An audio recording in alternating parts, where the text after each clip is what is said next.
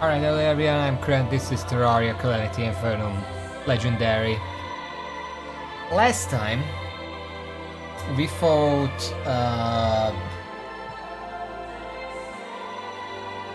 some bosses. I think I beat... I don't remember. I remember the golem, that's all I remember, because it was pretty memorable, because it was glitched. But it was glitched on purpose, sort of, because of FTW. Today, because we unlocked a bunch of new stuff, I'm just gonna start with trying out that new stuff. There's a lot of items that I want to build, try out. A lot of them are melee weapons for some reason. There are some rogue weapons that I picked out as well, and obviously some accessories that I want, some other stuff like the miracle fruit is now available. So,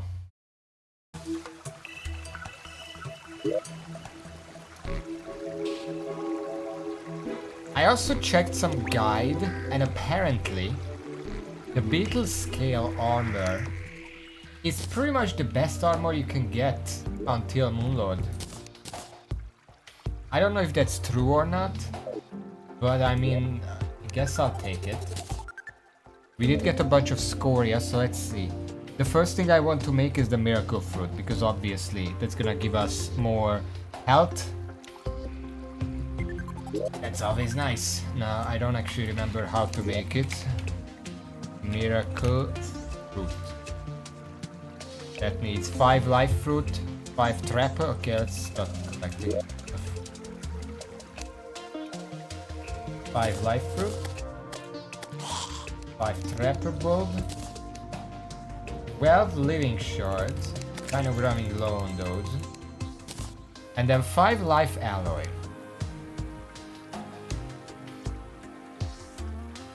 It's cryonic, perennial, and scoria. We just got scoria access recently, so do have that. Perennial, I might not have enough. We're gonna have to get a lot of those because life alloy we're actually gonna need a lot. And cryonic also a bit lacking. We're gonna have to farm a few of those. Yeah, the shards are Plantera, that's why I'm saying I hope we don't need too many of that because I don't want to fight Plantera again. But, okay. Let's just go and get these ores. Perennial is, I think it's pretty easy. I think it's... That spawns in the jungle, I think? Cryonic just spawns on the other side. Yeah. We're gonna have to deal with that. Life alloy is needed for a lot of this stuff. I would rather just deal with that right now. Meanwhile, I'm trying to figure out, because I checked, the only thing I checked really is which are the best armor sets for the various classes against the Moonlord. Because if it's good against the Moonlord, chances are it's the best armor set in hard mode, pre-Moonlord. And for melee, it said it's this one. The beetle scale. Not sure exactly why, but I mean, it is pretty good, especially if you stack up the attack speed. But it's not like I disagree, I just didn't expect it to literally be the best one, considering how early you can get it, relatively speaking.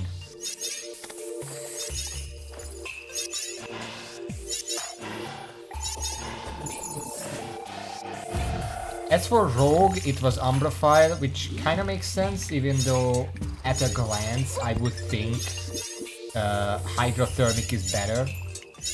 But that's just at a glance, maybe I'm wrong, I don't know. I also checked for Summoner, but I forgot. So I just keep going. I don't mind keeping this armor set, like it saves me some time.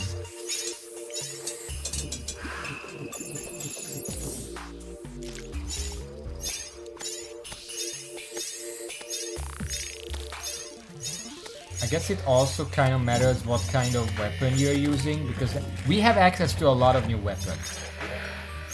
For sure. And we're gonna try, I don't want to say all of them, but most of them.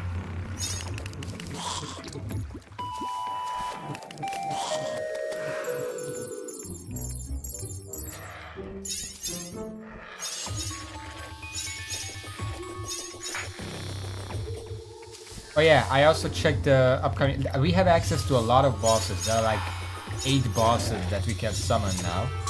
But the most important one currently...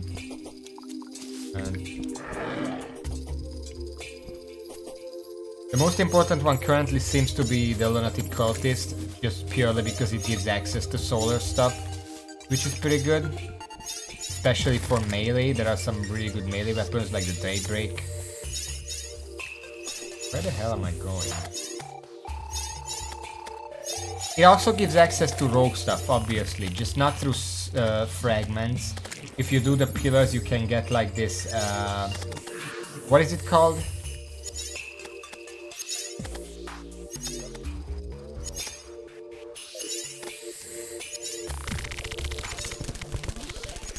I don't remember what it's called, but it's a thing that you can get, mad blobs, I guess.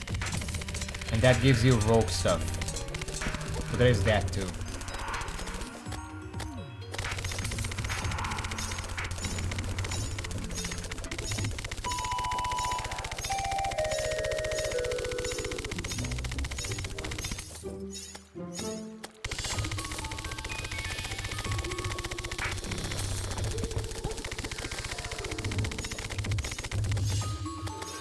Can you run out of cryonic ore?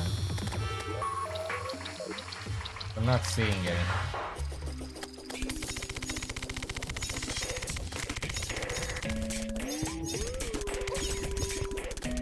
How can I make more cryonic ore?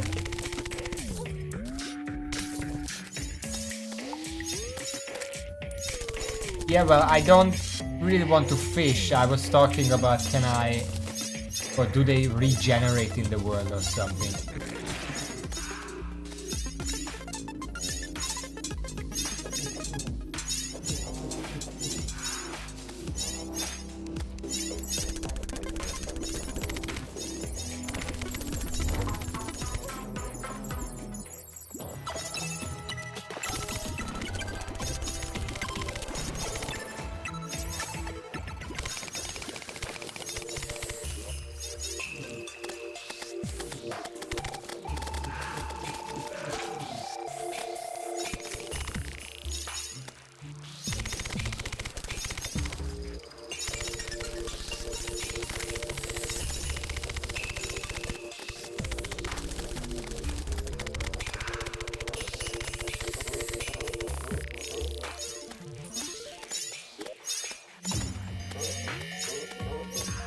This is where I should be checking.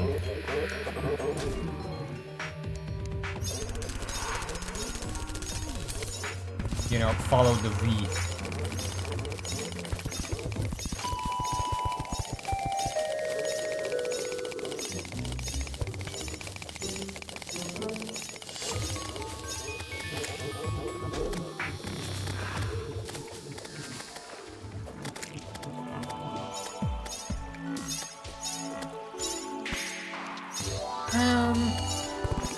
Guess we can get the hallowed stuff as well, might as well. At what point can I fight Dragon Folly, by the way? Just asking, no reason.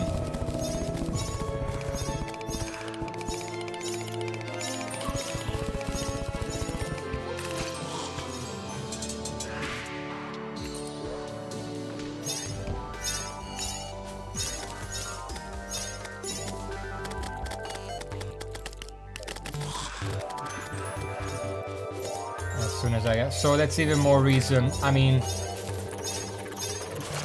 once you do the pillars, then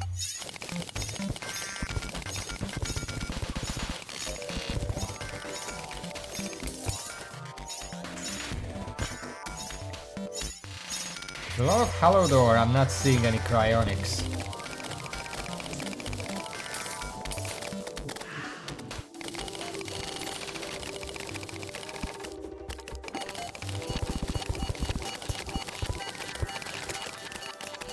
Oh, I went the wrong way? God damn it. And where is...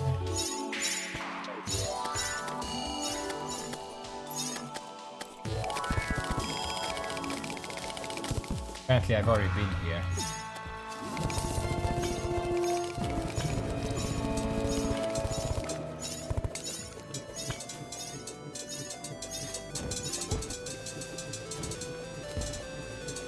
Holy shit, how many mini bosses do we need?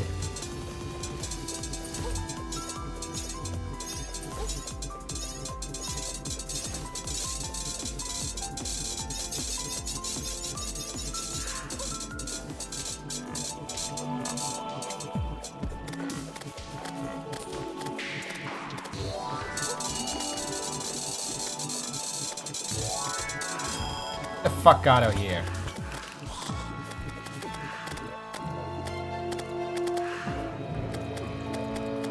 Oh, that's perennial.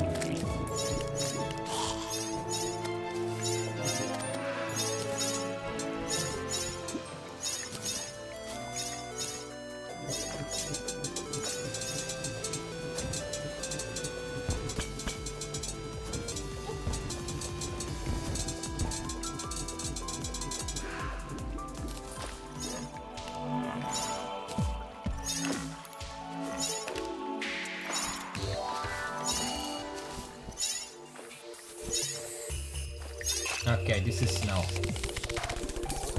I think I confused the ores, that's fine. Apparently perennials just spawn everywhere. I don't know why they're here.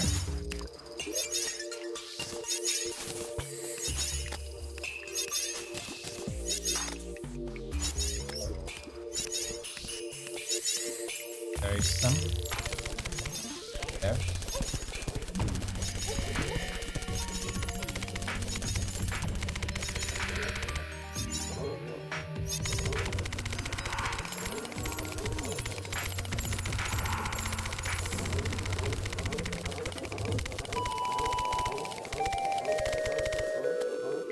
I don't know how many we're gonna need, I just want to mine as many as possible.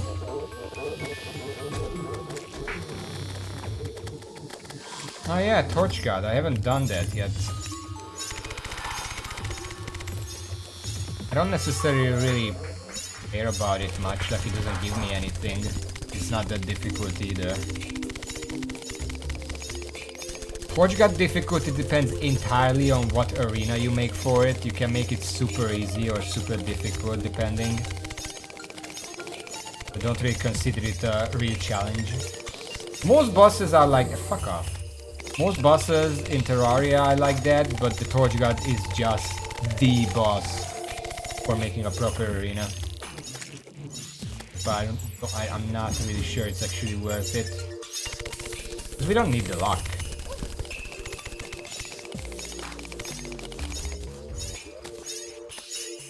244? I think that's gonna be enough. Go and get some perennials.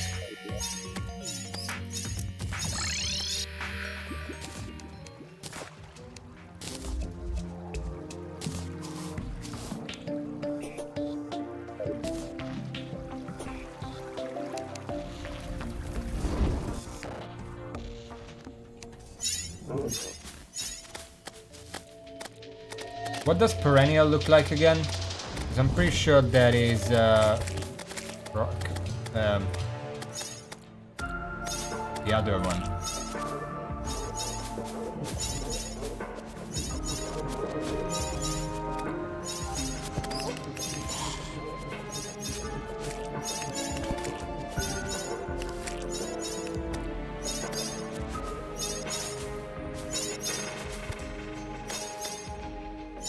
Which two? Oh, we went too deep. Shit.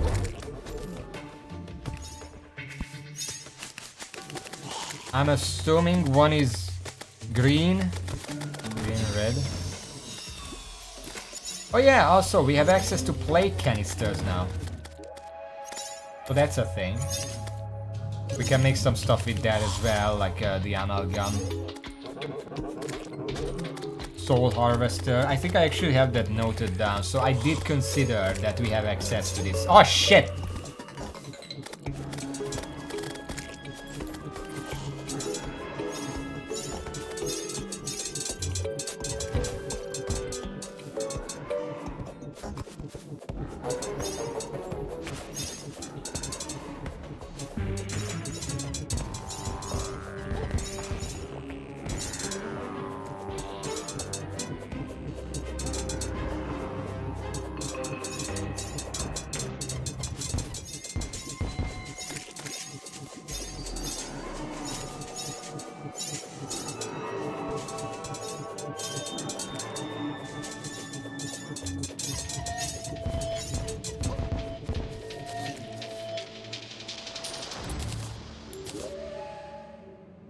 Plate fuel pack. Rogue damage. That generator prevent the non-consume per maximum stat buffer on swift upwards diagonal dash which leaves a trail of plate clouds. Second cooldown. Ah. Effulgent Feather. That's from Dragon Folly. It's the ancient manipulator.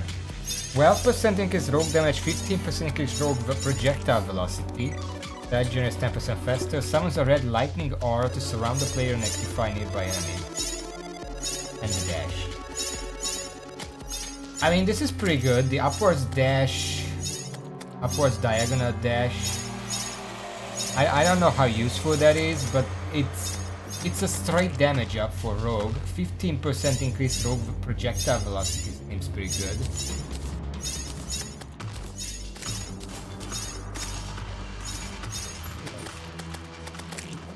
Yeah, we'll keep that for later.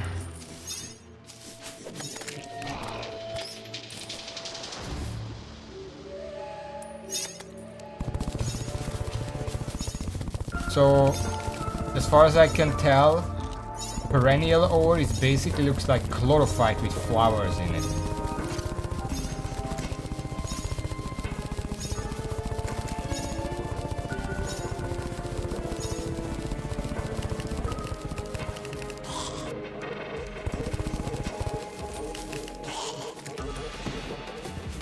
Not really seeing any. Are you sure they spawned already? Oh, hello. Have I already been here?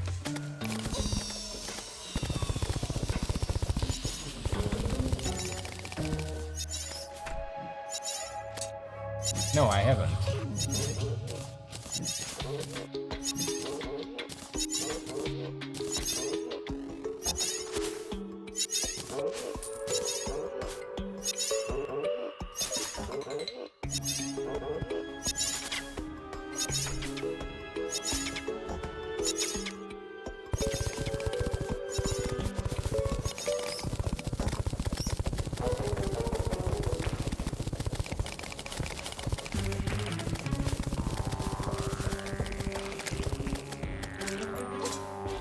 Stone, but stone in the jungle, it's pretty rare.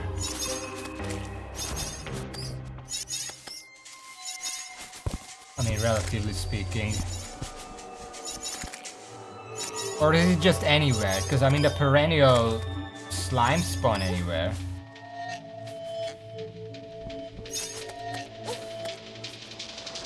Okay, so what you're telling me is the jungle is basically the worst area to actually look for it in.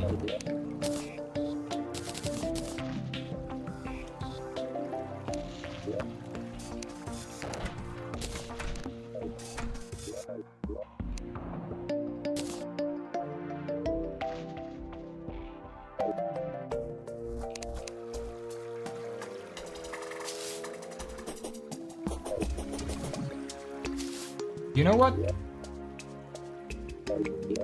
I've been carrying this mana crystal forever. Let's just go to the ocean and go to the shimmer, whatever the fuck it's called. And in the meantime look for perennial ore. Just so I can free up that fucking inventory slot.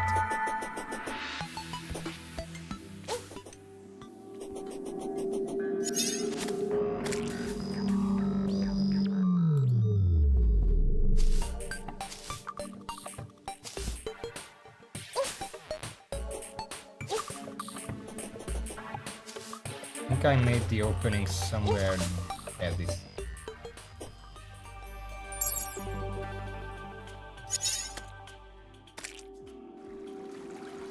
Still underground.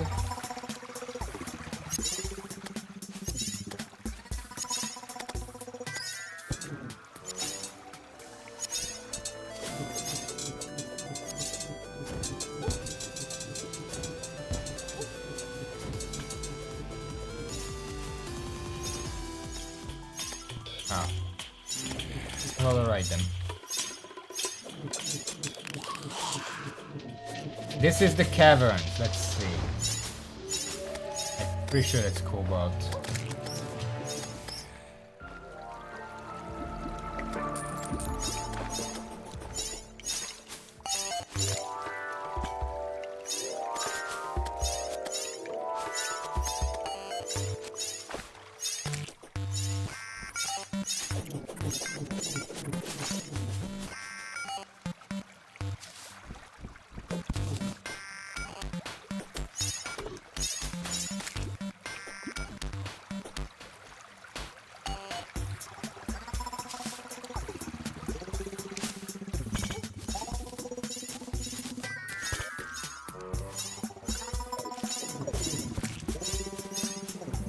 I wish one of these mods made the traveling merchant actually useful.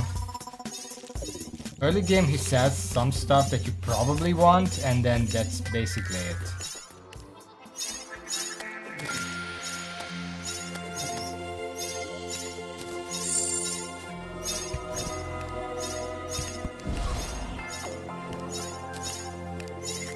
Permanent increased mana regeneration, arcane crystal. Thank you.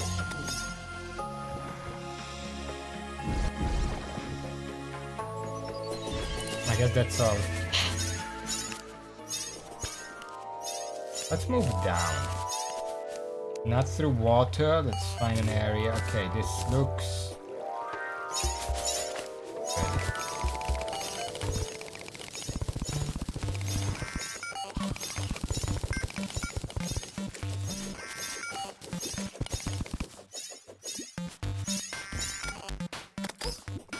How rare is it? And when does it actually start spawning?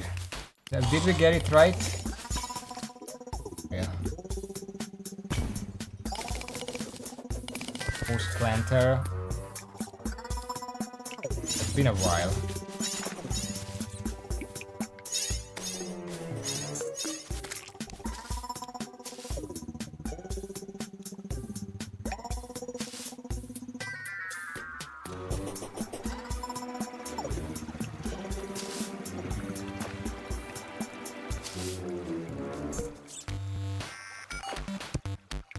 Oh, there's some.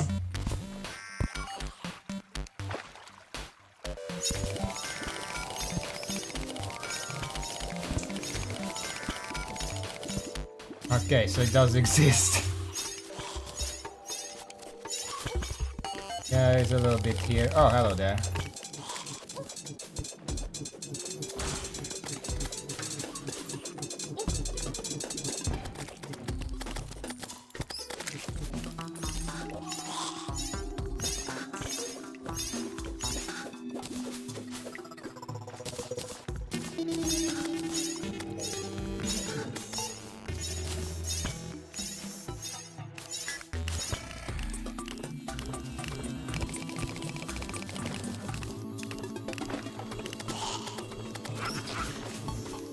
Okay, so this is where they've been hiding all this time. Look at all those on the left.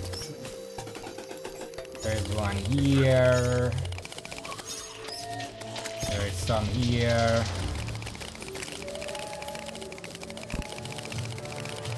Some here. And here.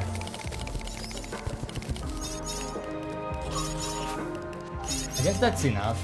It's more than the cryonic I collected, so it should be enough.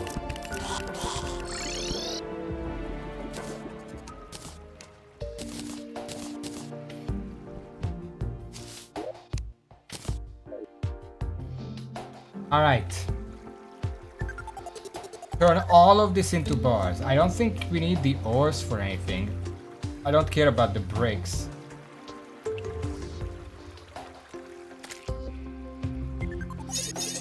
Or the dye, really. So yeah, just turn it on into bars.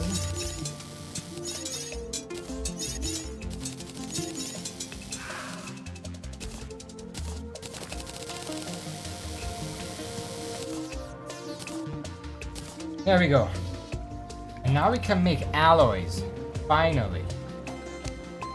And for the miracle fruit,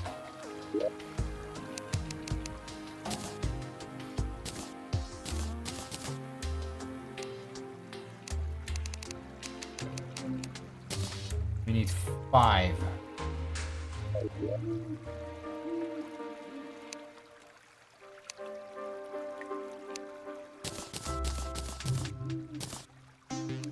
And that is a miracle fruit.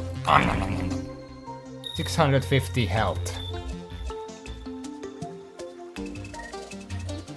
I'm gonna cross that out from the list so I can shrink the list a little bit. It is a really big list. Now, if I'm going to stay melee, then one thing I really need to do right now is the fire gauntlet, which needs the scoria bars. And also magma stone, but I should have that somewhere here. Magma stone should be somewhere down here.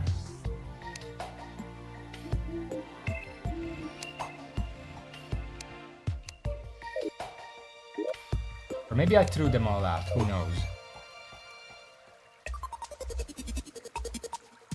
Yeah, apparently I did.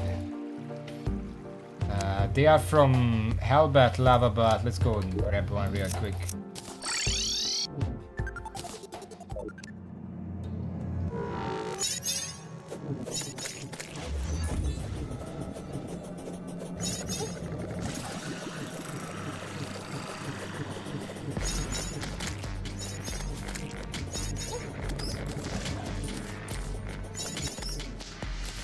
I don't know what the percentage is, but it shouldn't take long.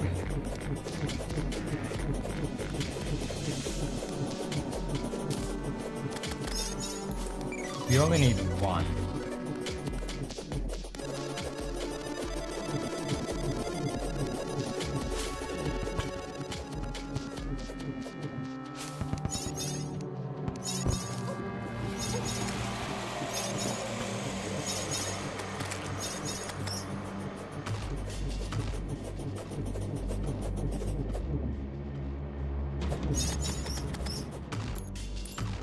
Okay, maybe it'll take longer than expected, but it's a fucking hellbat. How long can it take?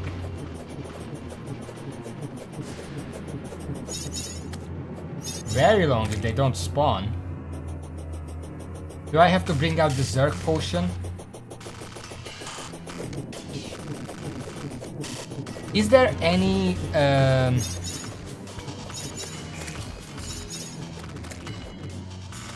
how do I say it? Is there any container in Calamity or Infernum that I can carry around? It can hold potions, but LOI isn't auto-activating them.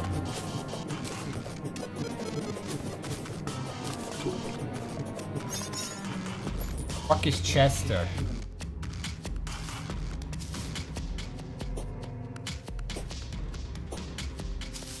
Wait, no, I know what that is. That's like the don't starve thing.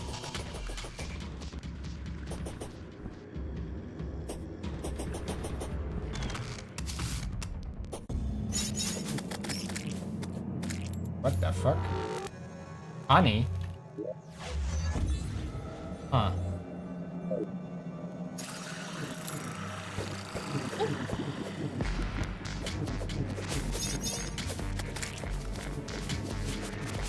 I think we went too far. What the fuck?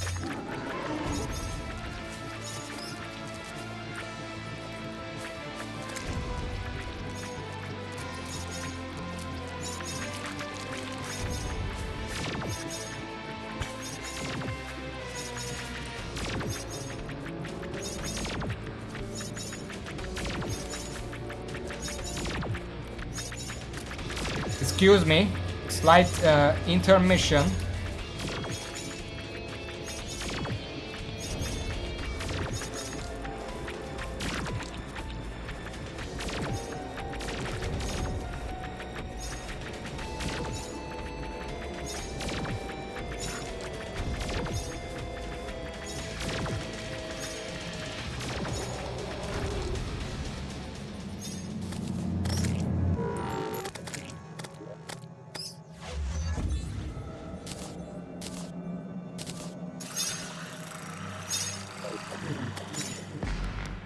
Yeah, Demon dropped the doll. I don't have the anti-demon doll thing here, so we're just gonna have to deal with that every now and then.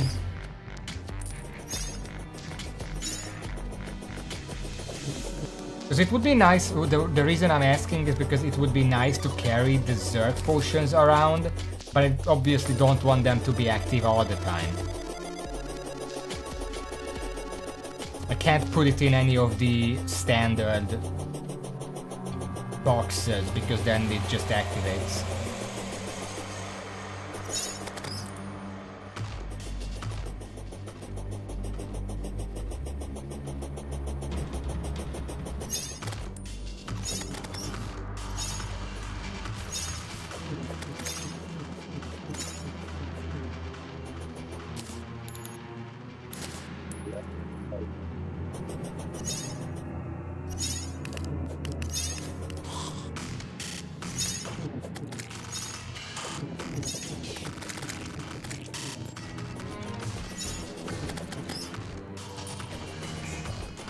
Wondering how can I maximize that spawn so other stuff doesn't spawn, but I don't think the underworld is big enough.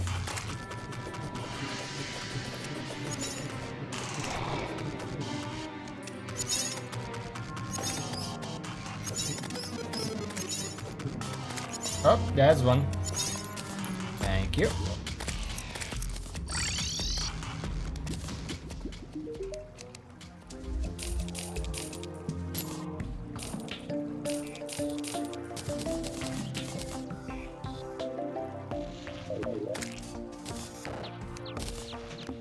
Okay, I think that's all.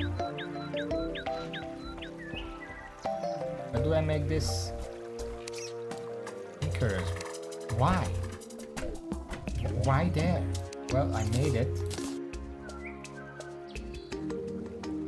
And this also has an upgrade, but that's just post-moon loss. So this is the best melee upgrade we can get. Correction. This is the best melee upgrade that we can get. 14 increased melee damage, 14% increased melee speed. Does not stack with downgrade. 10% increased true melee damage. Enables auto swing. I'm pretty sure every melee weapon has auto swing at this point. Increase the size of melee weapon. Nice. Okay. Let's cross that out of the list. And by cross, I mean I'm just gonna delete it to shrink the list. The next one is I do want to make the ambrosial ampule. That's basically the best defensive accessory that I have access to right now.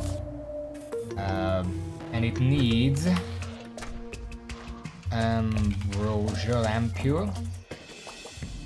It needs 3 life alloy, the radiant ooze, and the living dew. Now living dew I haven't made yet, but I can. Uses the honeydew. Here. 3 trapper bulbs. 6 living shards, we're kind of running out of it. 5 essence of sunlight. Very easy. At a mithril anvil. This one is made at an anvil. Why isn't this one made over there? An accessory upgrade. Anyway. We also need the radiant ooze. I don't even know what... Oh, it needs purified gel and blighted. Do I even have any left? Blighted gel is easy.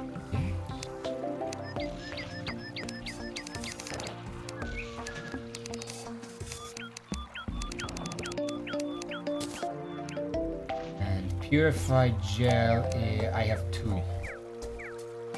We're gonna have to go and kill the slime god at one time.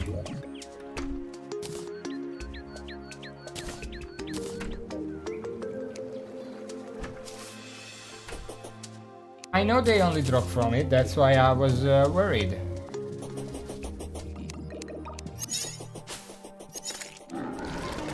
Jesus.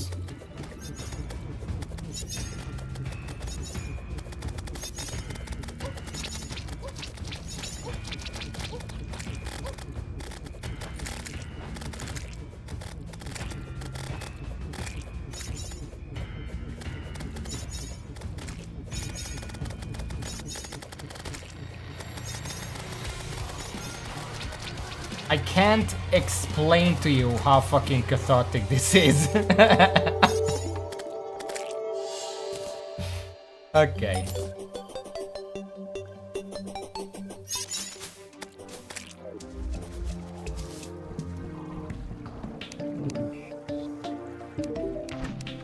Let me sell the garbage that's not needed.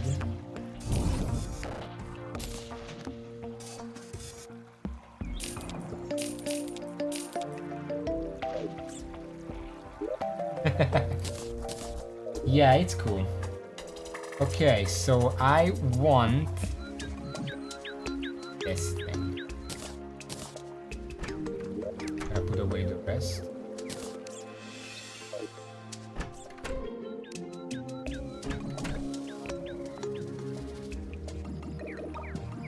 Do I? Wait, I'm missing something. 3 life alloy. Right. Wait, this needs the ancient manipulator. I can't even make this yet. Shit. Okay, well, I'll have them once I need them. Let's put them away. The life alloy is needed for other stuff anyway. I'm gonna note that down on the list. Ambrosian Pearl, Ancient Manip. There. What? I guess at this point I can just go in order and try out all this stuff. Apparently I'm not going for the hydrothermic armor, so I'm gonna change that entry. And that also means that the Hadron Mantle isn't really necessary because that only works properly with the hydrothermic armor, so I'm gonna remove that. And I'm gonna replace the hydrothermic armor with the Umbraphile armor, because that's apparently the Pre-Moon Lord best rogue armor in the game. Okay, so let's go in order. First on the list is something I already talked about last time, but then I realized I can't make it. It's the Fallen Paladin's Hammer. Remember when I got that stuff? Got the Paladin Hammer and I couldn't do anything with it. Where did I put it? Paladin's Hammer, Hammer, Soria Bar, and Ashes of Calamity. 5. Made in an anvil. Not it. Fuck is it?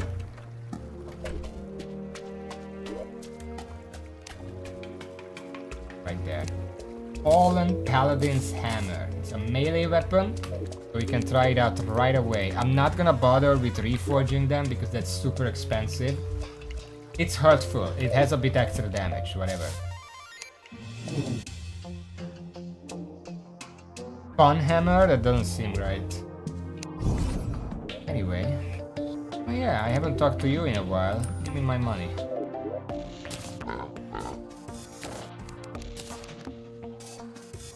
Okay.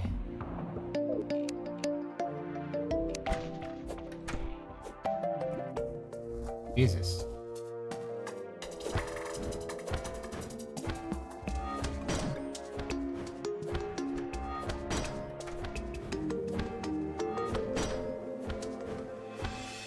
I'm pretty sure this weapon is so slow that I can't get an accurate DPS on it.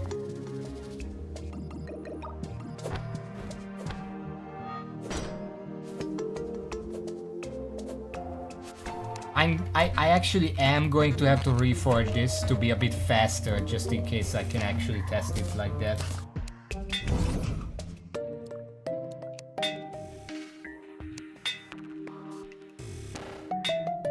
It cannot be faster. The best is Godly, which doesn't give a speed up. Oh, I hit something.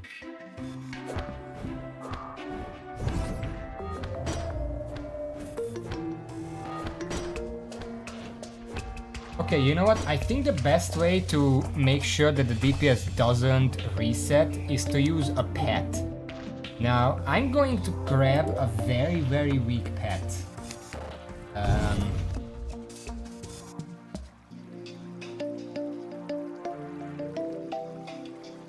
I guess the slime step. Because then that can just attack it and it's gonna keep the DPS rolling while I test.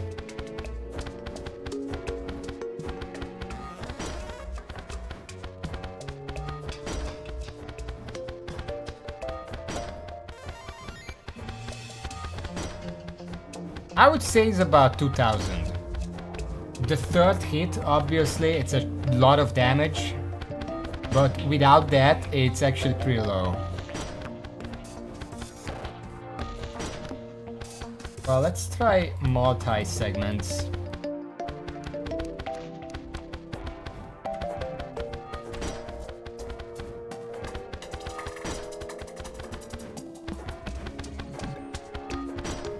Now the problem is, let me say something.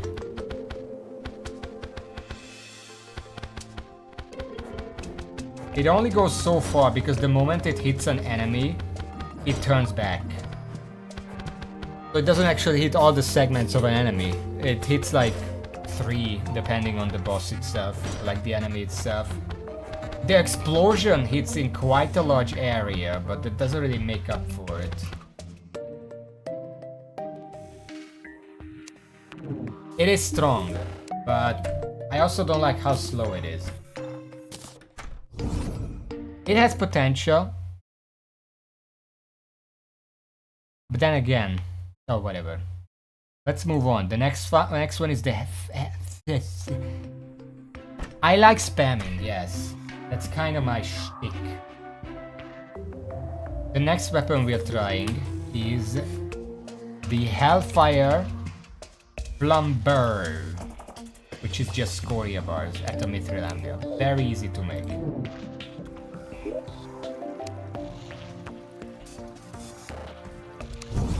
It has no upgrades. It's just a standalone weapon. You're getting a pointy one.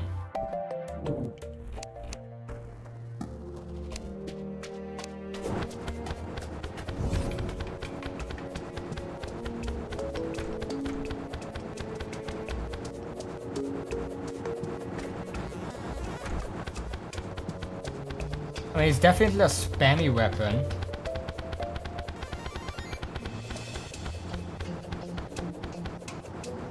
It is, it's very basic. It doesn't home in.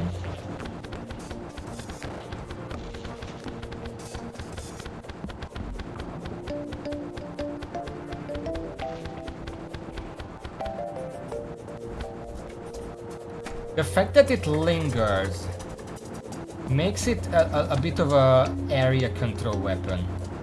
Because if there is a boss coming at me from this side, I can just do this, and all the lingering projectiles are gonna just hit it. Now obviously it doesn't reach 2000, but it's not reforged, so it would be a bit more than that if it was properly reforged. Okay. I mean, that's fine. Yeah, it has nothing special or anything. Next up, what is this?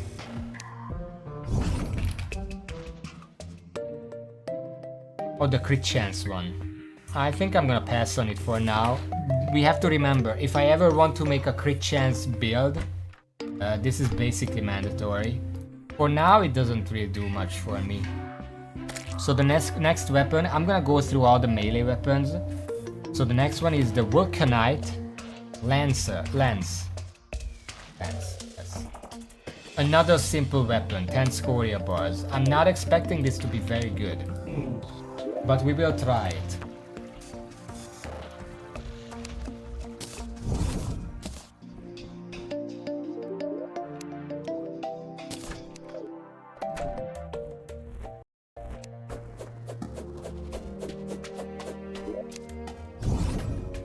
Explodes on enemy hits and summons homing flares on critical hits.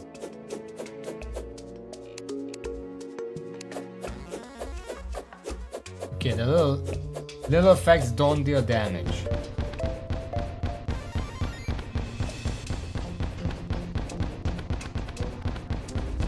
This seems like a weapon that would benefit a lot from set critical chance. Right now it's 24. If I increase the crit chance, that would directly increase the base DPS.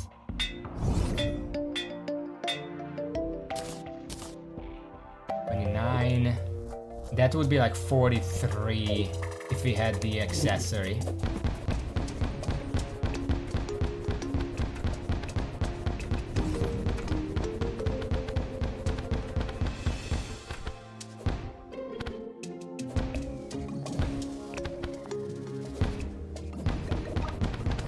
Those meteors seem to do baseline 50% of the weapon's damage, so whenever I crit I basically get an extra swing, because it summons 2. If you can get max crit chance, this could easily like amount to like 3000 DPS, but it is through melee and it's not very big. Remember that this is with the size increase of the fire gauntlet. It's still not that big. The range is this for a take, which is not very safe, but it is very high. If there's a boss where you can actually get close and you can get crit chance very high, This could melt them. Okay. Next is the Lucretia, which is another weapon that I already checked on, and then I realized that I can't make it because I need stuff. The Lucretia specifically needed the life alloy, which now we have access to. It needs 5 of them, so let's make 2.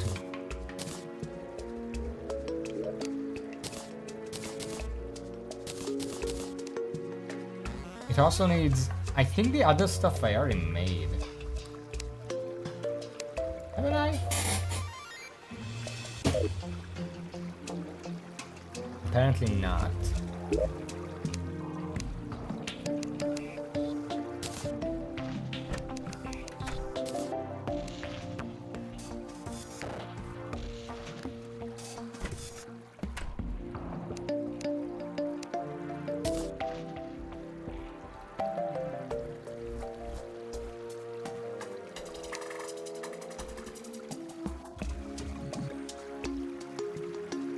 So it's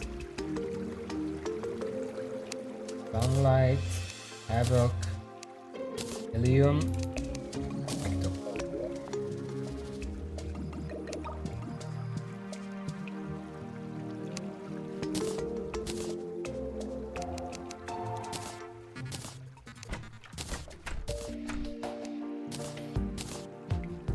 Right. There it is, Lucretia. Baseline Lucretia. Now what it says, very basic, it says fires a DNA chain, finesse.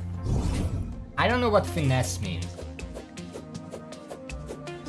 This feels like an it feels like a lance. It works the exact same way as those early lances, like the feather plume spear or whatever the fuck it was called. Okay. Oh, hello there. It does pierce, so actually that makes it more akin to like the magic piercing weapons, Vile Thorn and that kind of stuff. Let me reforge this.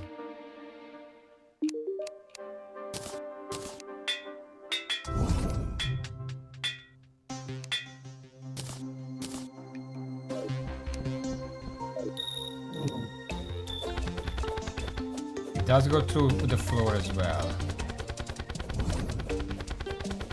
That is a lot of DPS actually. This would melt worm bosses.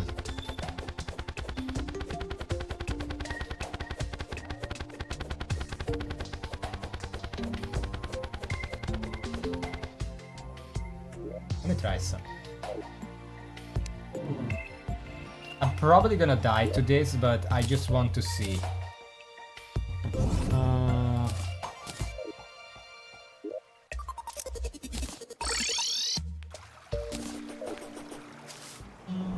I'm gonna go to the arena proper. Maybe even make a Wayfinder portal there, because if I'm testing stuff, probably gonna have to be there.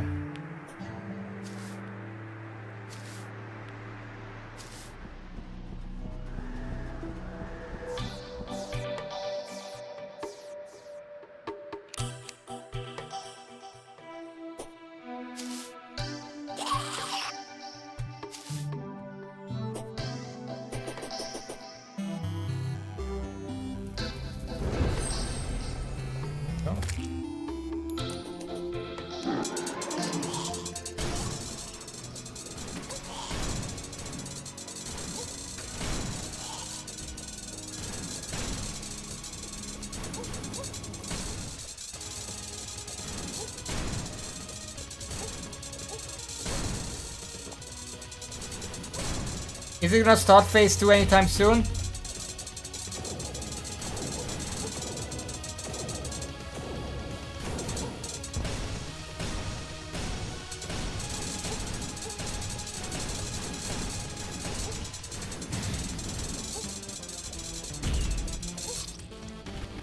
Well, that's a lot of DPS against the worm boss. Obviously, I'm not gonna beat double it. I went through phase 1 so fast, it was still doing phase 1.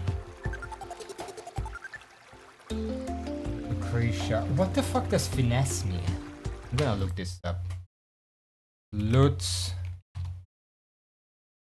When swung, it fires straight double helix directly left or right in the direction of the cursor that go through tiles and pierces infinitely.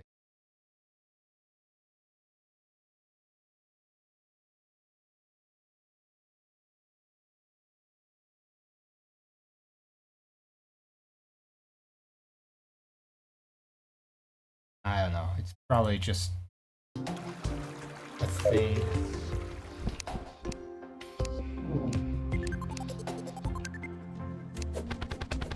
But it is very potent. It's a little... Well, is it short-ranged? Yeah, it kinda is. Anything that moves around a lot is not gonna get hit by this.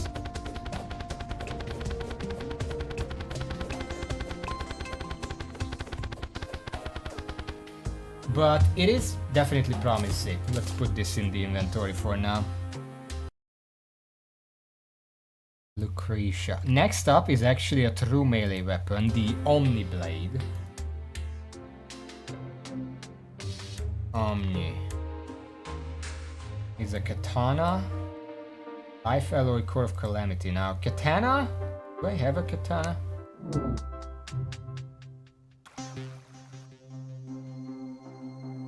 I don't. Can I make a katana? Nope.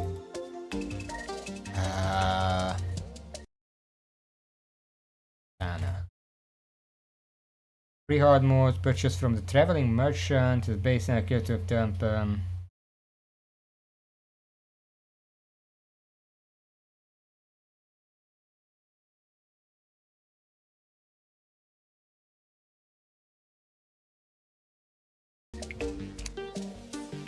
I'm not convinced that the armored bones actually drop it.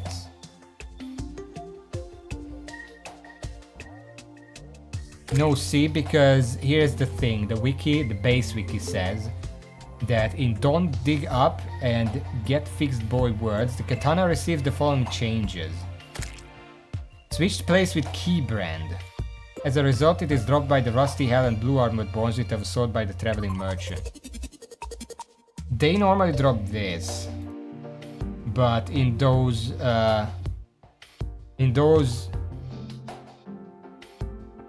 worlds, whatever, they drop the katana instead. I don't really have access to the katana right now. I could farm the Traveling Merchant like this. If it shows up, I have to check. For now, let's move on. The next one, by demand, is the Shield of the High Ruler.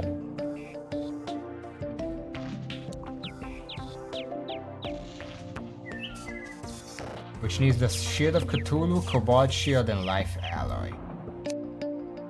I should have the Shield of Cthulhu somewhere. I got rid of it relatively soon.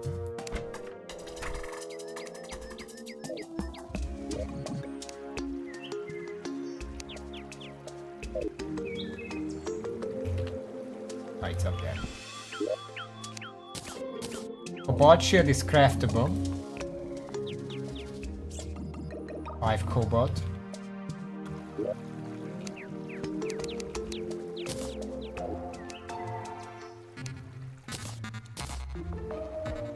And 4 life alloy, which is just free. It's free.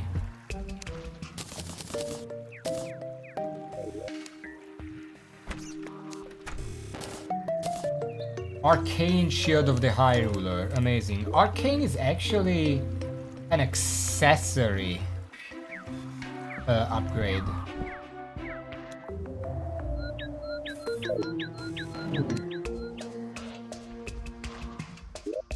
Is this an accessory? It is an accessory. Grants an improved shield. Bonking an enemy reduces the delay before you can dash again by 50%. If you are facing a projectile when it hits you, it will deal less damage.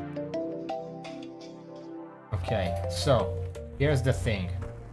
Normally, this is the dash speed.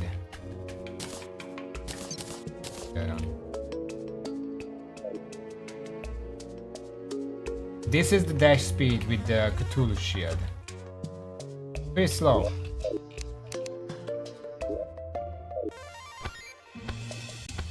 This is the dash speed if I dash into an enemy.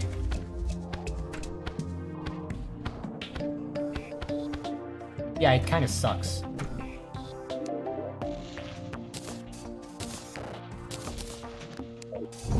Moving on.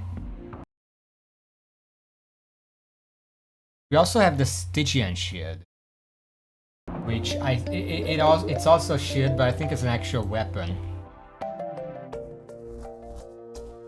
Stygian shield. It requires an ornate shield, scoria bar. Oh, it needs living shards. Am I gonna go and fight? You know what? Let's delay this.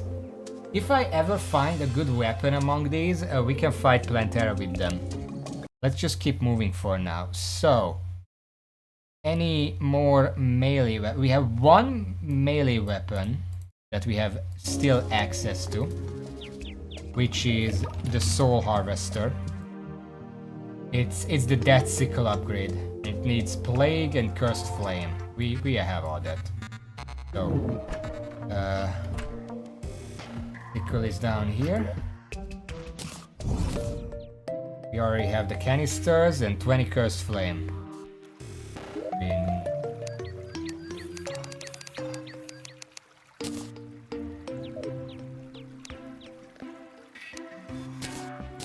There we go.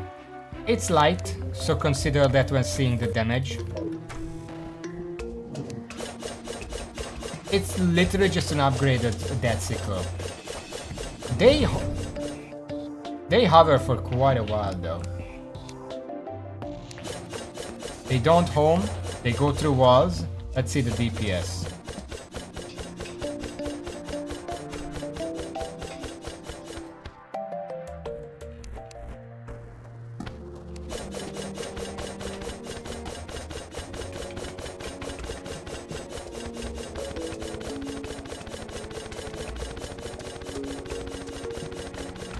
If the enemy sits literally at the hovering point, with Reforge it could probably get like 4000 DPS. But that's gonna be very unlikely.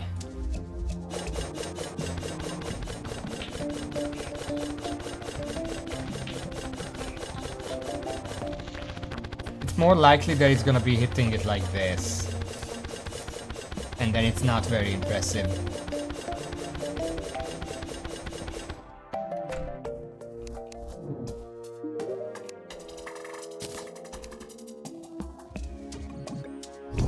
It's impressive, except most of the time. Hello, horrible video gamer, welcome to the stream. We're just trying out new stuff, because I unlocked the new stuff.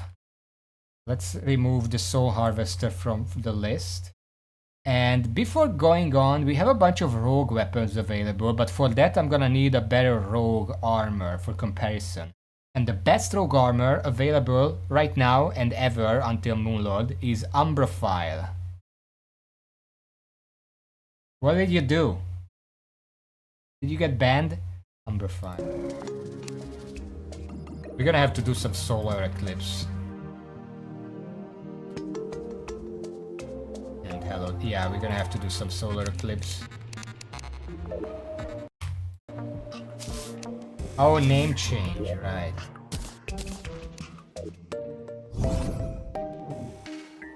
Oh wait, shit, there's a traveling merchant over here. Do you have a katana? No? Then fuck off.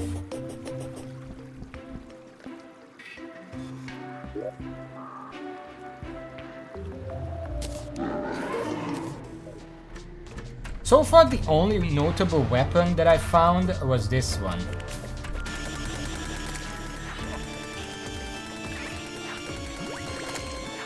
The Lucretia is a pretty impressive weapon.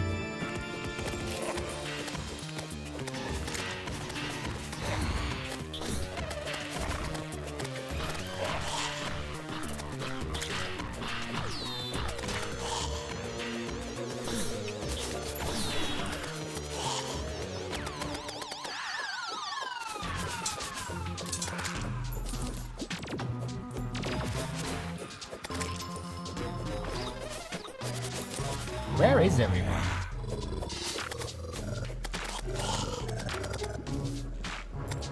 Okay, you know what? Gosh.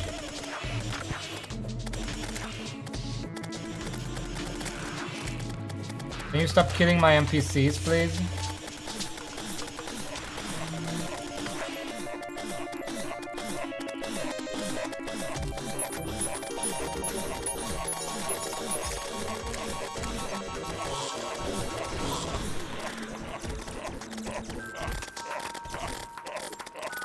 I guess this is the best way to farm this still. You two fucking idiots. The Zerg portions are down there.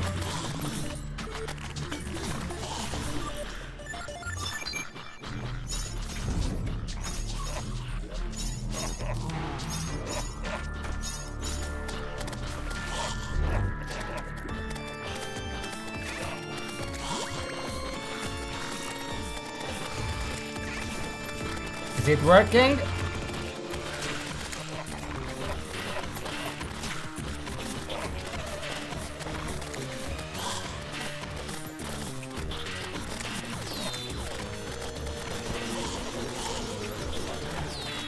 I'm not doing summons right now, I'm doing melee, I'm trying out this weapon, Lucretia. It's weird because it's basically a Wildthorn upgrade. Oh shit. But it's for melee.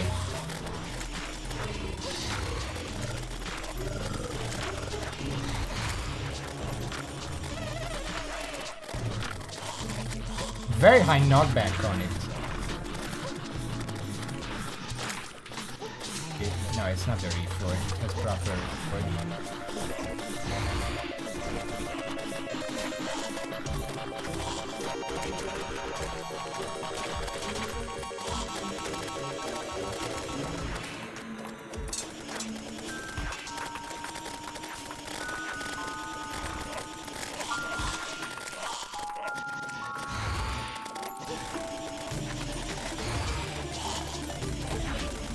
Can the mini-bosses stop spawning for 1 fucking second? Of course, when I needed them to spawn, they didn't spawn a single fucking time.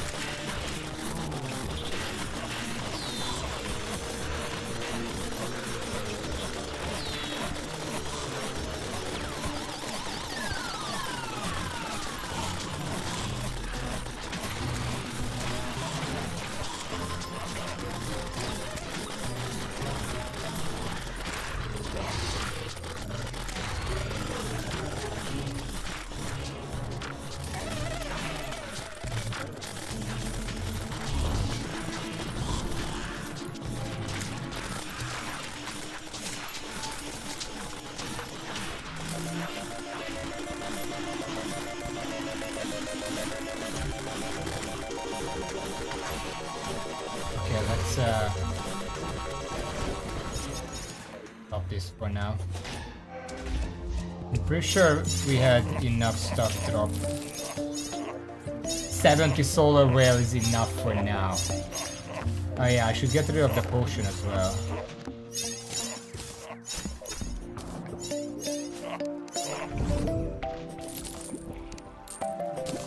Boy, I'm gonna have to sell all this stuff now.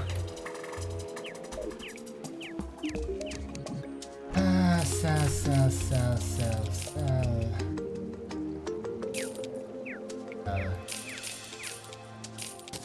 Keep all of this stuff.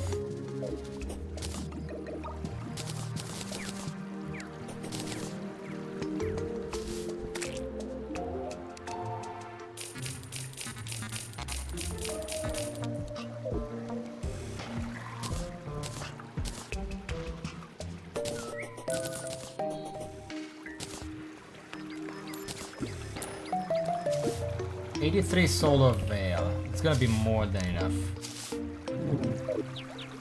Okay.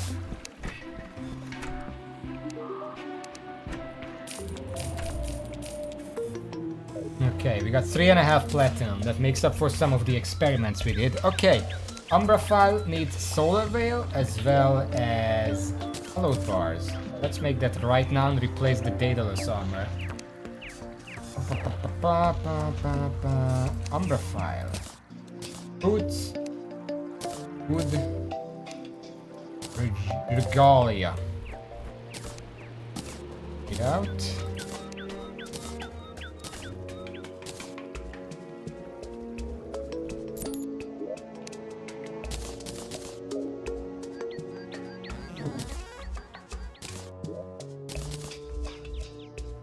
Let's test. I guess I'm gonna test with the sensors. Of course, just put that on for now, much as.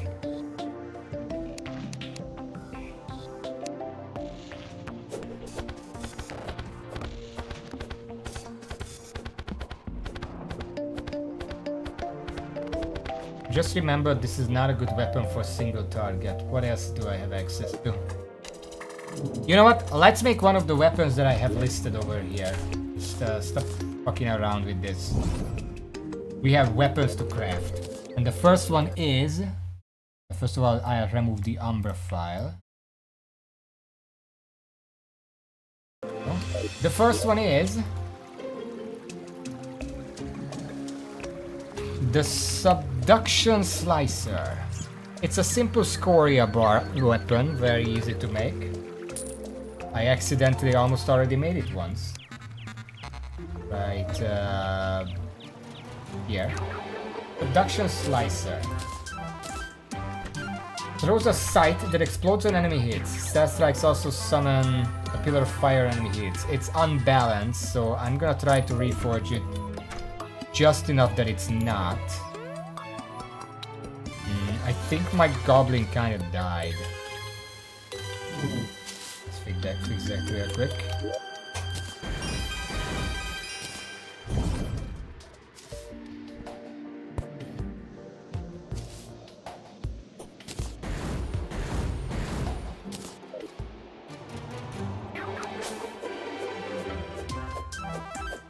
Is this just a possessed hatchet situation here? I don't think it homes in, but... yeah, it doesn't home in.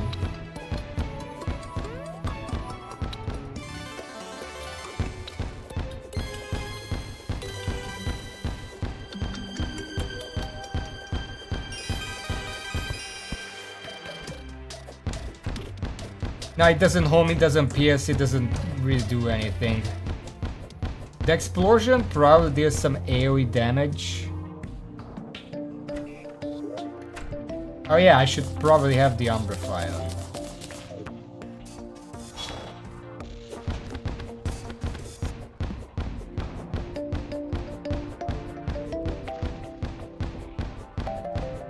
So it's about 1500, give or take, depending on crit chance. And then we have stat strikes also summon a pillar of fire on enemy hits.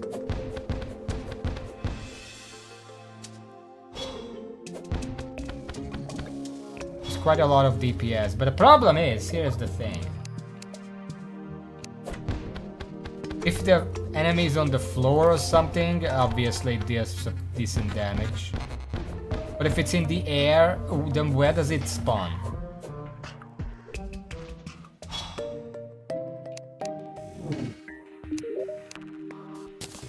Not a fan. Myself. There are a few accessories specifically for Rogue that we should look into, probably. One of them being... wait, is this an accessory?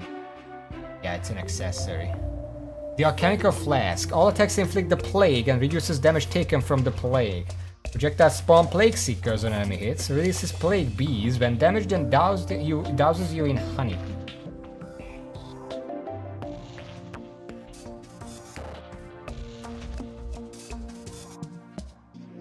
Yeah, I know that. Wait.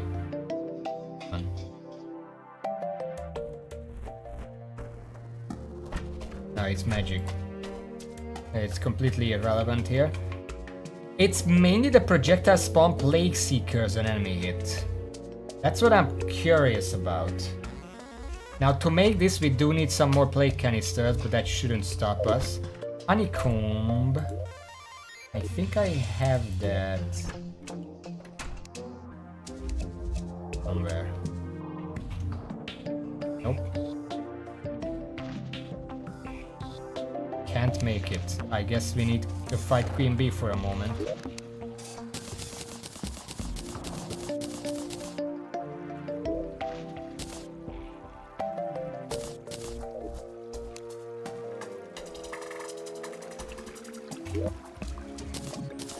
Let's fight Queen Bee with this. Is that dumb?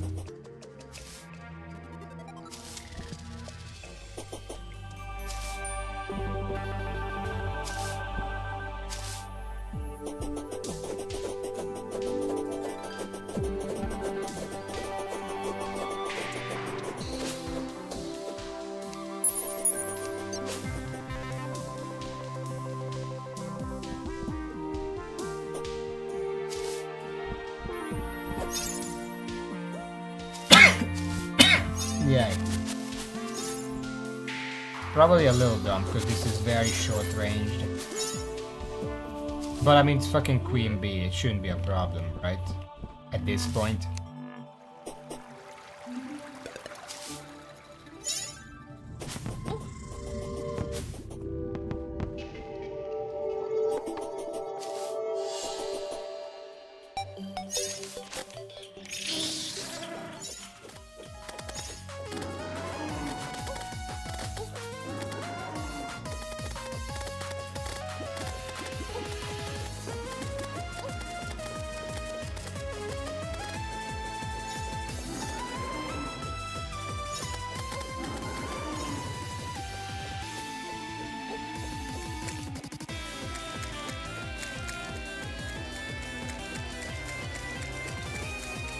Where is the boss?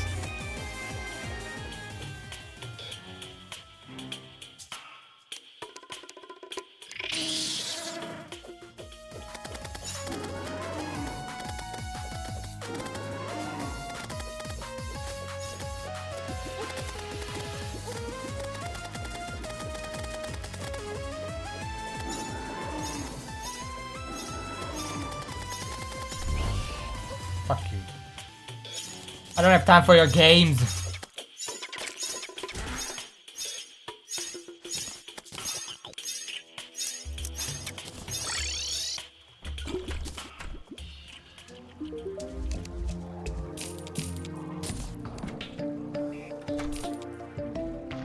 Keeping that.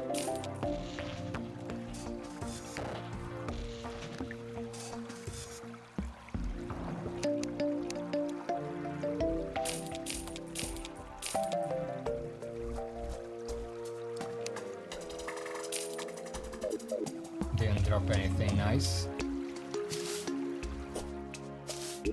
But, since we have to fight it again, let's compare that weapon to this.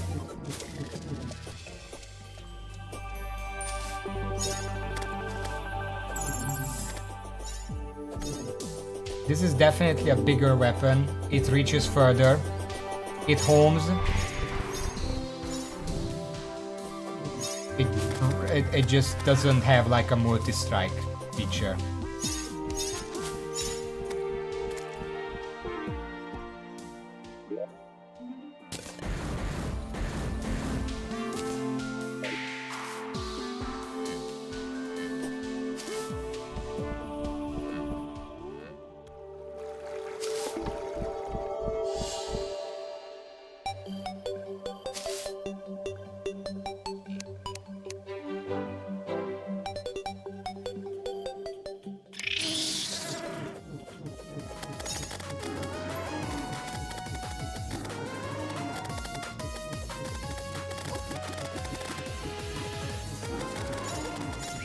I'll be honest, this team still feels better to use. Let's fight it a couple more times.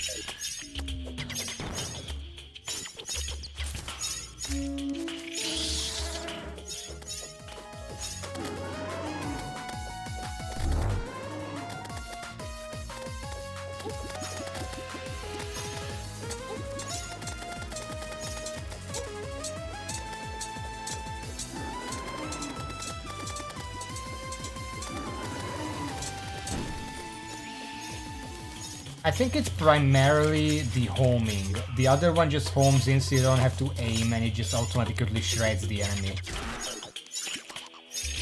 It's also a pretty small projectile on this one.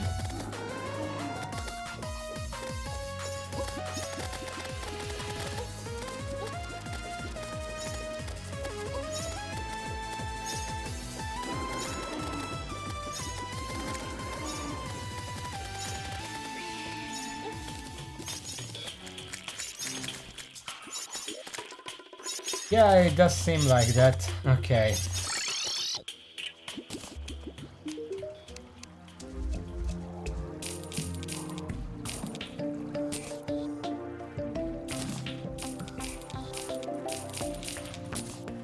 There it is, honeycomb. We need.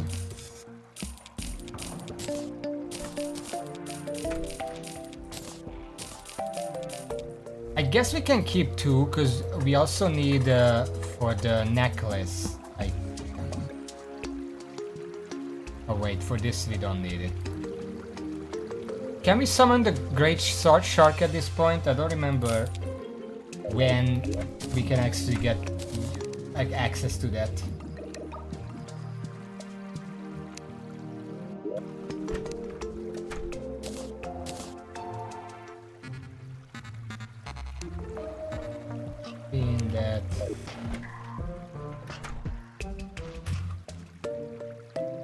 Did they change how the sand shark spawns? God damn it.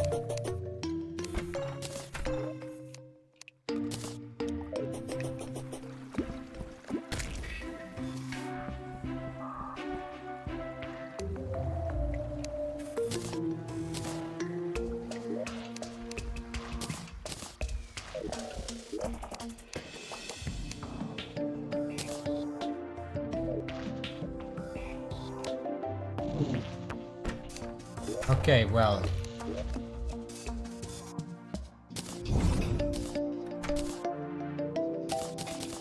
Let's see a comparison. Without it. I'm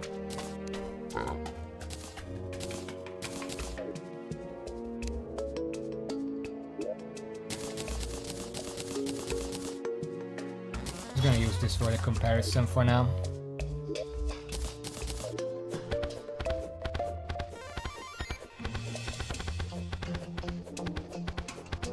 About 2,000, depending on luck.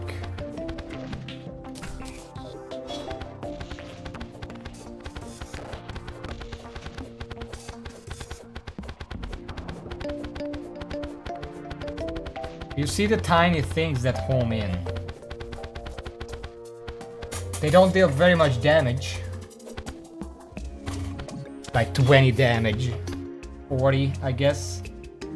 They also apply the 20 damage per second thing, or like half second, I don't know.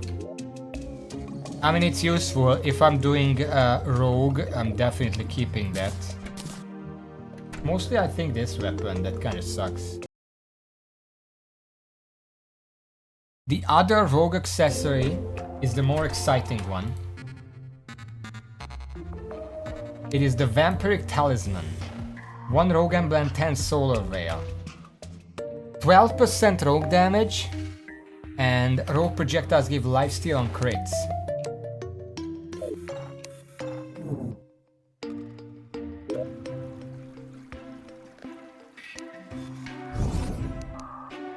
Where did I put my rogue emblems?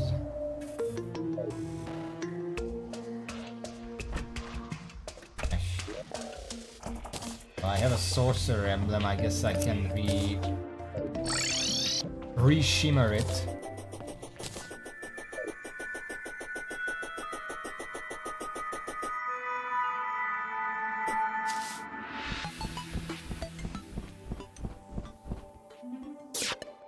I don't really know anything about the Vessel, by the way, so...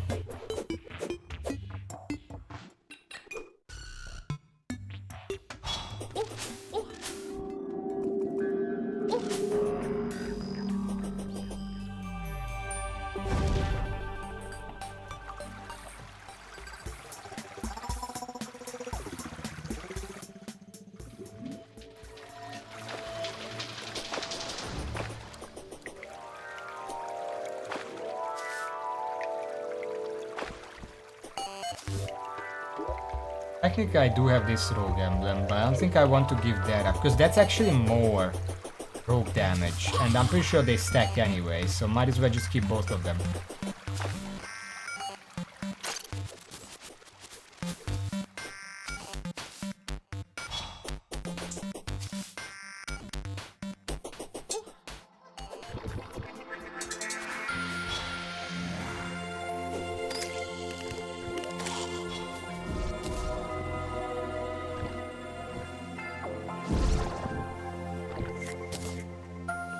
Summoner.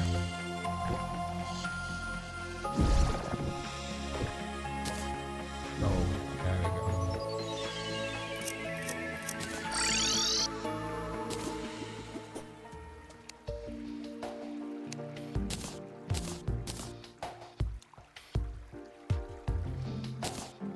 I guess this is about...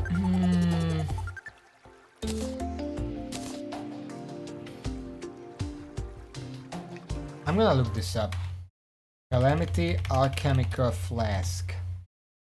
When equipped, gets raises the damage taken from Plague debuff, causing the player to only lose 5 health per second from the debuff instead of 15. Additionally, all players' attacks inflict the Plague debuff and spawns Plague Bees on enemy hits with a cooldown of 0.12 seconds. Bees spawned from enemy hits deal 10 typeless damage, which is affected by a player's high class damage, has innate 20 armor penetration and can pierce once. When a player takes damage, there is 9 Plague Bees and are granted the Honey buff. Bees spawned from taking damage deal 15 typeless damage, which is affected by player's highest class damage, move 50% faster, have innate 35 armor penetration, and can pierce 5 times. So that's not a lot of damage.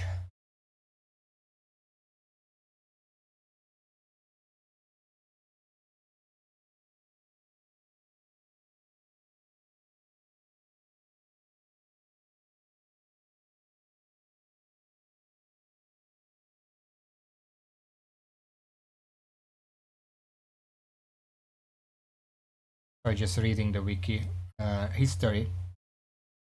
I don't think that's very impressive, actually.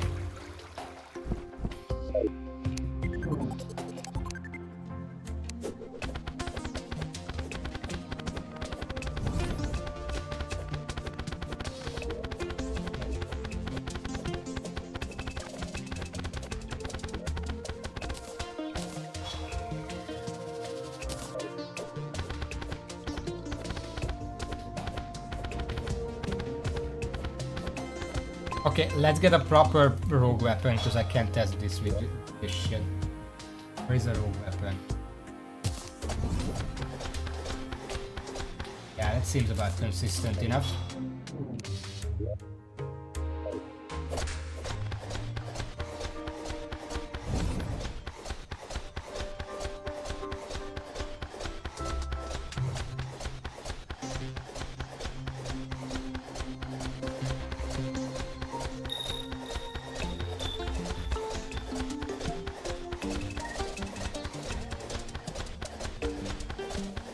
Let's say about 2000.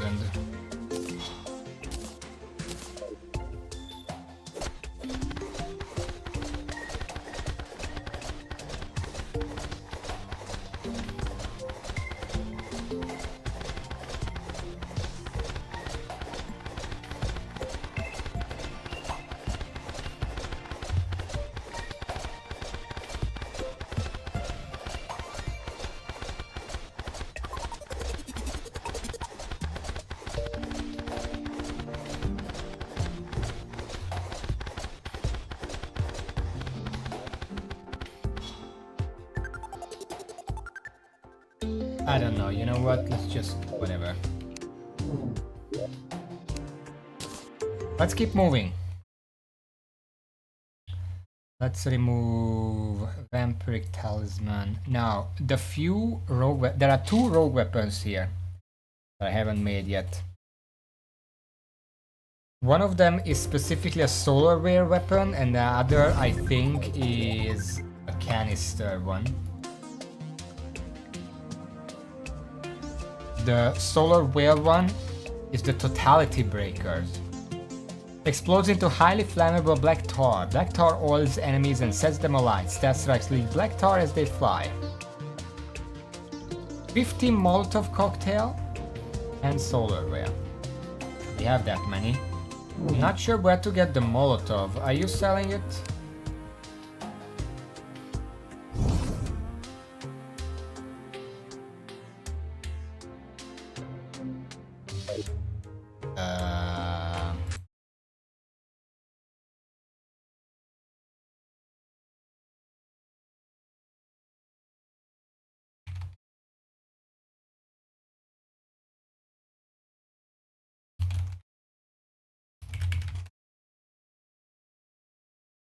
Out of cocktail, consumer range represent when hitting the sword. You make it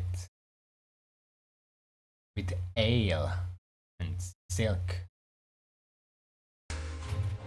Okay, so it needs 50, so we need to craft this 5 times, which means some more solarware.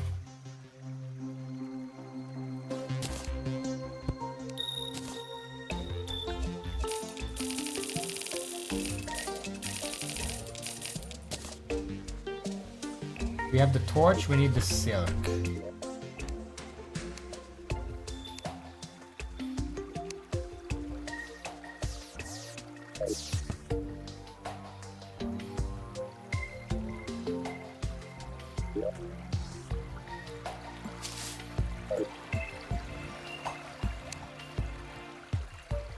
Ah shit. It counts as alcohol. We better be quick.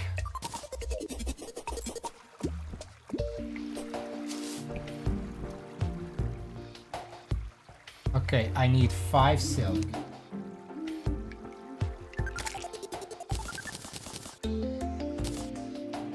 And then it's crafted at by hand.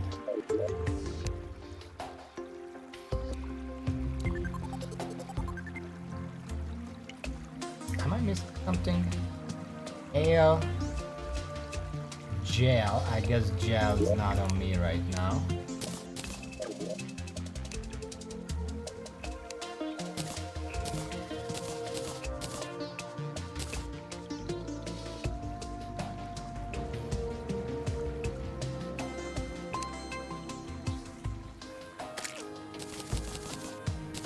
Looking at the wrong recipe, I need 5 more of that. Oh.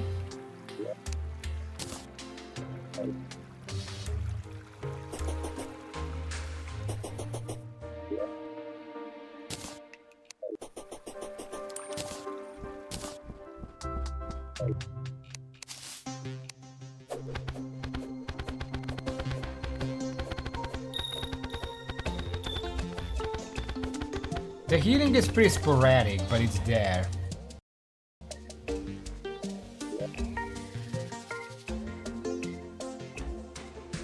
It's really unreal.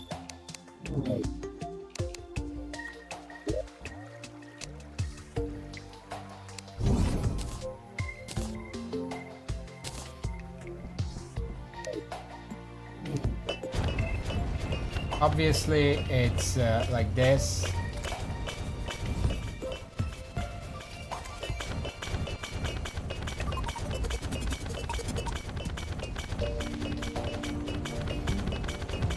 It's another ground-bound weapon.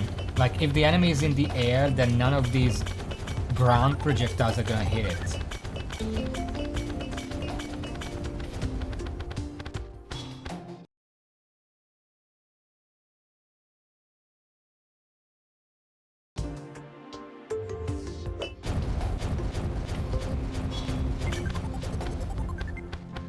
It's weird because it says it spreads oil. But what it means is that it spreads these little flames. I don't think that's oil.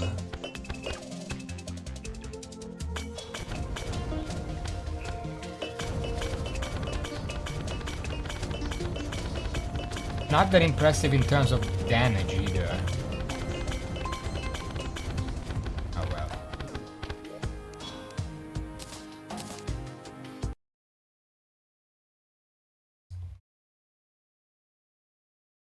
The next one, and one of the final weapons that I wanted to make here, the Epidemic Shredder. The Plague Cell Nanite Chlorophyte thing. We're gonna have to go and get some more Plague Cell canisters.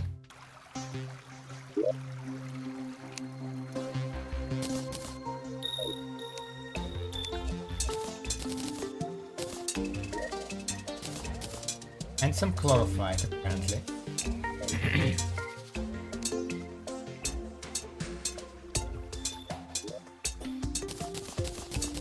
Right now, from what I'm seeing, I'm kind of leaning towards staying melee build. These melee weapons are still pretty good and the armor is just a given.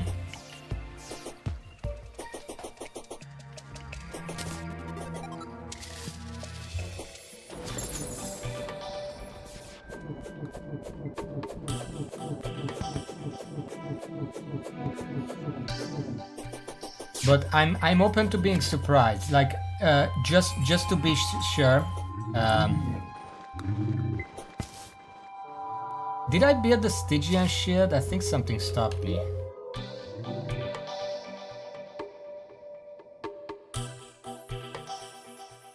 Oh, I need more living shards. Okay, we're gonna keep that for the end.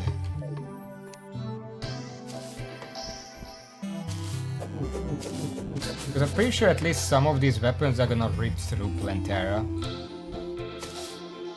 But on my list there is still the Stygian shield, there is the Void of Extinction, which is the crit chance accessory. There is the Ambrosial Ampule, which needs me to kill the cultist. Omniblade, which I need a katana for that. There is the Star-Tainted Generator, which I don't need right now, but it's a very good summoner accessory if I ever want to farm something. There is the Epidemic Shredder, which I'm trying to go for right now, and then there is Yanmei's Knife, which is a special melee weapon that I should probably look into.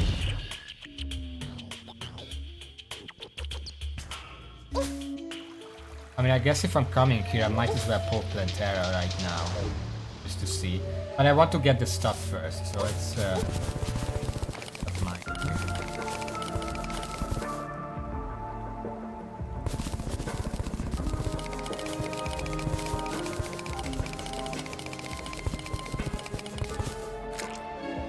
That should be enough.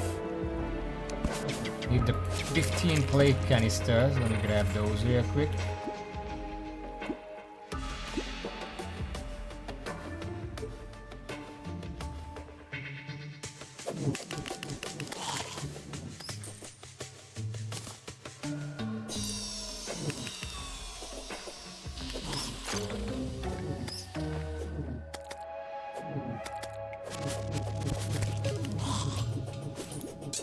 Oh, hello there.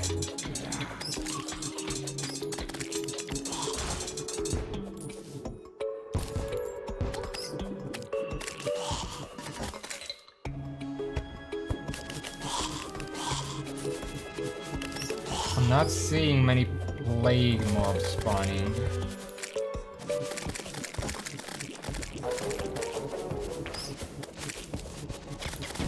Okay, there are some.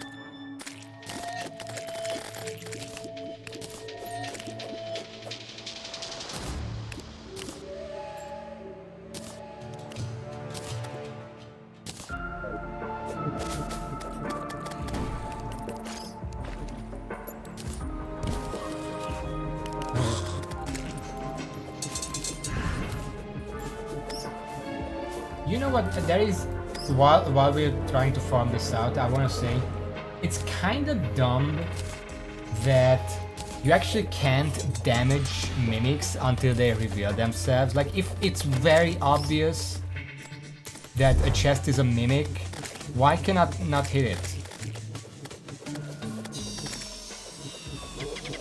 Why do I have to basically get hit first?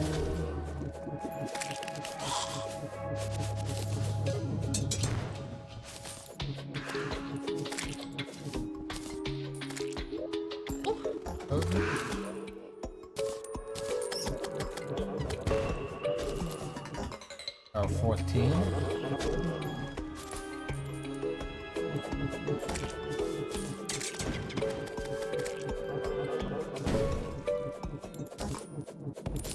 Munchie.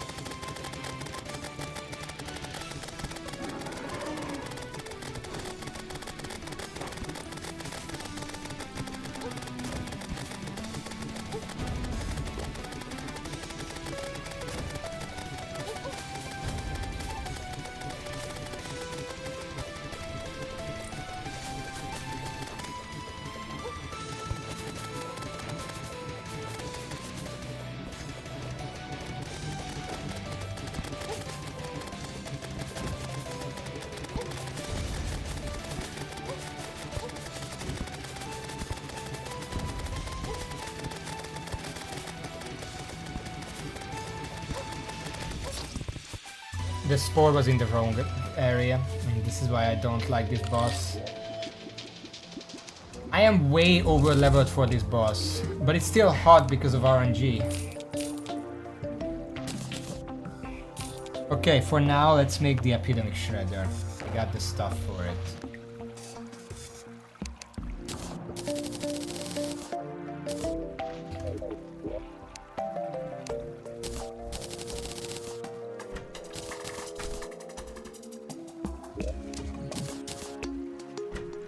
Yes, was it? Nanites. Where is the cyborg? Do I have the cyborg anywhere? Ah, there you are.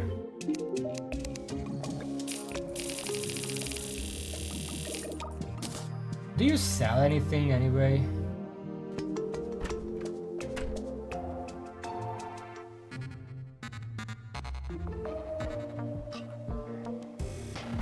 Oh.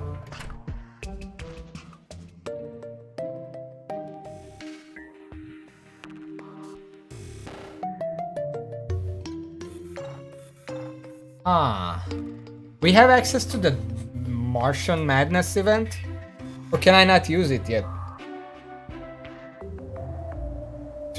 I mean, try it out, I guess.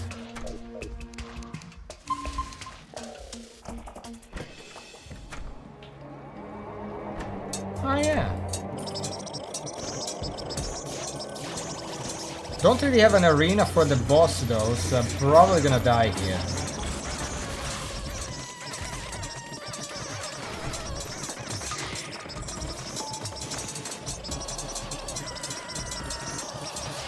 I don't think there's a better place for it.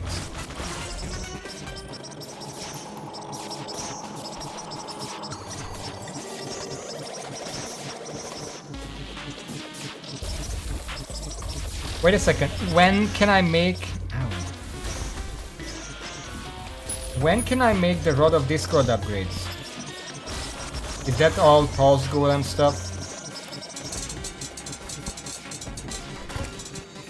What the fuck was that?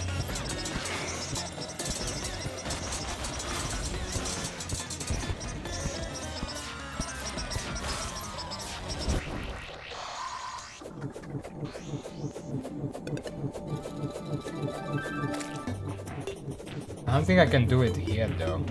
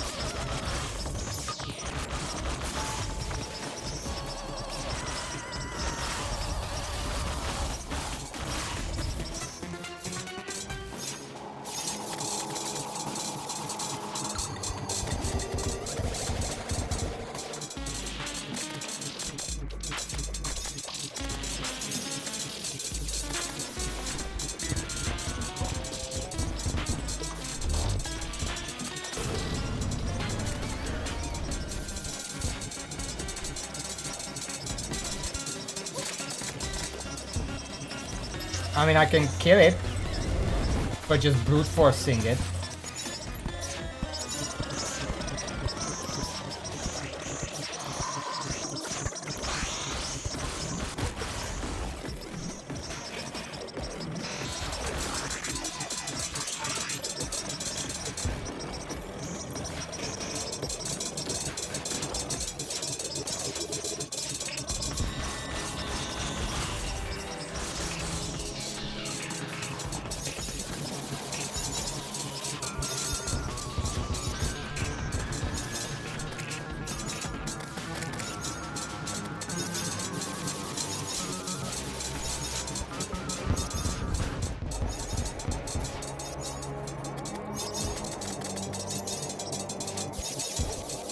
Some of these NPCs are really fucking tanky.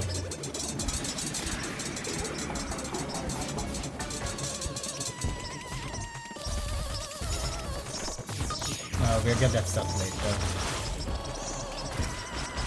I don't know why the enemy blows up here and the NPC up here dies.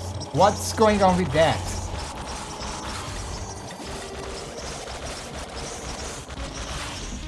What are you talking about? What's a super boss?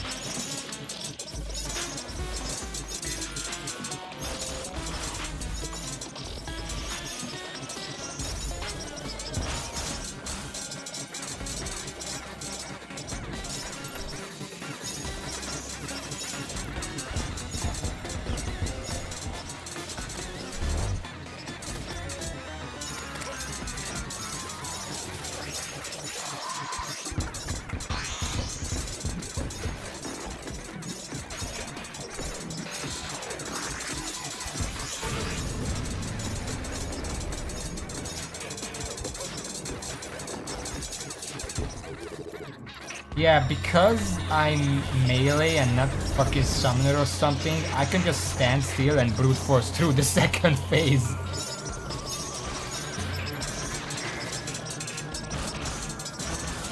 my god.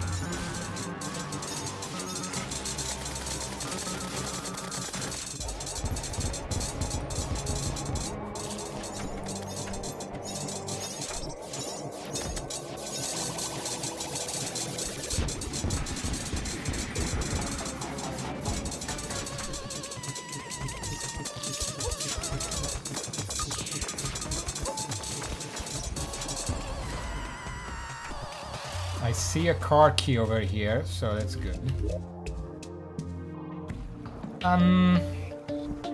We're gonna have to lay off the world events for a while.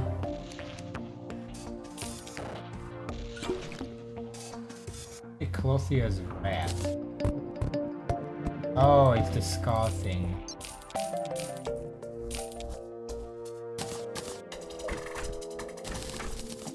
Why are you out there?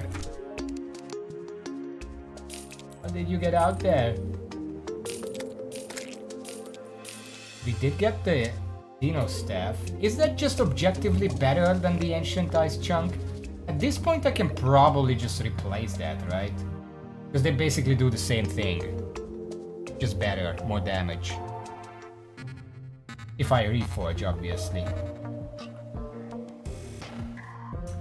And I can probably just replace the black spot with the car key.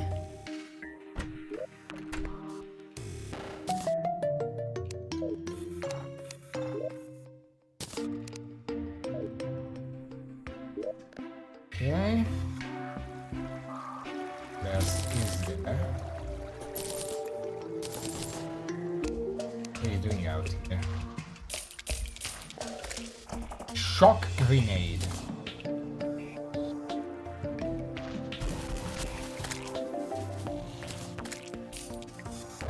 Wingman. Hahaha.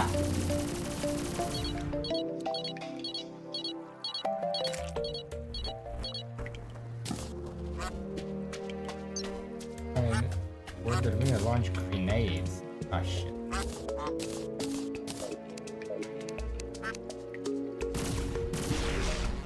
Oh, fuck off.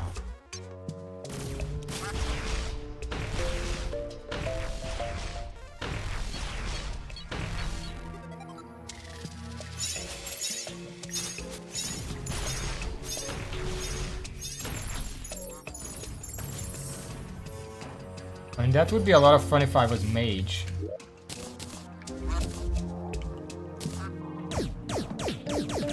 Same for this.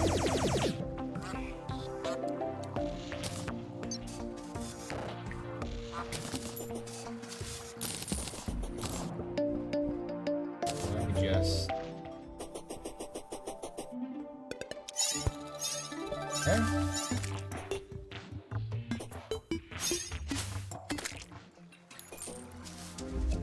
Yeah, I'm testing some of these weapons just for fun.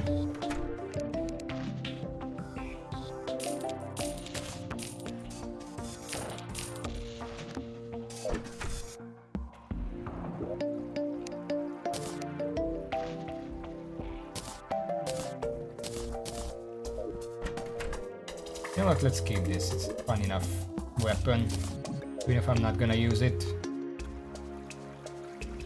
Anything else out here?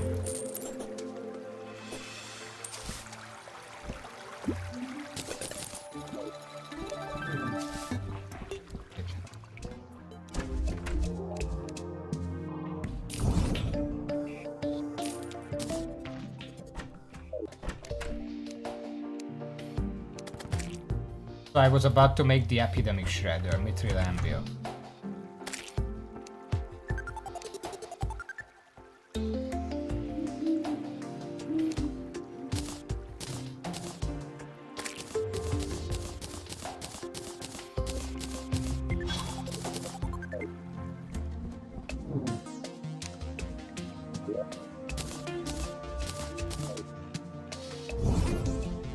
So, how does this work? Throw a plague boomerang that releases plague seekers when it hits tiles or enemies. Stat strike causes the boomerang to release plague seekers constant unless it travels. Contrary to its name, it will probably cause an epidemic if used incorrectly.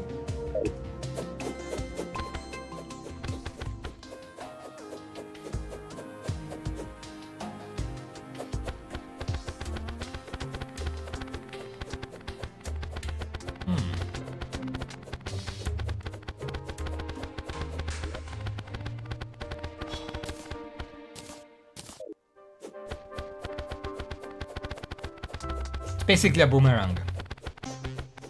Let's reforge. Oh.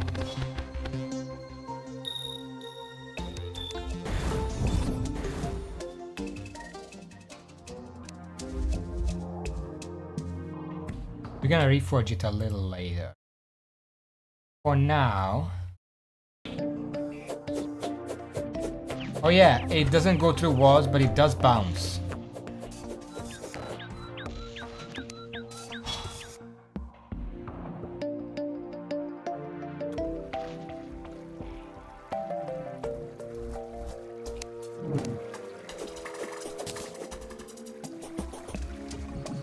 Got it.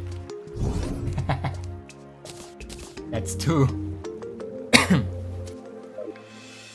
I saw it showed up, I'm like, where could it be? But then it didn't disappear, so I was like, it must be on the ground, not flying, because if it was flying, it would disappear by now. And I was right. Now, how do I force NPCs to show up?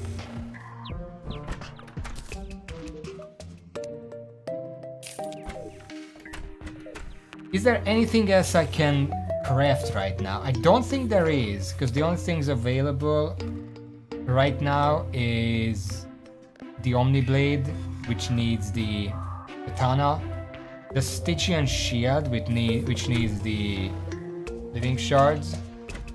No, I think not.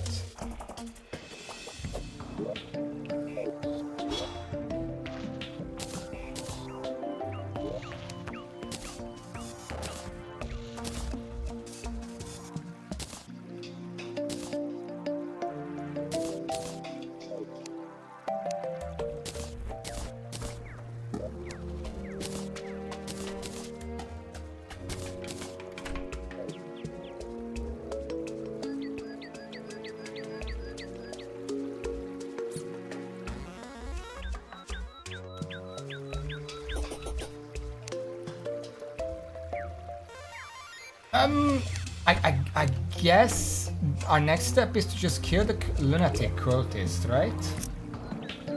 That unlocks the solar stuff, and then I have access to some other stuff. So I mean, we might as well go and give it a try while we wait for people to respawn. I am going to go for the standard first, not really messing around. Like this seems good enough with weapon, just the standard. I forgot to put away the scoria. This seems oh, fuck off. This seems correct for this boss.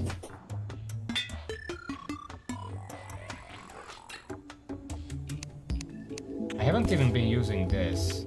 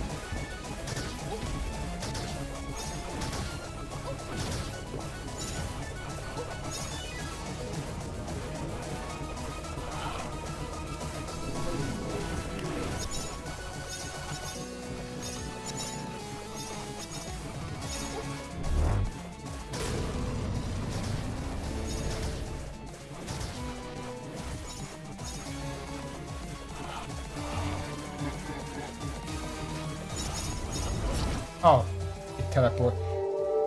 What percentage did I get there? He seems really fucking squishy.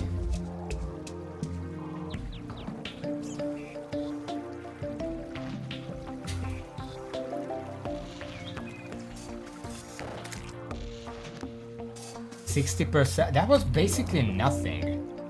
Okay, we can probably do this. I really wish I could replace the shark tooth necklace with something.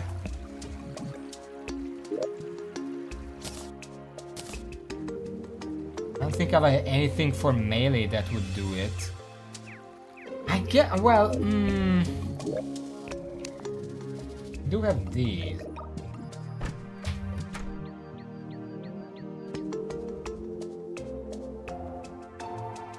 I mean, neither of them are very strong.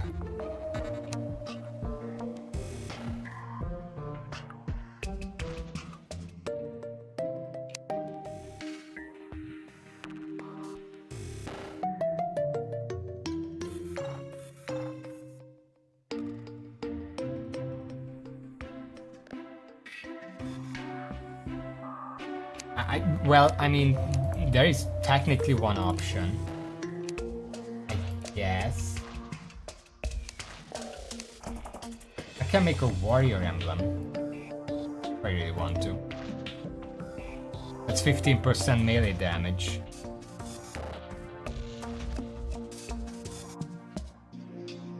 What the fuck is this? Oh, alley bloom. Not gonna be anytime soon. I cannot make the sand shark to wait. No, I need a solar fragment for it.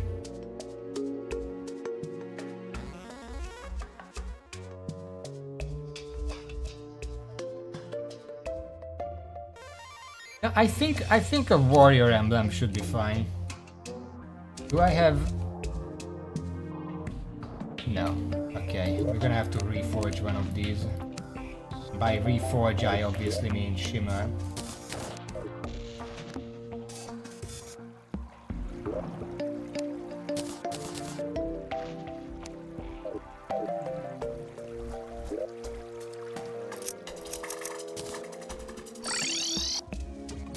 We could also try to fight the Leviathan. I mean, we are more than ready for that boss. I just have to not die to the big fish.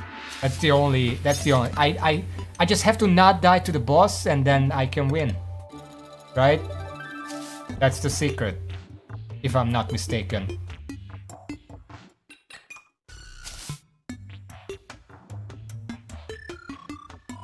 But, yeah, no, I think the cultist is entirely doable. Like, it was doing, like, at least phase 1 seemed simple enough. The lightning kinda seems a little unpredictable, but it's actually not, because it goes up, and I don't know if you noticed, but we sort of have an invisible arena that we're locked into. And it goes up, bounces off the ceiling of the invisible arena, and then goes in a straight angle towards you. And you can sort of predict it. It's not always consistent, but you at least have a chance to predict it. Beyond that is just circular dashing around, and you can dodge everything.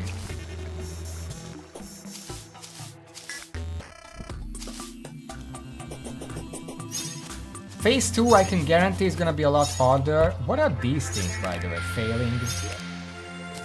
Failing.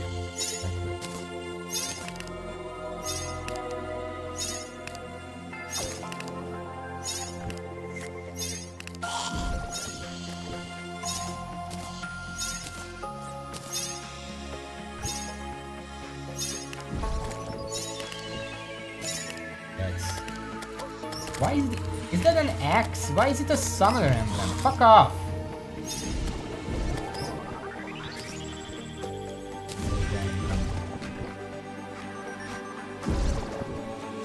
Warrior emblem. So what makes sense to me?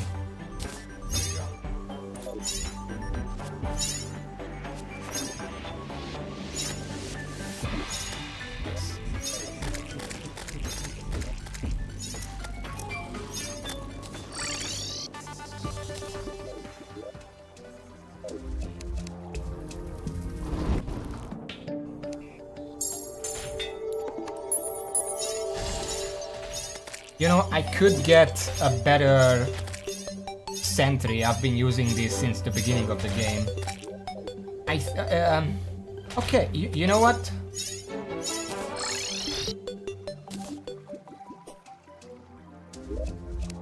We have the frozen key. Let's get the Hydra. Should be easy enough.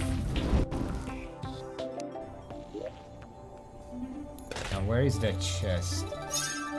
Frozen chest. Is it even in the dungeon? Pretty sure it is.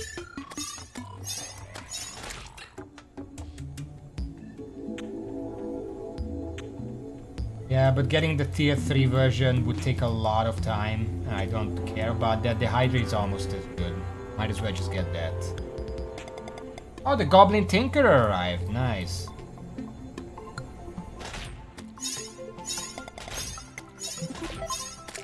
Am I dumb? Is it not in here? I remember seeing it somewhere.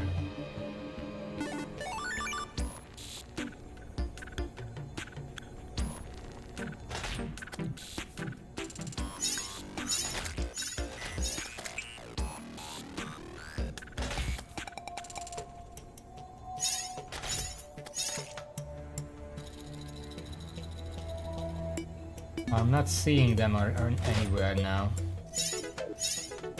Yeah, I know the Crimson Chest is not in here, because normally that doesn't exist in this world.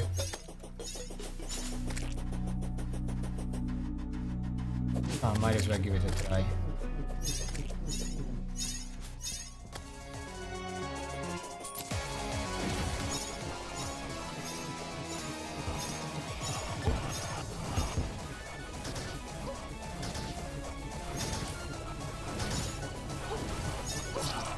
Ow. 500 damage. Kind of was bad because he stood right next to the wall and there was nothing I could have done about that.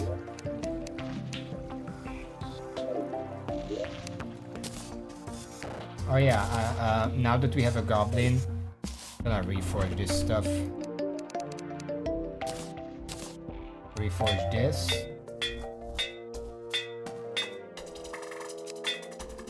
Footless, nice. I want to reforge this, just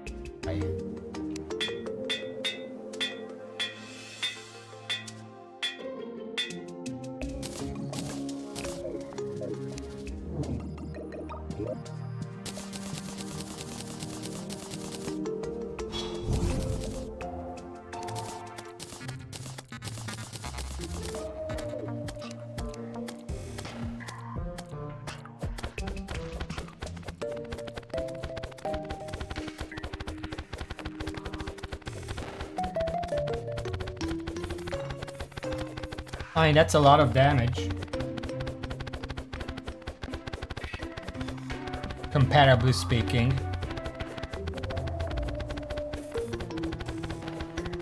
It's like 2500 compared to most weapons 2000.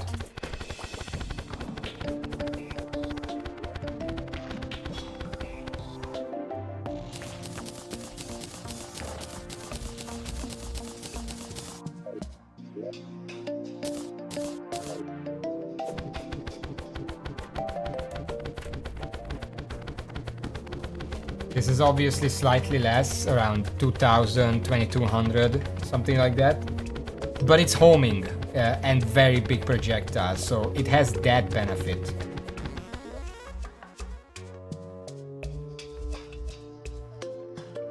It's also more crit chance, so that helps.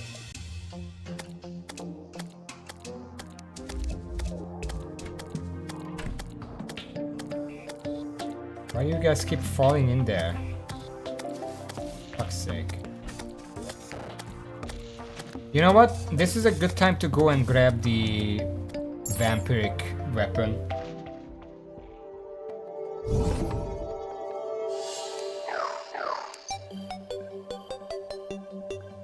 Because I keep forgetting it, and I wanted to get it like 3 streams ago.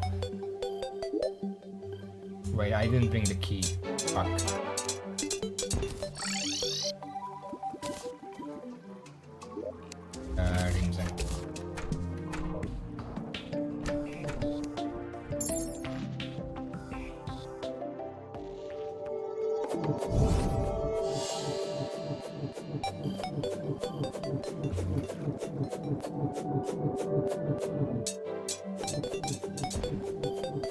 It's pretty lame, but I almost feel like the best option I have right now is to just use this weapon.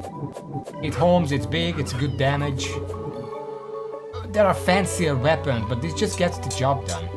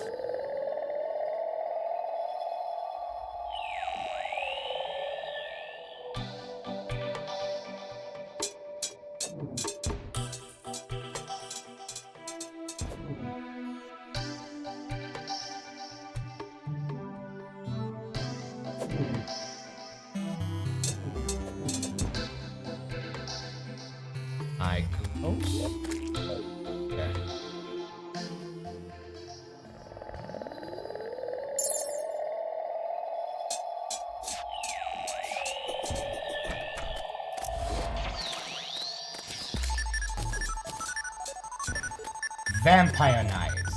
Rapidly throw life-stealing dagger. In the base game, this is an amazing fucking weapon. No questions asked. Here, they kind of fall behind due to all the other stuff that you can access by now. But I still want to test. Also, lifesteal is nerfed, obviously.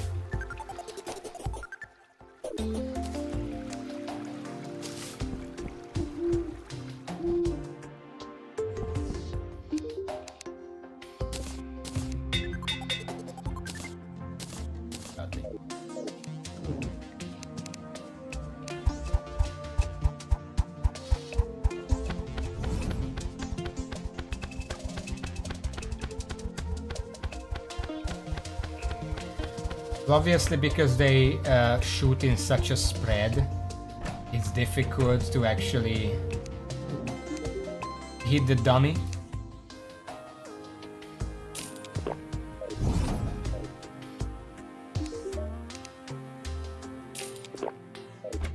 I'm gonna try the healing.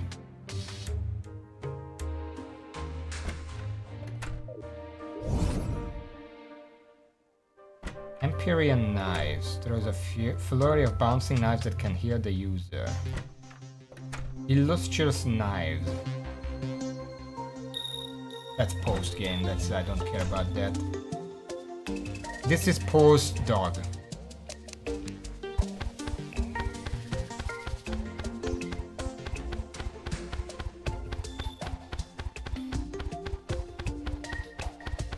Yeah, the healing has been woefully nerfed. It still heals, but I think this weapon at this point mostly just a supportive weapon. Like I have another weapon that I'm using.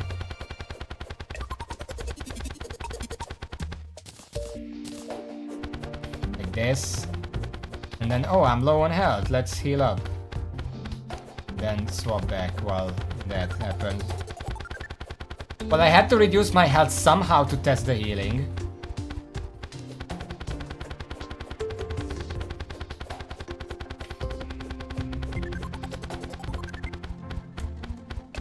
It's a little burst heal if you switch over, but I'm not sure it's really worth it. Like, it heals you for like 30 and then that's it.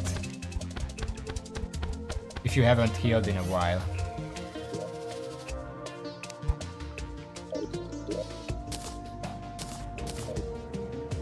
Okay, let's die real quick.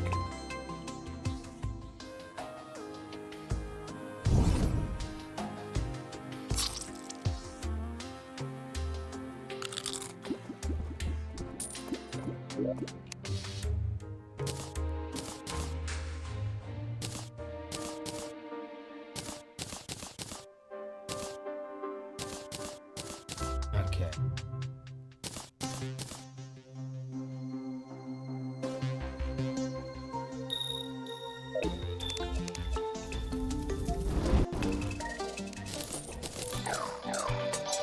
So I guess I'm just gonna go into the dungeon and try to find... Oh, they're back already.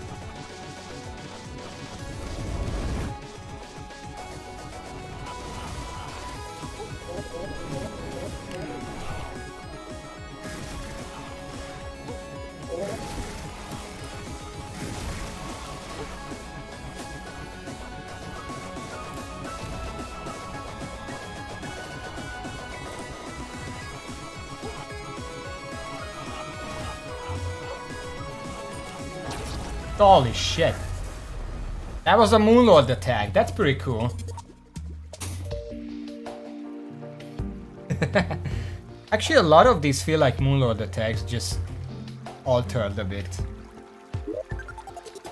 Yeah, that's entirely doable. He was on like 40% health.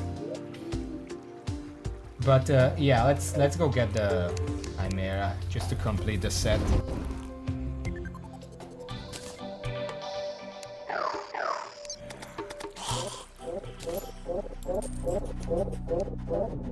They immediately respawn?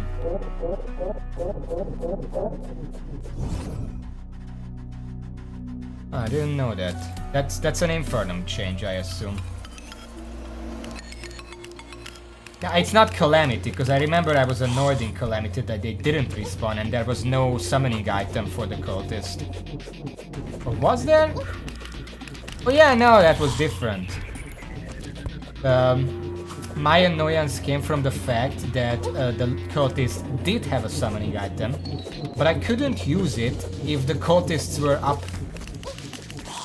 But yeah, new was patched, so I didn't have this yet. That's cool.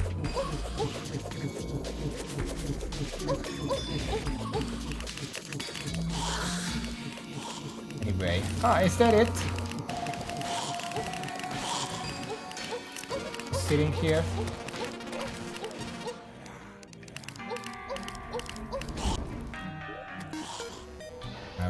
are going to have to reforge this real quick just to give ourselves some more damage.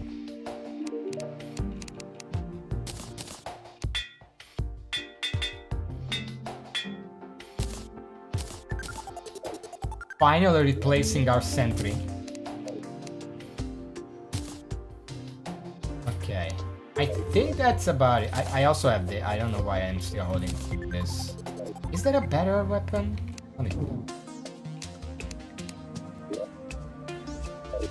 So this...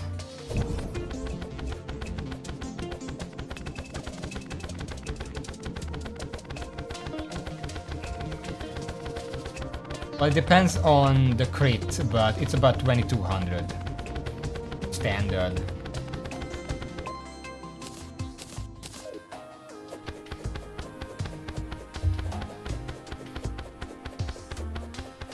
Yeah, it's definitely less. Okay.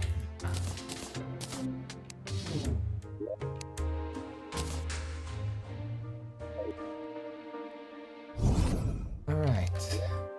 I think that's really it. There isn't much more preparation that I can do.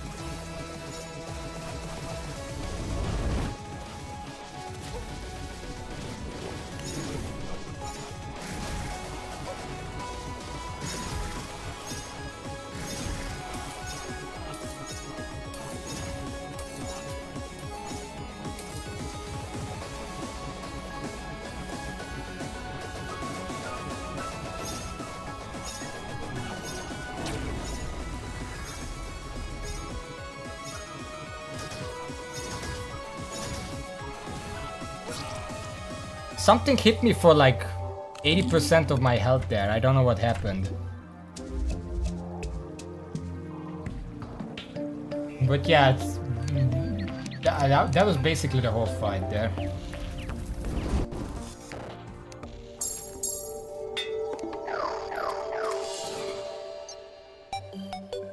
Yeah, I don't know what happened there. I just lost all my head. Put these here.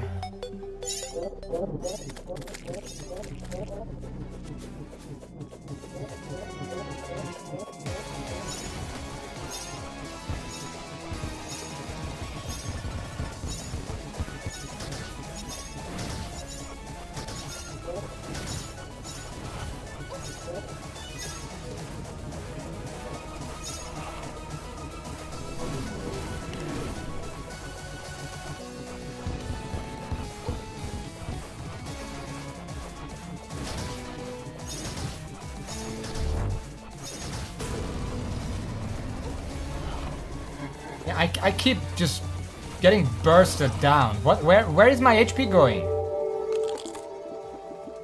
The projectiles aren't doing that much. Are they?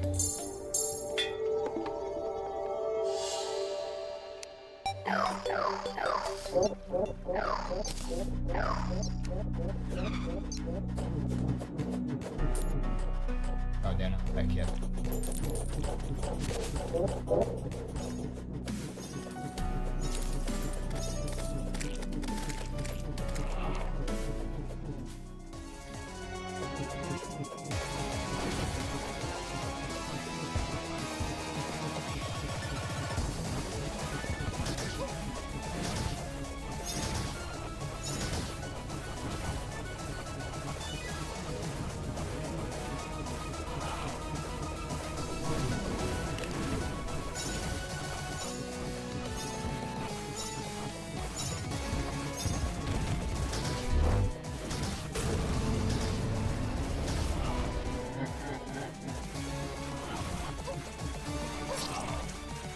I think it's these projectiles.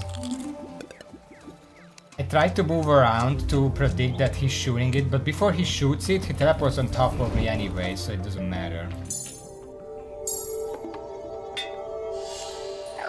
Yeah, I don't care that I'm getting hit. I care that I'm getting hit for 500 damage from a single source. And I don't know what that source is. That's what I'm asking about. Not the fact that I'm getting hit. I am getting hit. I'm not trying to no-hit this.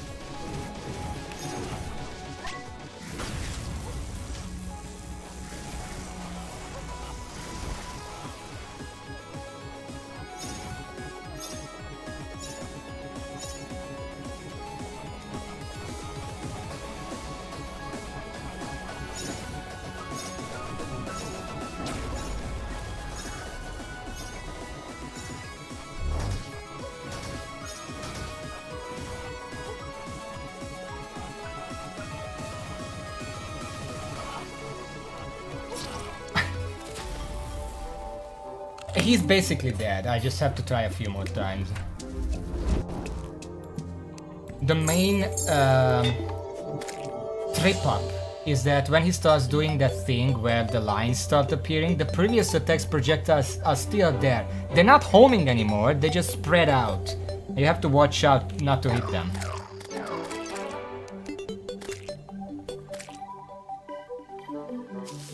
Yeah, this fight feels kind of more like a mini-boss than an actual boss.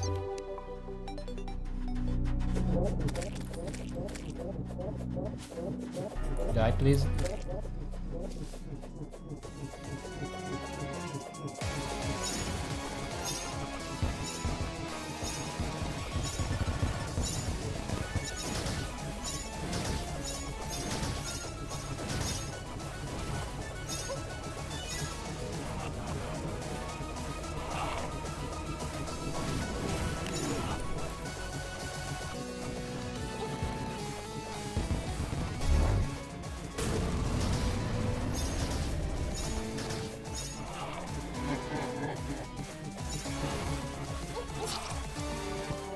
I fucking hate that he teleports on top of me when he does that attack.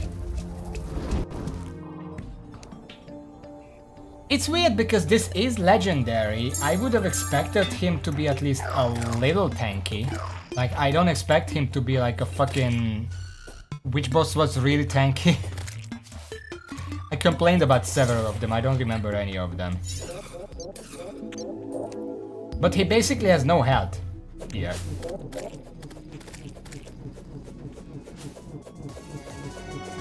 Probably go higher up.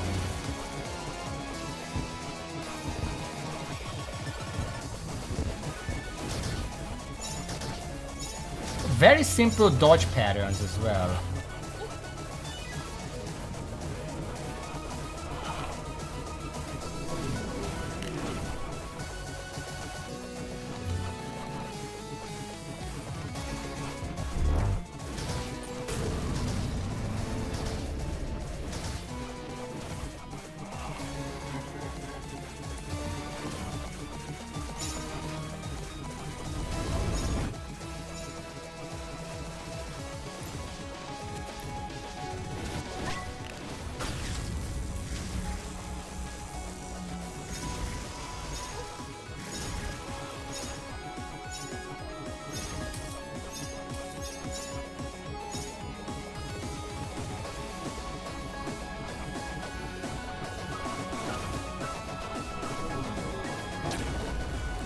I don't know how to dodge that. But if it hits me once, that's like whatever.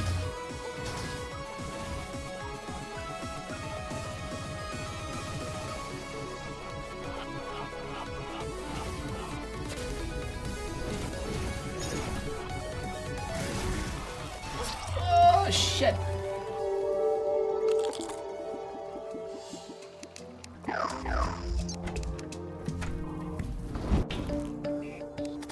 Yeah, Slime God was really tanky for one, yeah. Alright, let's put the arena up here. I don't think there's actually a ceiling to the arena.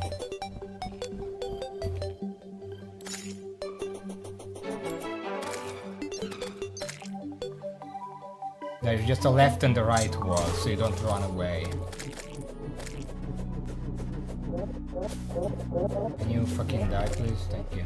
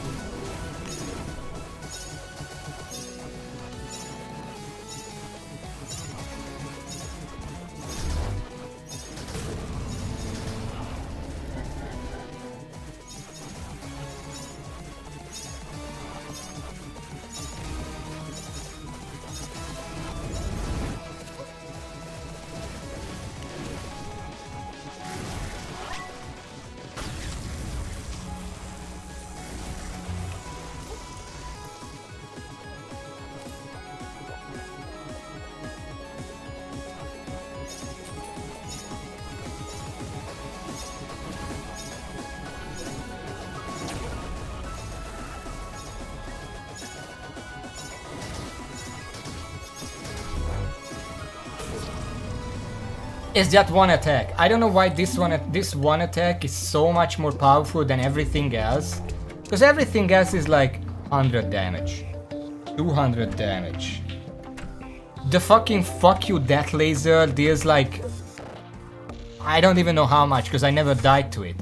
That one hyper attack where he just spams a billion homing attacks, that's 500 damage for some reason. I don't know why that one attack is just... That's the only problem here now.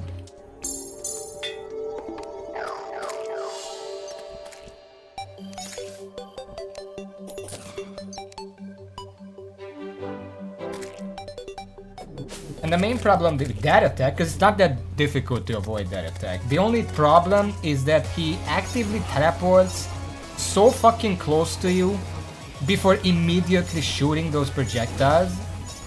It's really hard to move in a way that it doesn't hit you.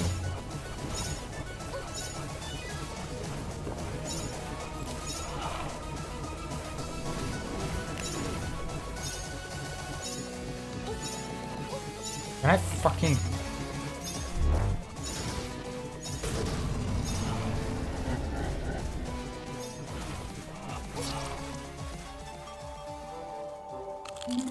Couldn't dash for some reason there. Went up and down through him.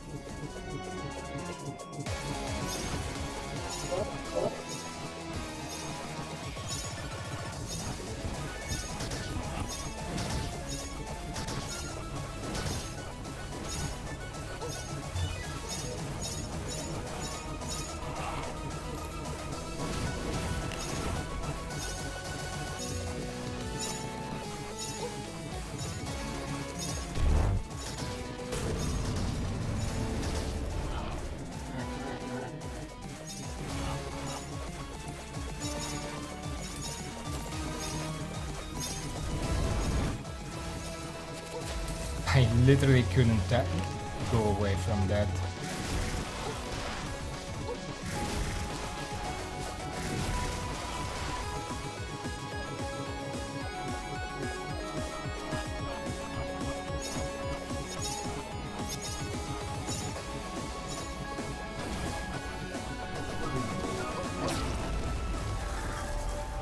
I don't know how to avoid the first attack of that laser. That one, before the laser, that attack, that's one of those attacks where it looks extremely menacing, but it's basically free, because everything moves so slowly that they're never gonna hit you.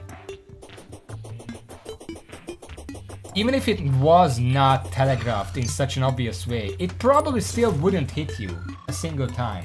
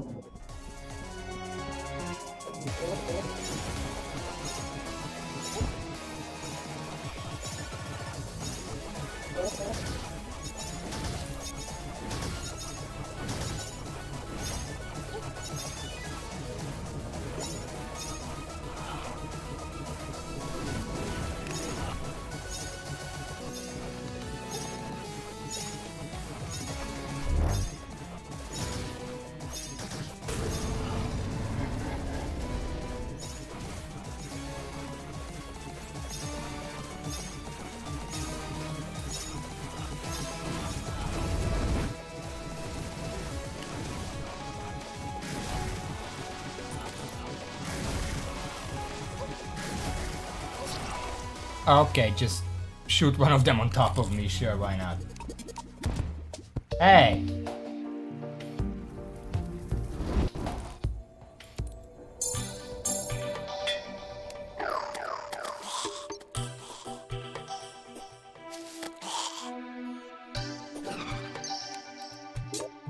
I don't think there's anything else I can do about this, I just have to keep trying until I win.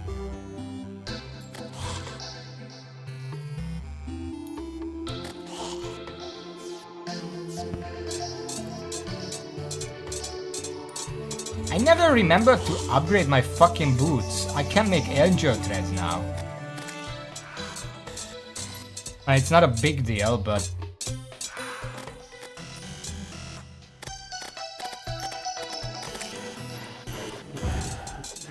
So, do I have better wings? Like, obviously in this fight they wouldn't really help. But do I have access to better wings?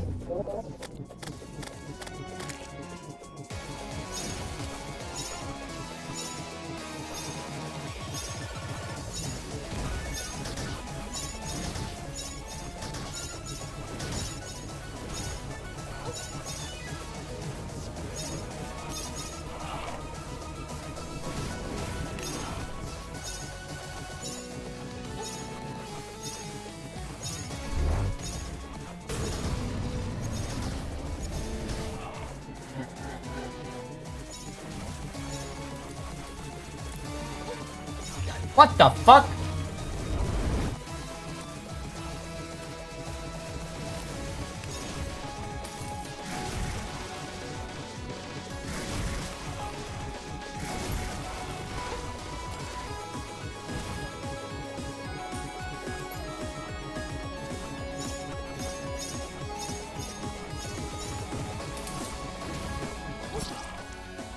It's lovely that there is that attack again, the homing attack. You kind of want to bunch them up, but they don't all appear at the same time. So sometimes you have a nice bunch, and then one random one just goes from the opposite direction and hits you anyway, because you didn't expect it. How did it get there?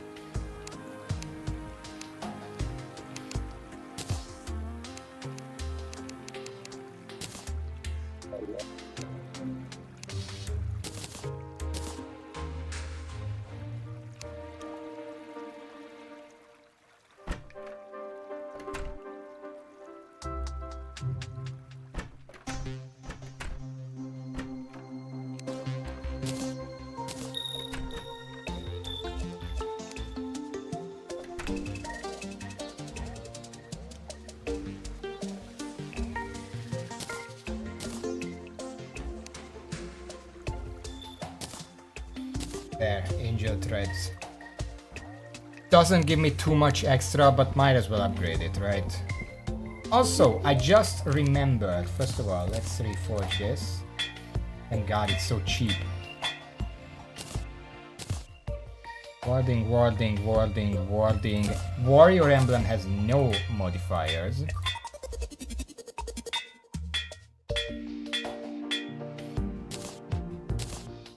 Warding, warding.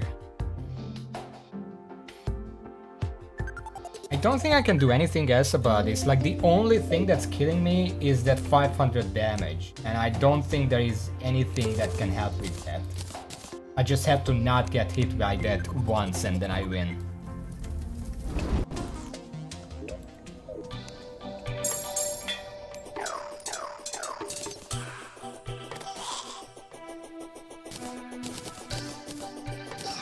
What's with all the fallen stars?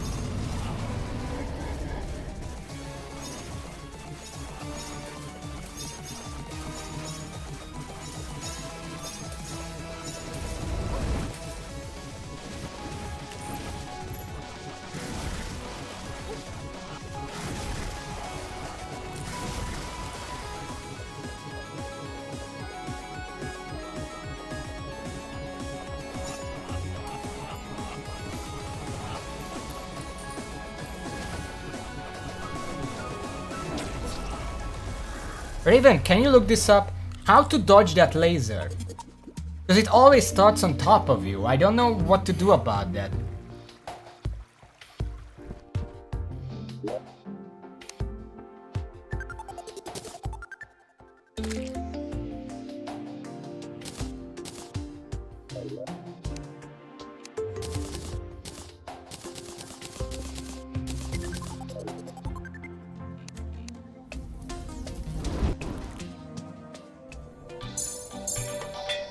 Yeah, the problem with that is that the previous attack that he does needs you to be really far away from him. So I can't get close enough, fast enough for that to actually work.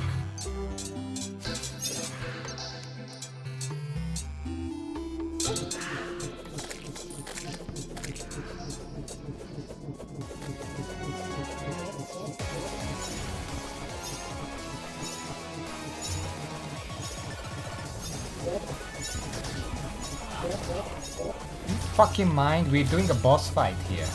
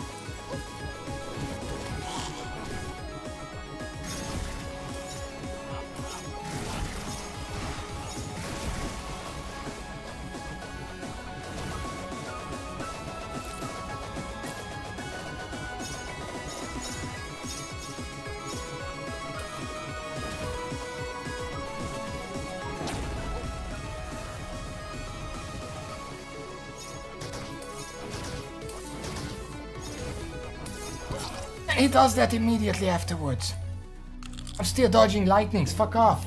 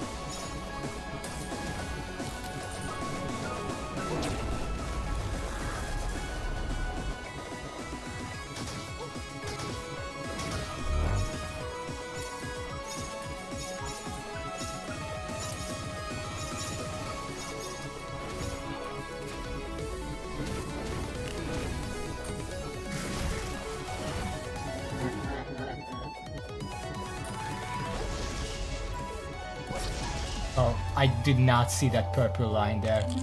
Until it was too late, obviously.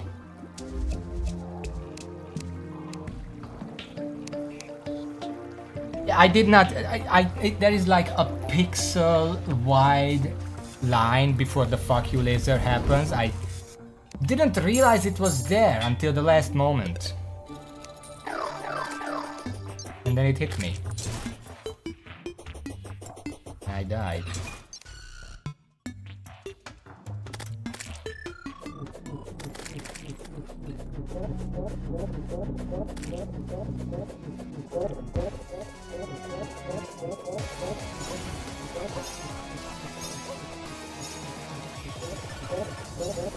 What the fuck is with these enemies? Fuck off, there's a boss fight going on, leave me alone. Fuck's sake. Fucking hate this about this game. There's a fucking boss fight, I don't need fucking ads just showing up everywhere.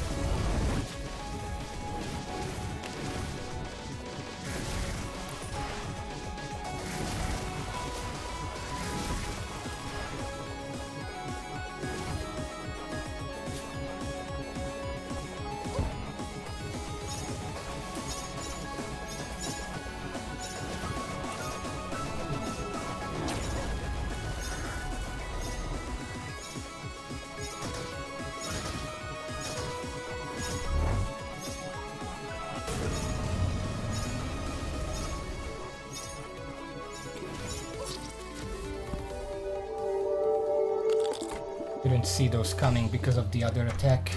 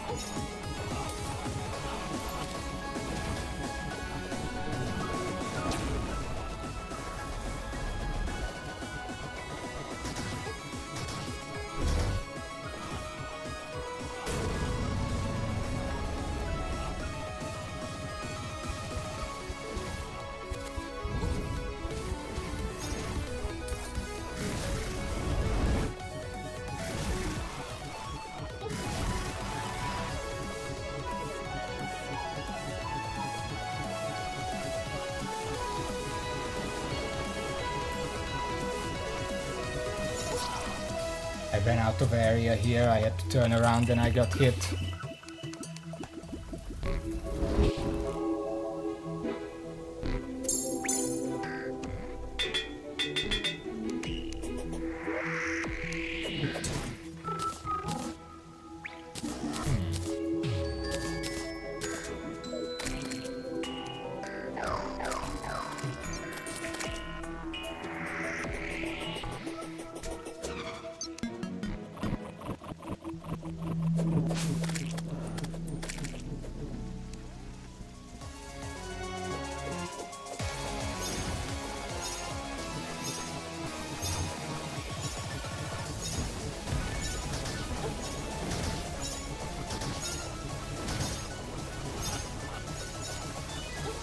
Why is the arena so fucking small? That's already the wall?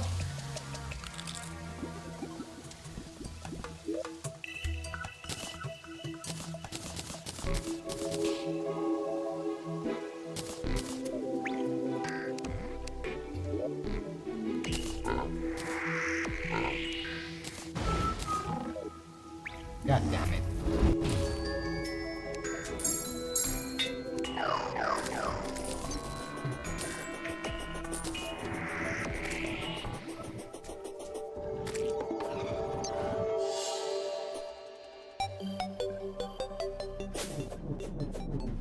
Guess I have to kill them from this side, otherwise there is no arena basically.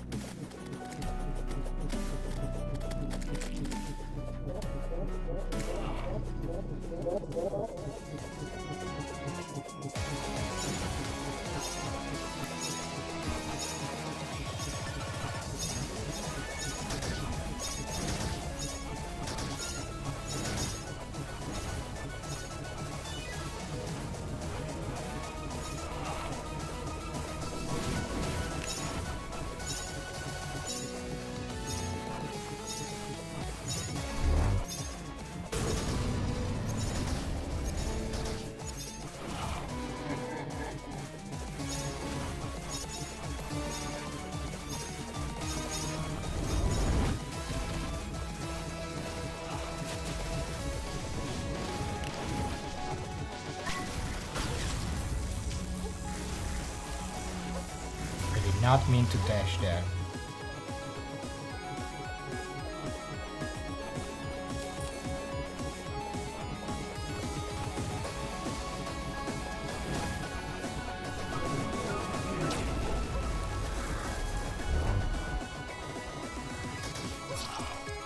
I don't know what hit me twice there. Okay.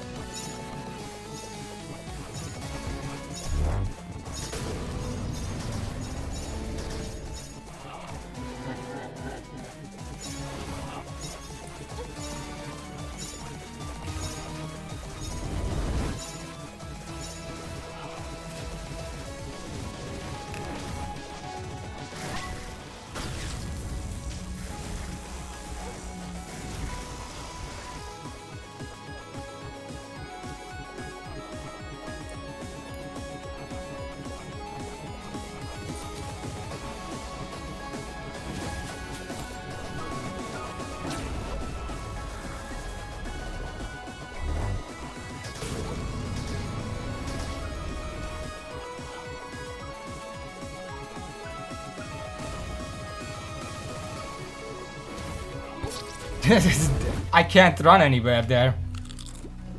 Is there some kind of rule about how he puts them there? Because it feels a little predictive. But sometimes it just, I'm running away and I'm just completely surrounded. And I can't dodge that attack.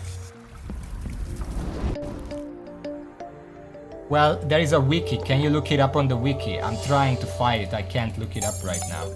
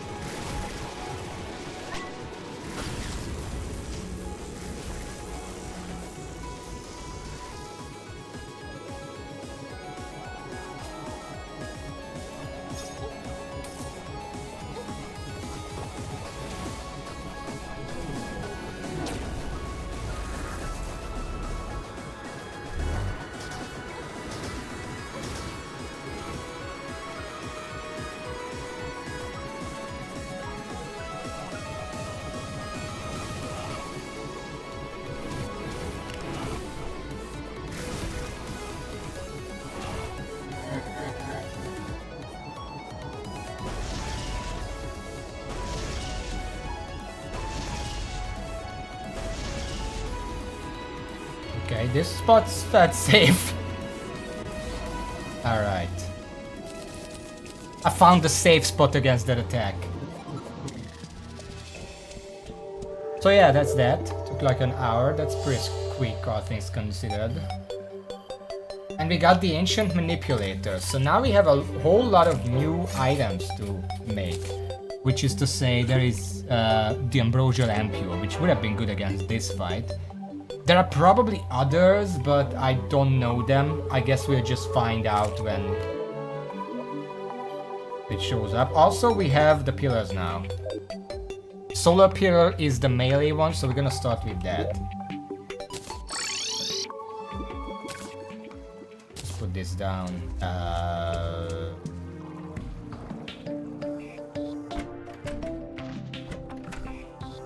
Just put it down next to the ice machine, sure, why not?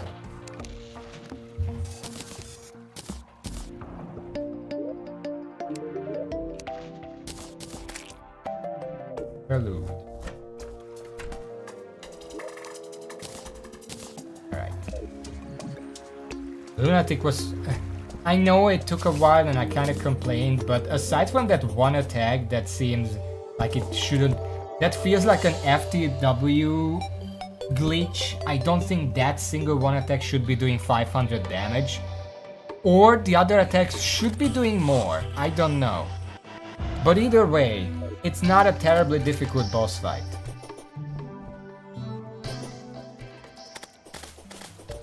And speaking of, might as well make the Ambrosial Ampule. It's gonna be very useful forward. 3 life alloy.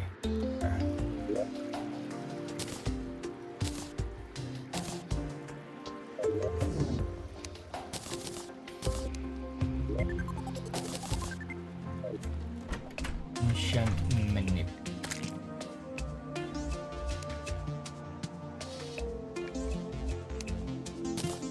There it is. The Ambrosial Ampule. Plus 50 max life. Gain plus 2 to plus 6 HP's life regen based on missing health.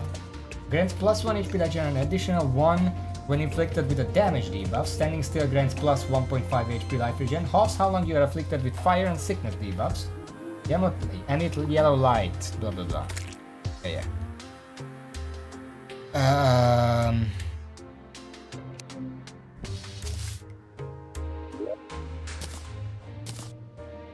Oh yeah, I should reforge it.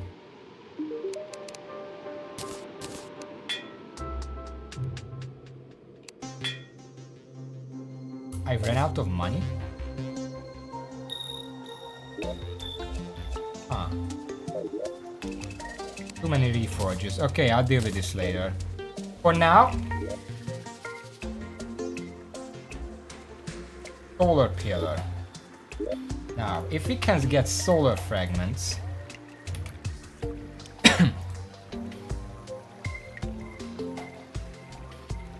we can make super healing potions with the rest of the fragments. We can make...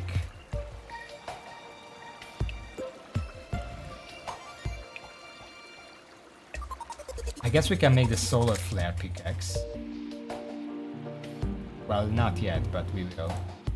We can make the solar eruption and the daybreak, both of which are really good melee weapons. We can also make the solar wings, which are finally very fast. Make the celestial sigil. We can make the Galactica Singularity, which opens up some new items. We're gonna check in a second. We cannot make the dragon fruit, but we can make the exotic pheromones, which opens up another boss. Shouldn't be that hard. Okay.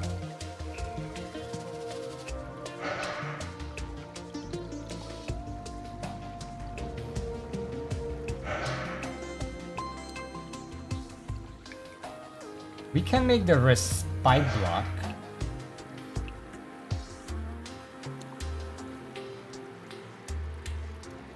Apparently.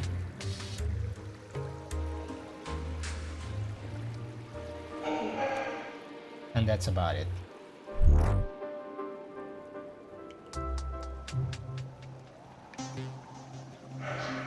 Now, the Galactica Singularity is used to make... I'm looking at stuff that doesn't need Luminite bar. I don't know if there is even anything. Huh? Oh, that's range. Oh, Exoprism, okay.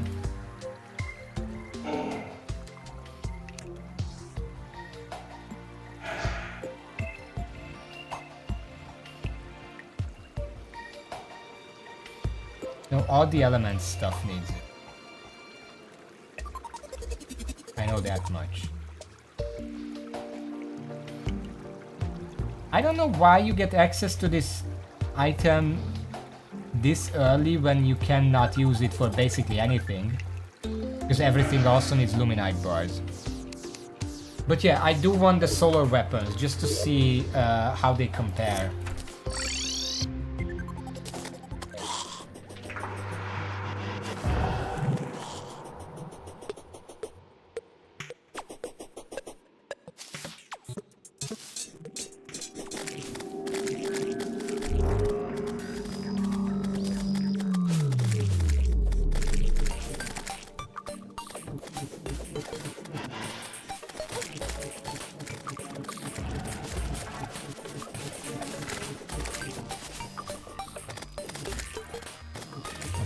God, leave me alone.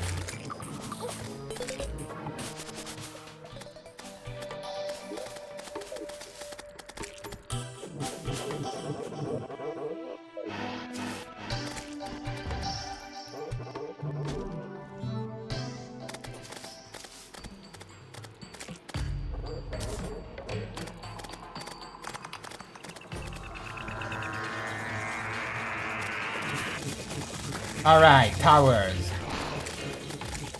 Let's go.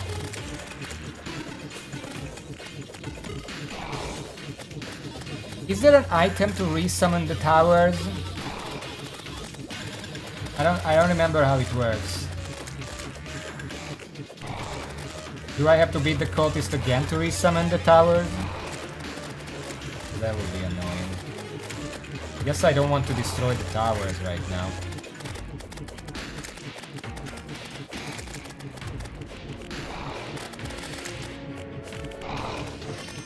I mean, it doesn't seem that difficult.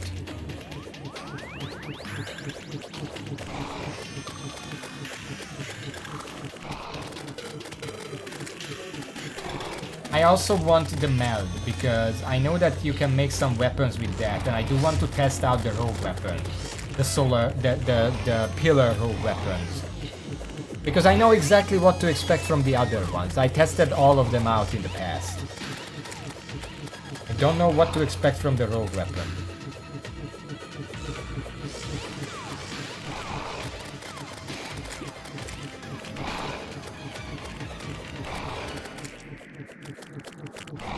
I guess I'll just keep farming until there is a sizable amount of both of them on the screen.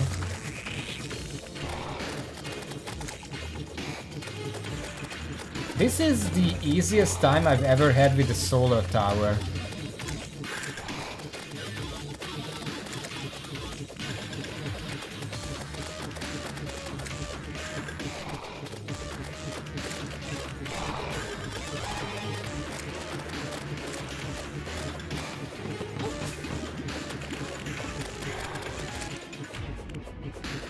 Oh yeah, I remember Calamity changed the towers so the different enemy types don't immediately show up.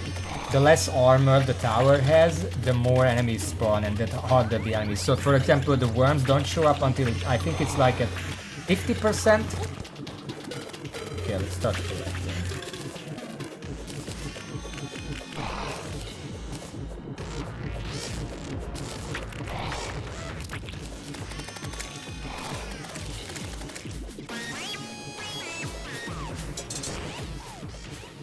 Let's leave so I can check. 17, 25.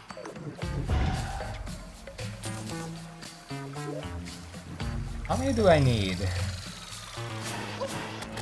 18 for daybreak, 18, so 36 total. I don't think any of this other stuff is craftable right now. What about the meld? Construct makes dark matter sheet. I think I can make that. Mobile stealth generation accelerates while not attacking. That's pretty good. Stealth strikes don't expect freedoms more stats and rogue damage. That's pretty good. This actually enables a stealth strike focused build while still dodging around. Pretty good. There is the absorber, which is another good defensive item.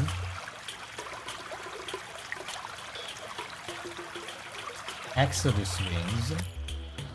Empyrean armor. What the fuck? Wait, what? 27 defense. Plus 20 max life and rogue damage.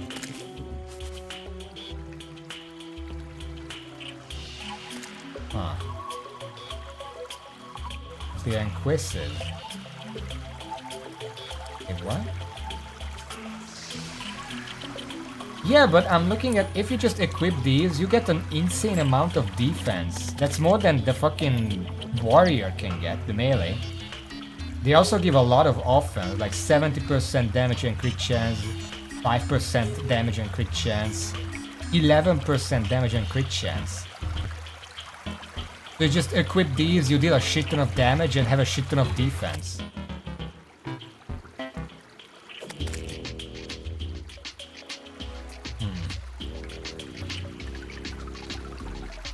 Yeah, that's what I'm saying. It's also like 20% movement speed, 20 extra health. And how much defense exactly? 44, 64, 71 defense. From just these 3 accessories. I have 105 right now as melee. I don't care how much less armor or like defense the rogue armor gives, like Post Moon Lord. With these, you're more tanky than melee. And you're probably dealing more damage. What's Empyrean armor? Wait, this is the armor. Yeah. And there you have this, which also increases your damage and crit chance by 5% more. 7, 12, 13, 23. It's 28.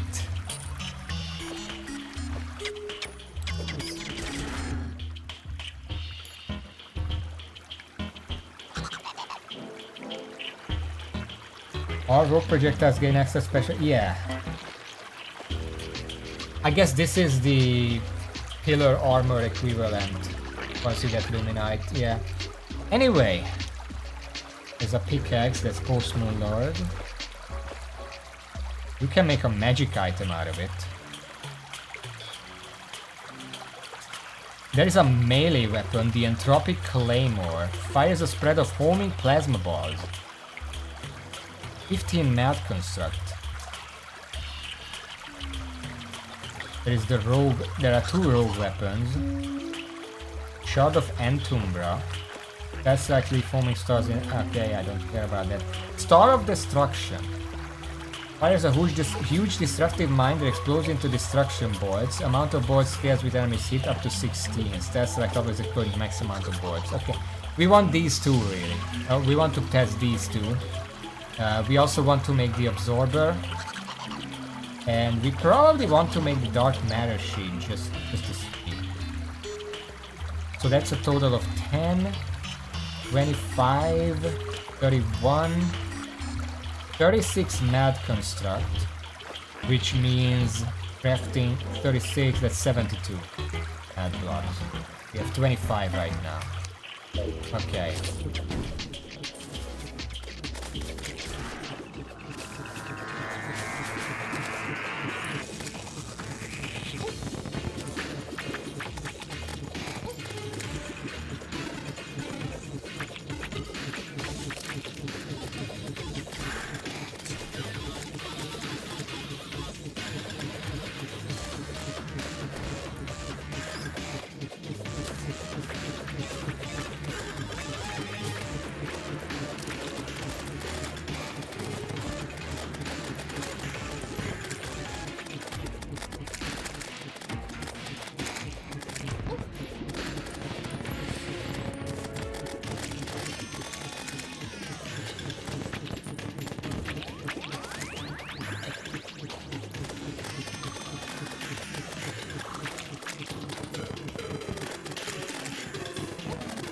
By the way, I don't think the solar pillar is the hardest at this point. I don't know what I said during my previous runs, but the solar pillar, as annoying as it is, with you're not allowed to leave the ground, it's not the hardest pillar.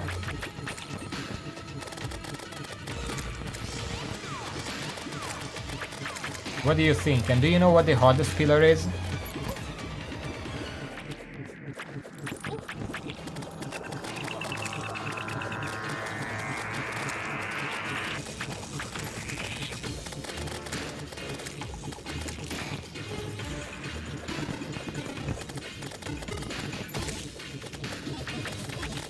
I don't remember which one is the one that has the enemies that, when killed, shoot a spread of bullets towards you.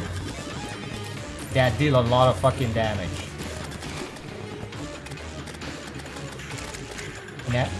It's not the Nebula, I think. The Nebula has just the brains that teleport around.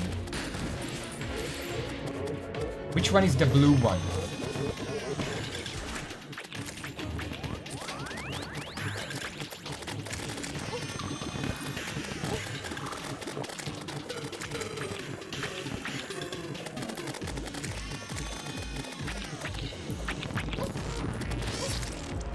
Well, I got it like too many times.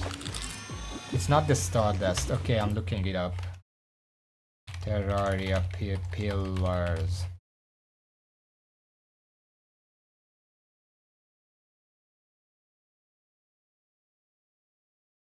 Ah, it is Stardust. It's the fucking Flow Invader.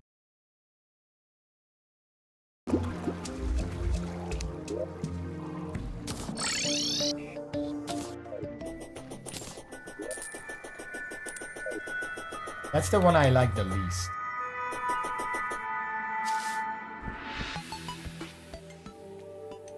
I mean, I don't particularly like any of the pillars. They seem kind of undercooked. so to say, in terms of an event.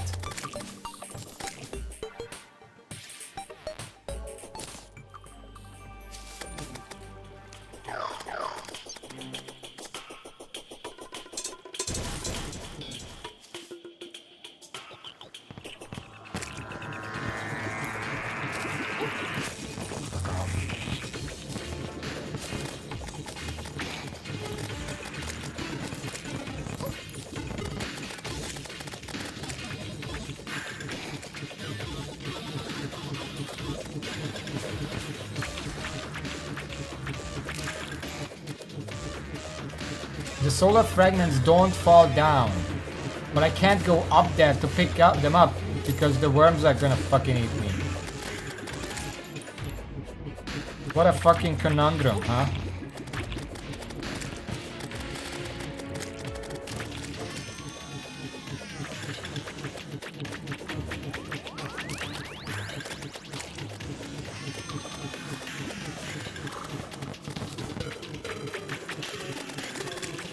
How did it adjust the worm AI? Because it feels the exact same.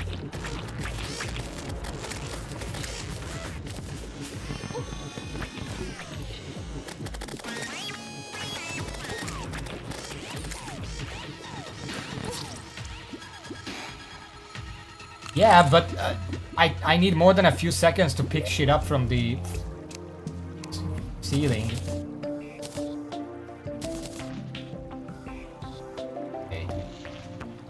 I guess I can make the solar fragment weapons. See how they fare.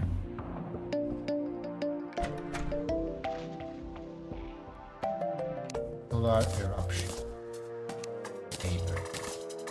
I think solar eruption is better for like farming, and daybreak is better for bosses. Actually, let's compare.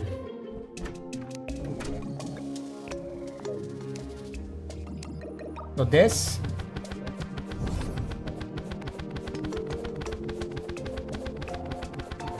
standard damage,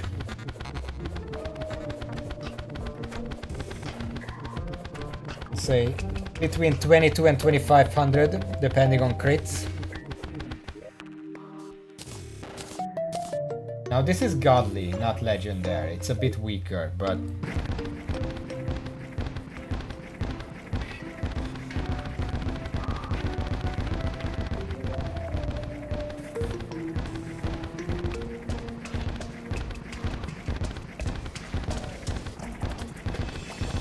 now, I'm pretty sure some of it is that the DPS is glitching out because it's constantly not hitting the thing. But it's clearly more damage.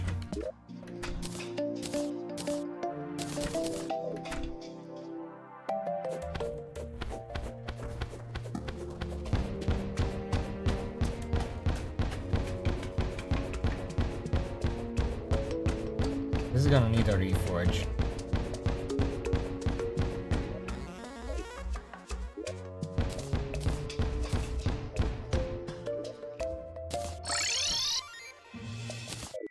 Okay, let's try this. I mean, this is clearly, you know...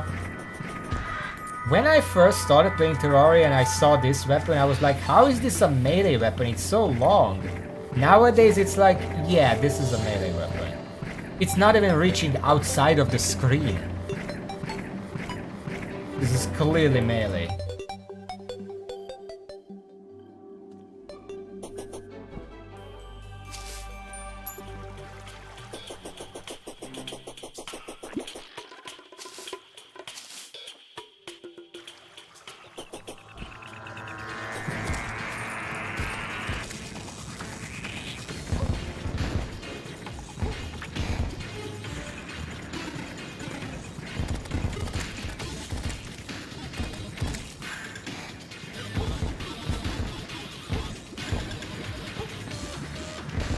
It is kind of hard to aim because it's so slow.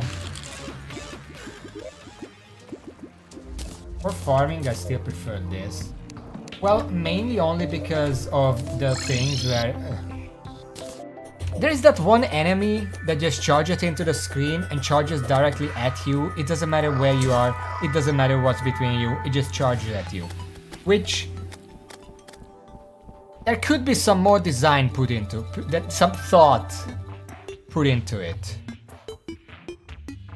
What about the daybreak?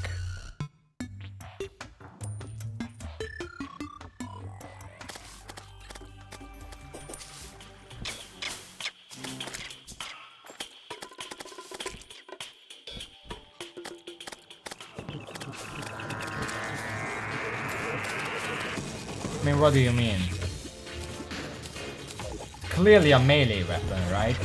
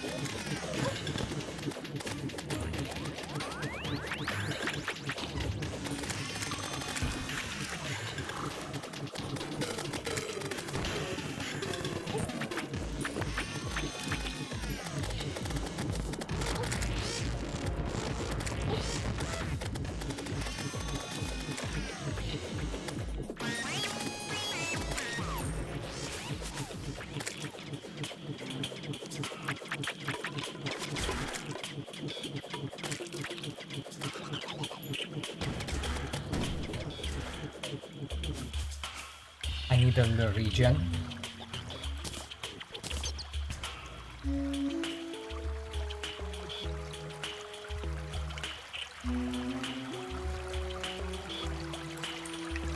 I mean, it really should, but the base Calamity doesn't have rogue weapons, and Calamity and Infernum seem really allergic to changing weapon types. There was another weapon that I was like, it really should be an X type instead of a Y type, but Calamity just doesn't change types.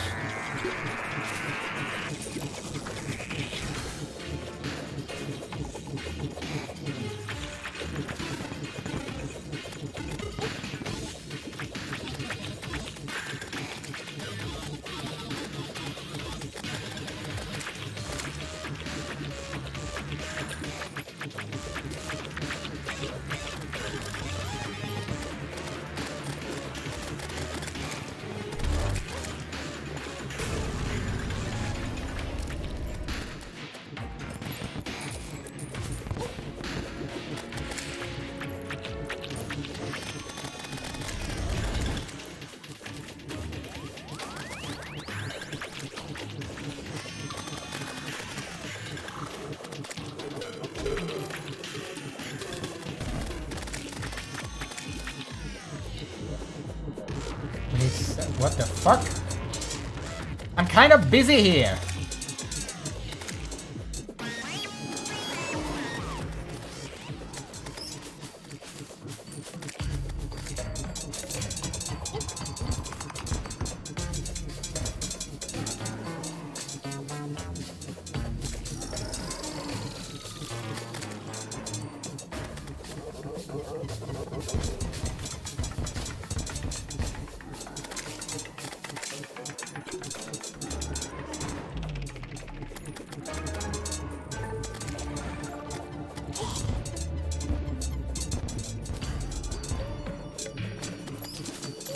God damn. How rude.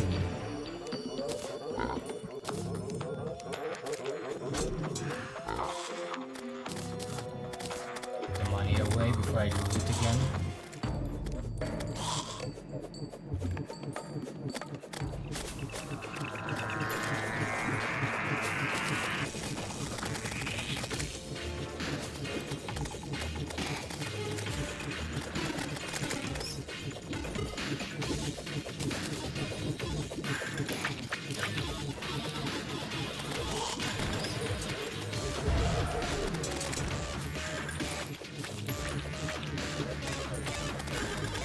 Okay, that should be it.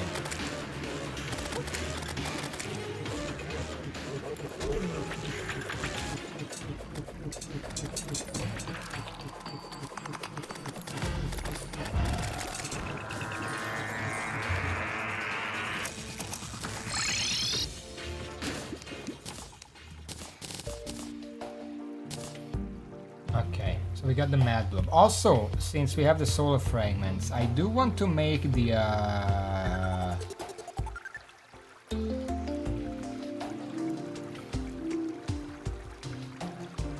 what was it?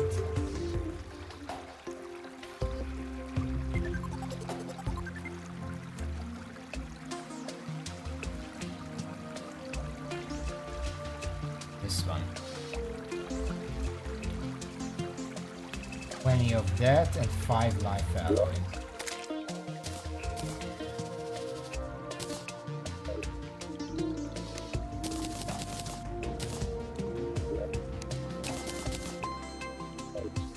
At an ancient manipulator, which we now have.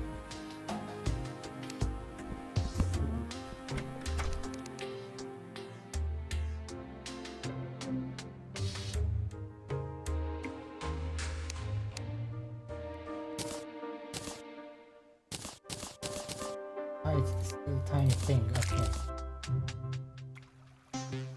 So now we can fight Dragonfall if we really want to. I don't know why I still have the Eye of Desolation in my inventory.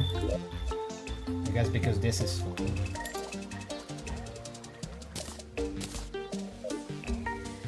Okay, Meld. It needs Starblight suit.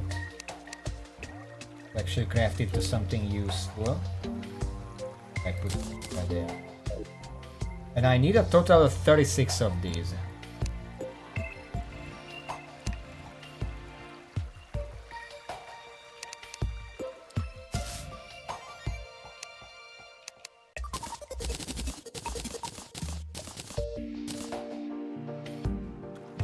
Now I can make Entropic Claymore, Star of Destruction, and all the other stuff. Okay, Star of Destruction, Entropic Claymore. I'm gonna make that in a second. And I don't even know if I have all of this. I have some of this. I made the Grand Gelatin recently. Wait, no, I was missing something for that. So, okay, let's shelve that for now. Okay, this stuff. Okay.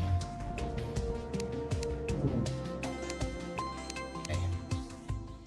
So first of all, since I'm in the melee setup,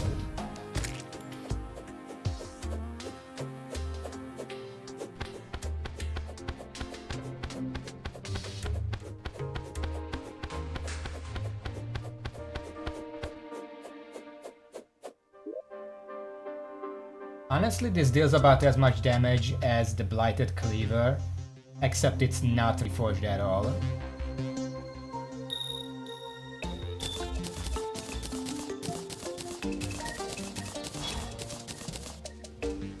Let's see, the Star of Destruction.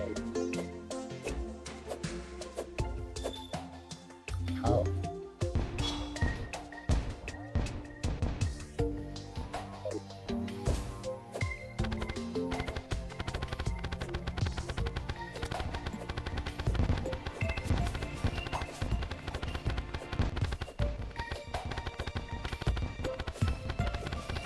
I mean, I don't know how I'm gonna use this against a boss, because,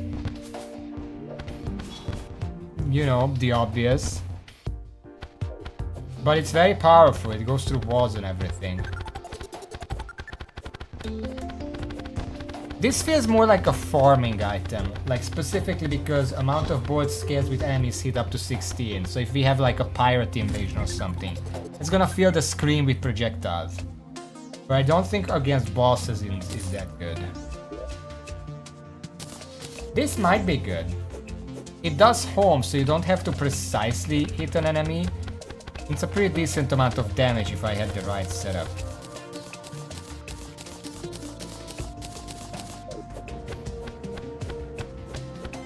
This is unreforged. Now we will have to reforge. But before that, I'm kind of wondering.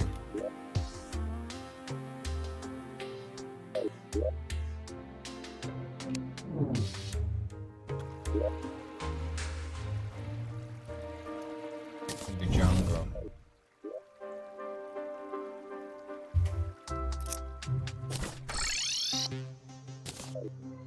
My problem is the solar tower is kind of in the jungle right now.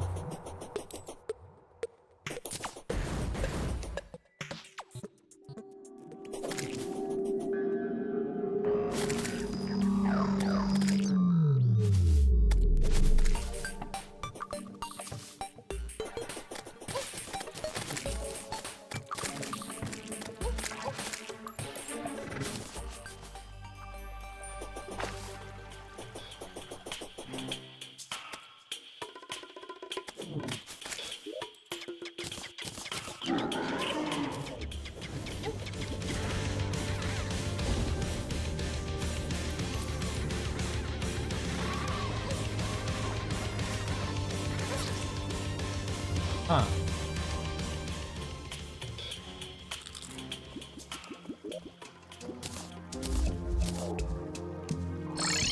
I didn't expect the sucker punch beginning. That's on me.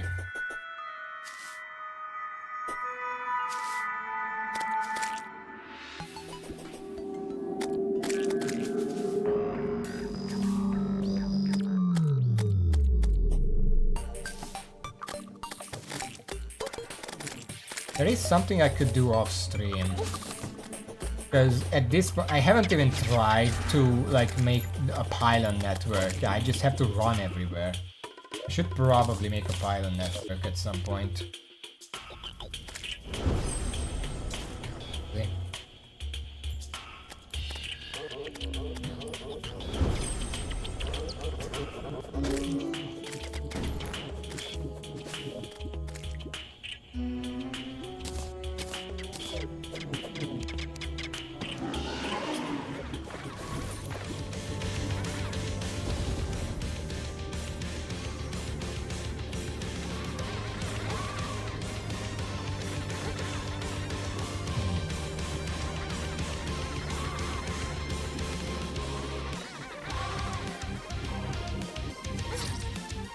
That projectile was precisely in the way. I'm gonna try a few times just to see if it's possible.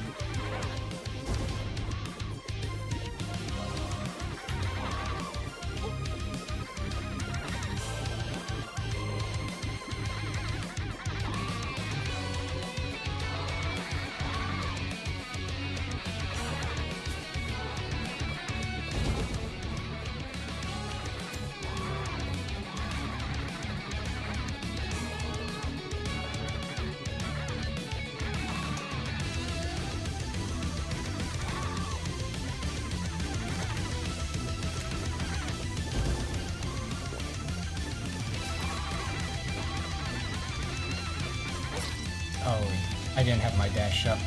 I mean, it's not difficult, but I don't think I have the damage for it. Maybe we did. Maybe if I could reforge it into something copper. How much money do I have?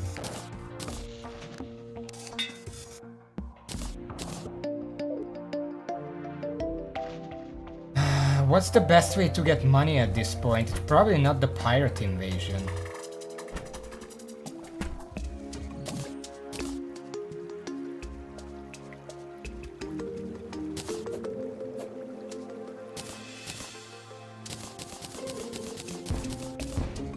Let me try something.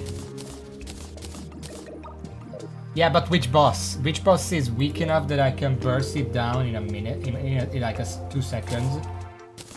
But still gives a lot of stuff.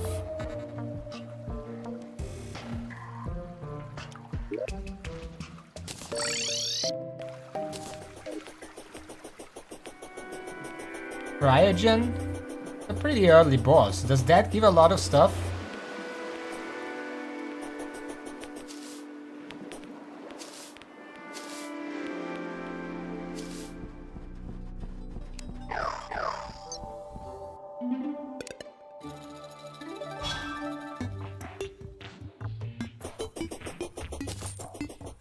Let me try something. First of all, I do want to set myself here, because even if I beat it first try, we might need to fight it more than once.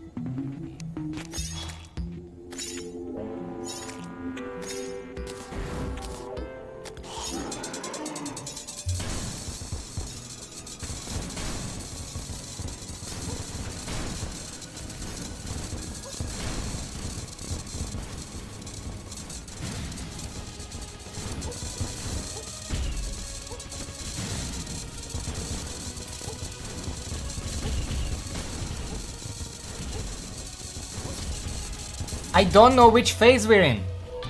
I think we're on phase 3, but it was still doing phase 1 attacks. Also, because it's dark, I literally can't see my own projectiles.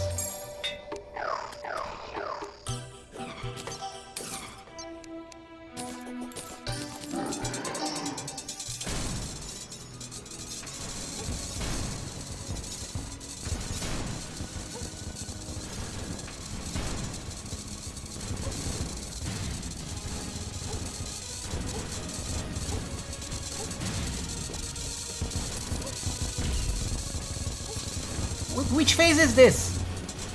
Aren't you supposed to go in a circle and do lasers or something? That was phase 2 already. I guess I'll just keep going like it's phase 1.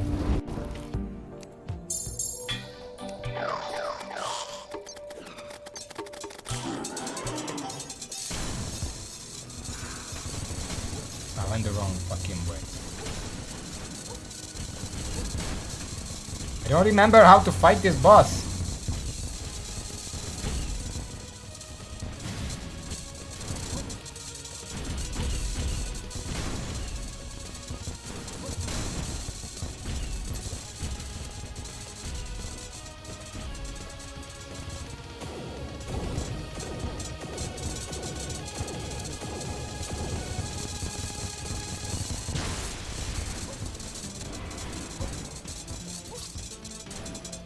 Well, I killed it, so that counts. Let it die right here.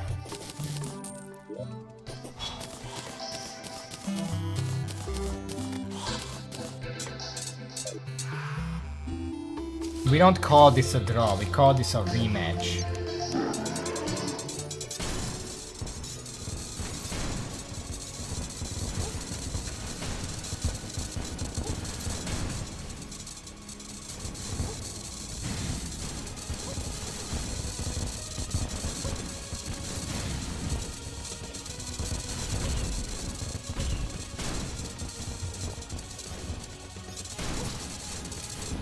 I don't even know which attack that is. Okay, well, let's see how much money this gives us.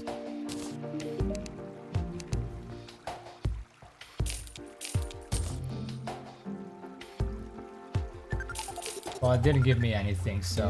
I mean, I could sell these, but that's not even enough. Ah, fuck. That's like a platinum end-to-end. Not that much for this boss. Let's start cryogen, I guess.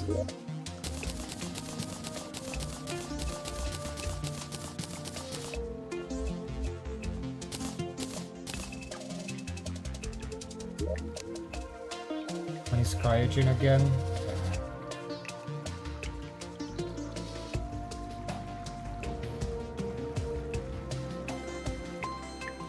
Which one is cryogen?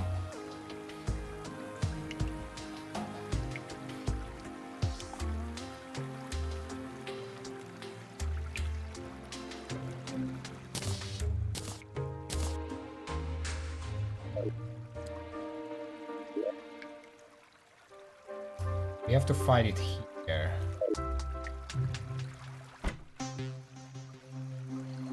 We're gonna have to walk.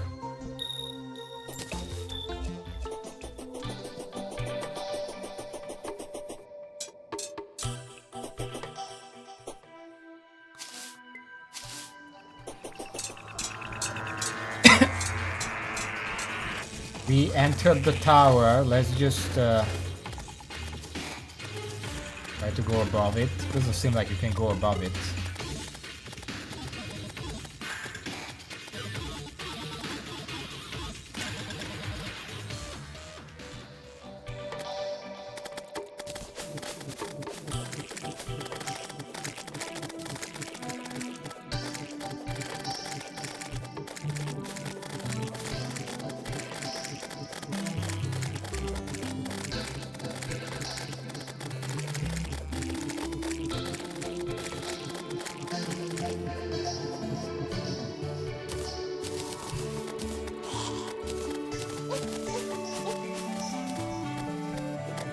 Just some easy stuff right there.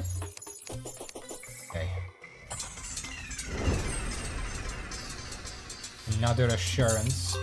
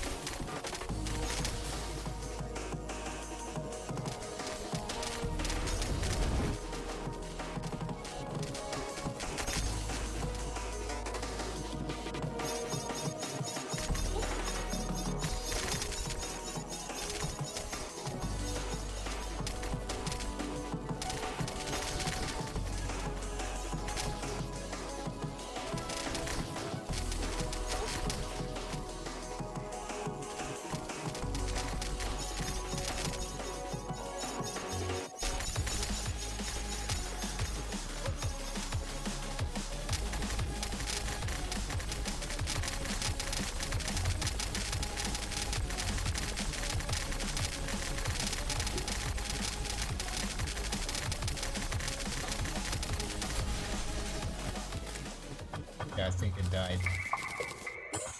It's not very difficult. Let's see how much that gives me.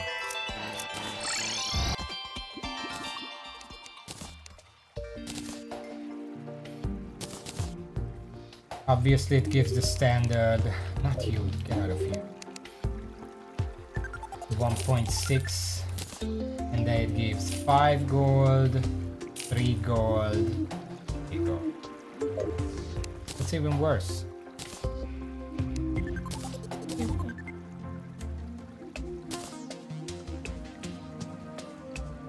I think the destroyer gave more, but at that point, if I can beat the destroyer for money, maybe I can just beat Galatron for money. Is there no space in here? Fuck that fish.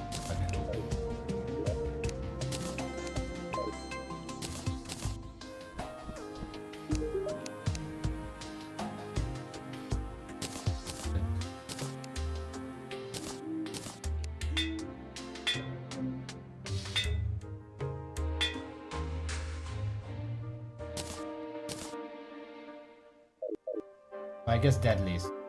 Fine.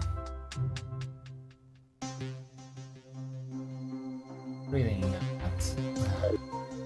Okay. Let's try to beat Skeletron. That is to say, mechanical Skeletron.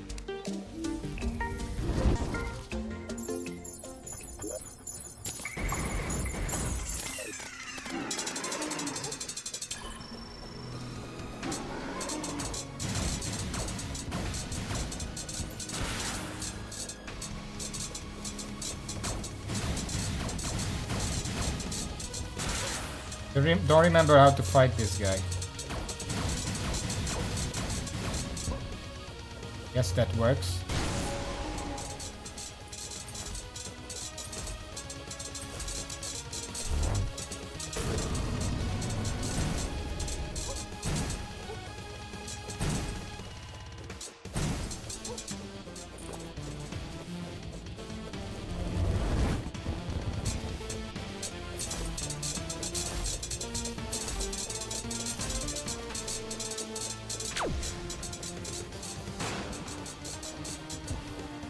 And it's dead.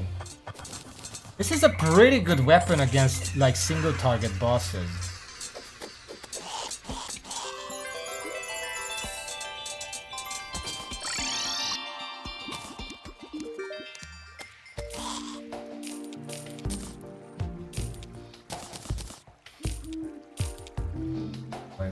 I mean, it's basically the same as the Destroyer. Come on, legendary. Thank you. So this is the best it gets.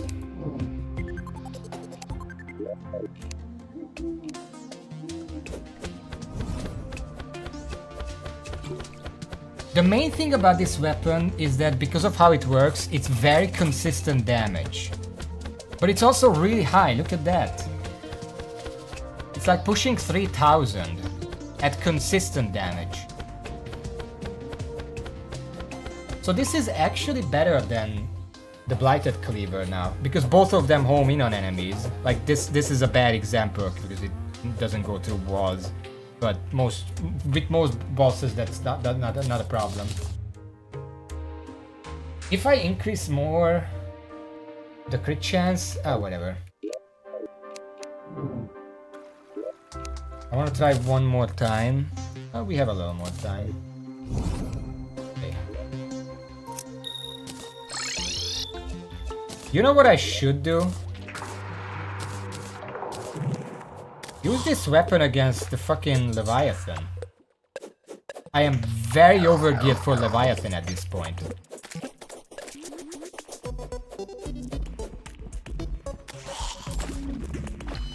Just to try it out, you know? See how it fares.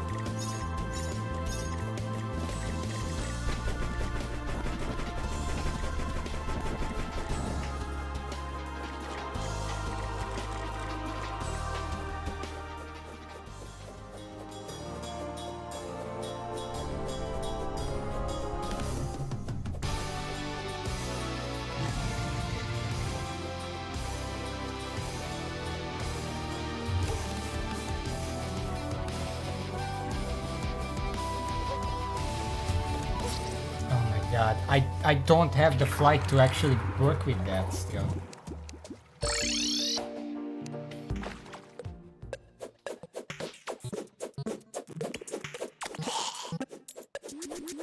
Because I can't be on the ground when it spawns, because then I just get my entire health bar eaten. But if I'm not on the ground, it's really hard to get back on the ground to actually prepare for the boss.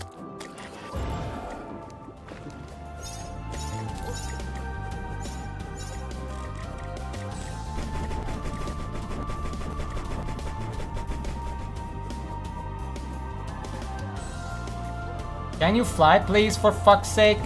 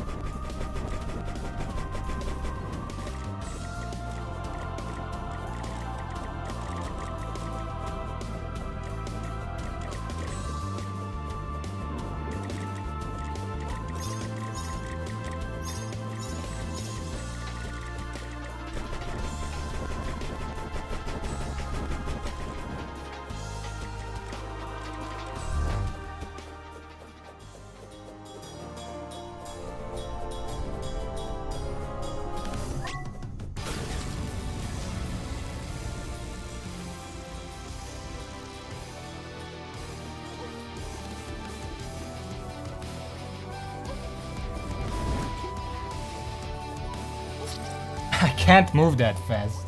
What the fuck?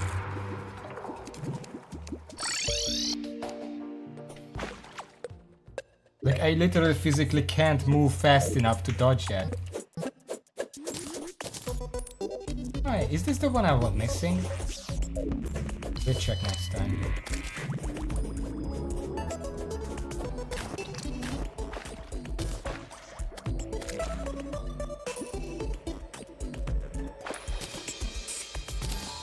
Maybe it's this one. I don't know. I'll take both.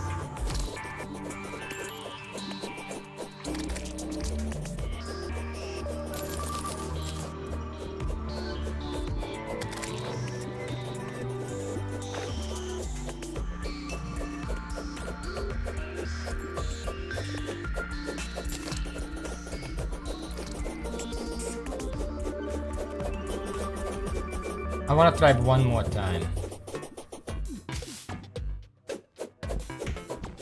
I do wanna point out this is actually a pretty big melee weapon as well. True melee.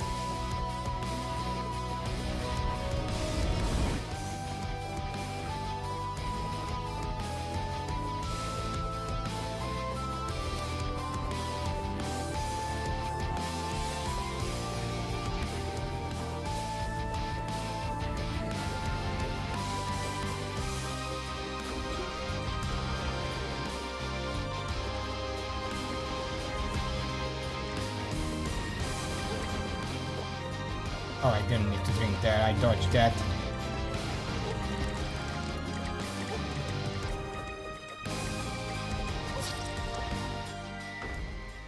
I mean, it's probably possible, but I don't know if I really care to do that right now. There are a bunch of other bosses that I can do. Life jelly. I don't need this many. Let's.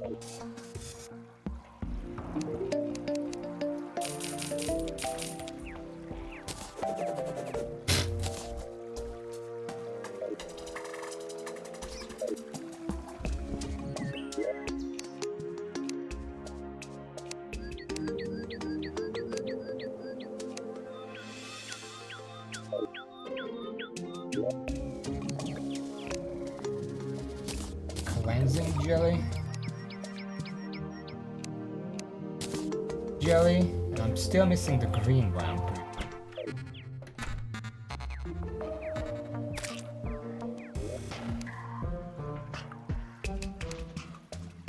Yeah. Up here for the future. I do wonder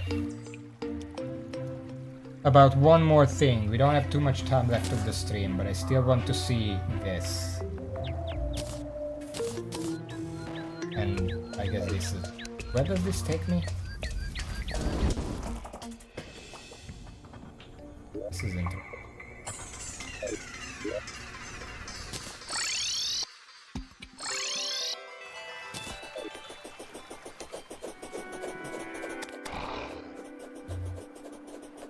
This is in fact a really powerful weapon. Look at that. Too bad it doesn't go through walls. Makes it a little bit more finicky.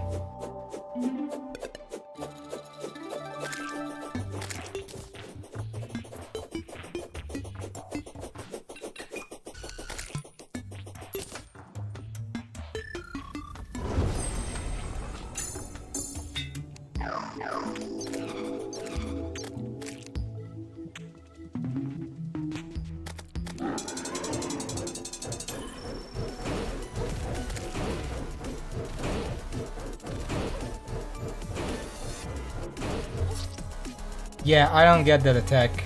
Raven, you said, oh, you just have to figure out dashing. How do I avoid that attack when the safe zone that it shoots is directly under it?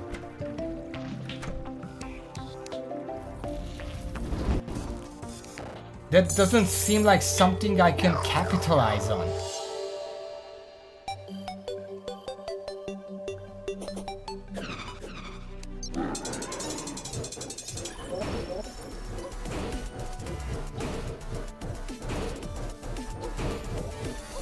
Yeah, I just... what the fuck? This boss is stupid.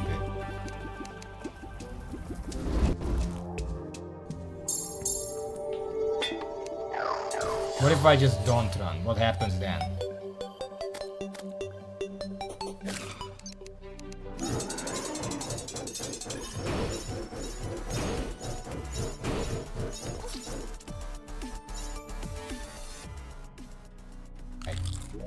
Noted.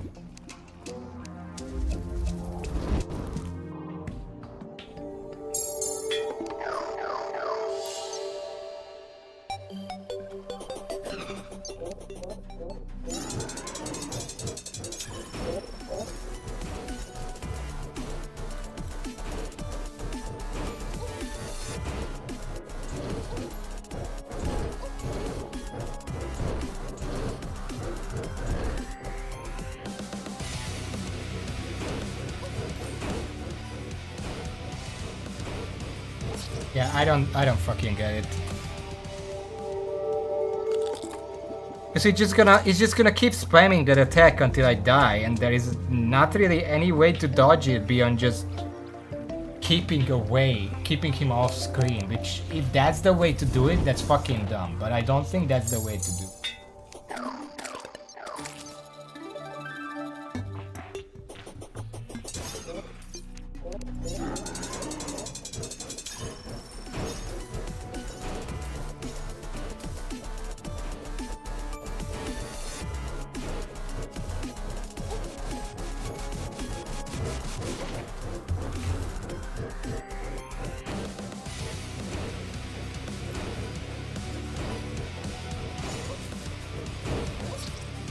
Raven, where the fuck are you? You said this is easy. I don't get it.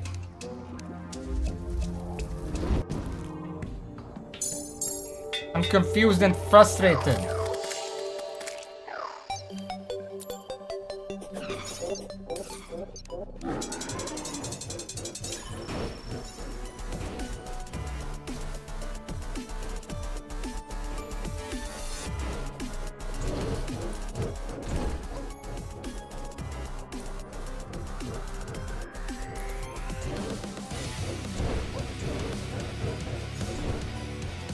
You just get confused the way it's stuck.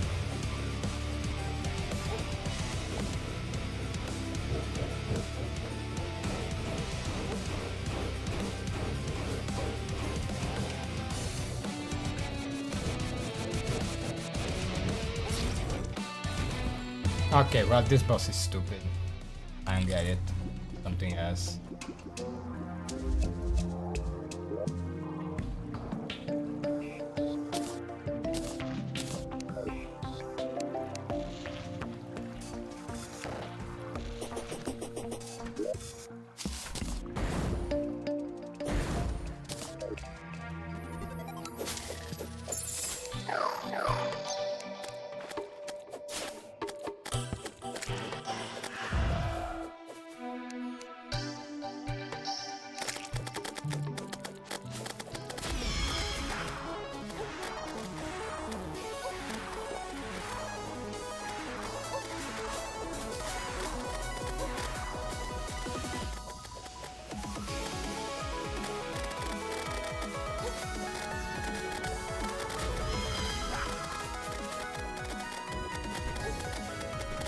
Okay, well, fuck you then.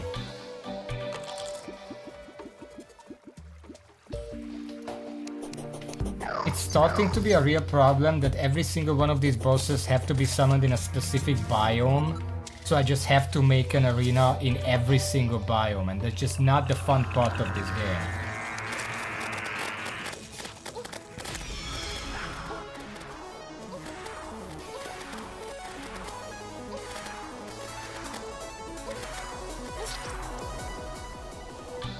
Yeah, this is gonna need an arena. I don't wanna make another fucking arena. Can I summon it anywhere else?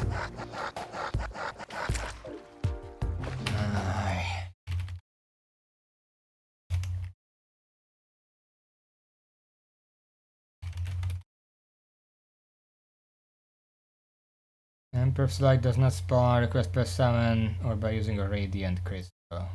The Radiant Crystal.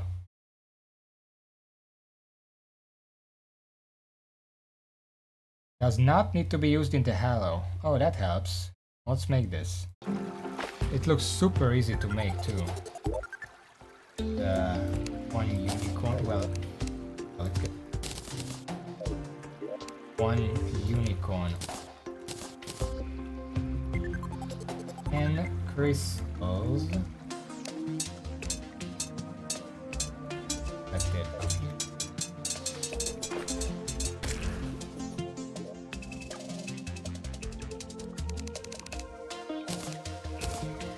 And fix it.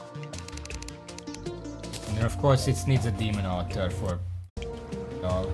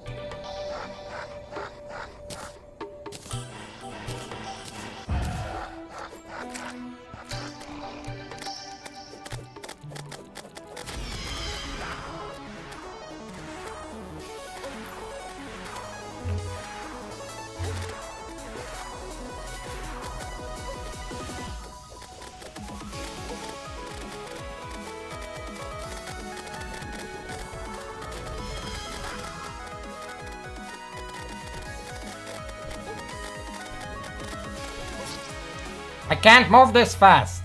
What the fuck? Does it give me infinite flight? Or something? I didn't check. Maybe it's that kind of flight. Yeah, it does seem like, yeah.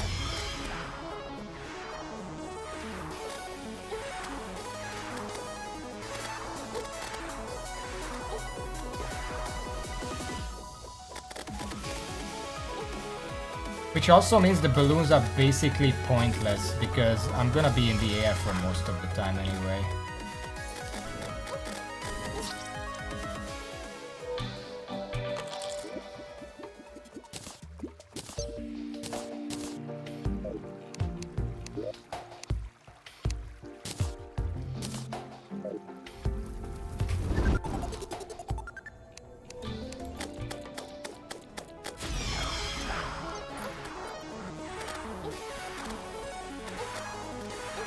I don't understand this attack pattern. What is it doing? It's so fast, I don't get it.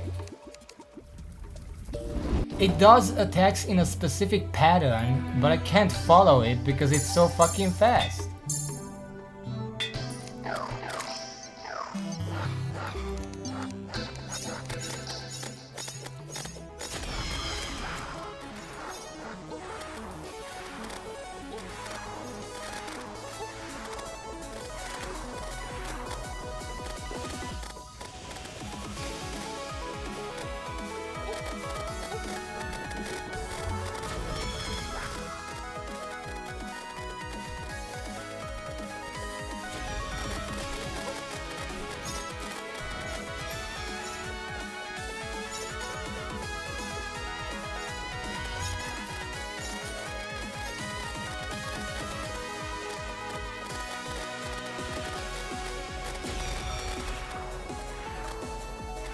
Oh, it does this fucking attack again.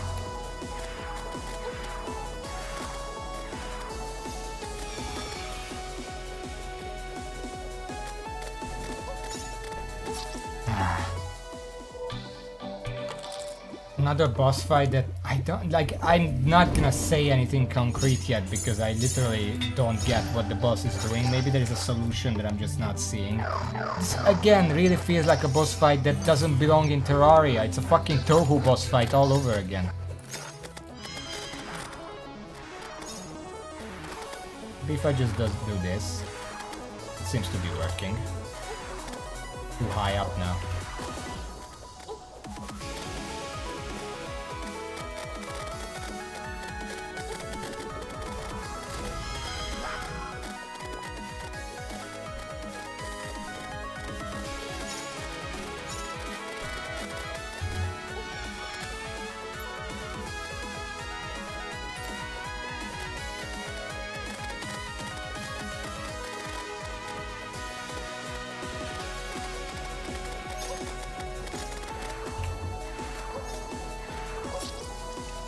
I don't get it.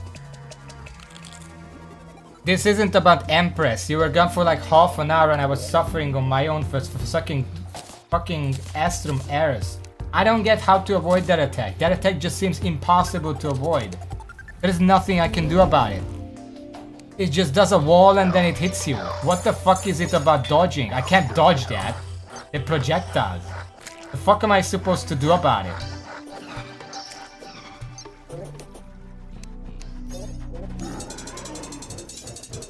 Just this fucking projectile walls. How do I dodge this?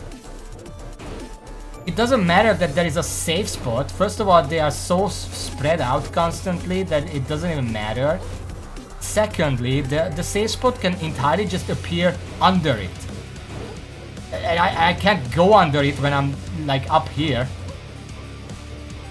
But how the fuck do I do that? It just seems so fucking stupid. Am I not getting something?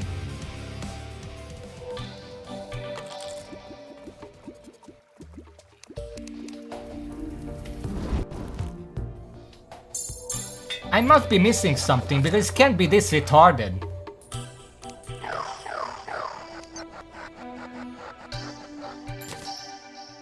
What do you mean, where am I looking? I'm looking at a boss, I'm hitting the boss. I'm also looking at myself to try to dodge the fucking attack.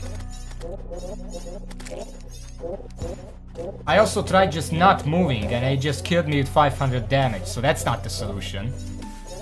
I tried dodging back and forth under it. That doesn't interact with the attack in any way. So like, that's not a solution. So then what the fuck am I supposed to do? Just tell me. I don't give a shit about figuring it out. Because this just seems stupid.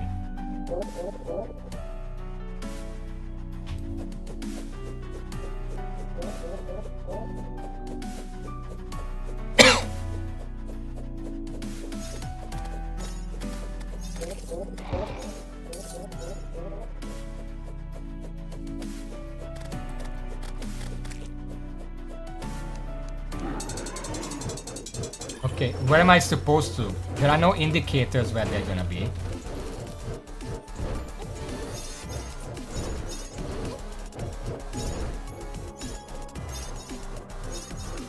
Like, where am I supposed to look?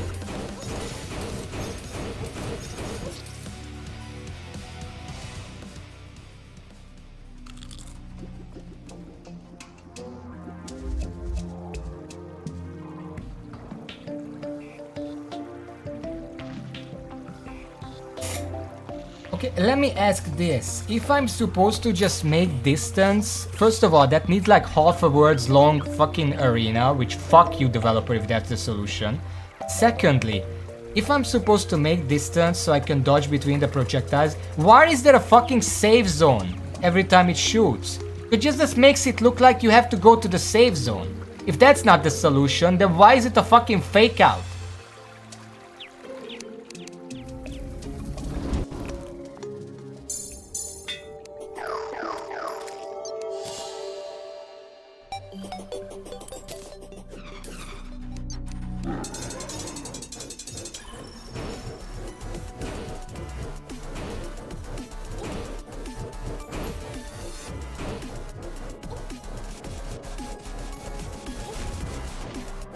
Also, if I leave the astral biome, then it just enrages, and I'm fucked anyway.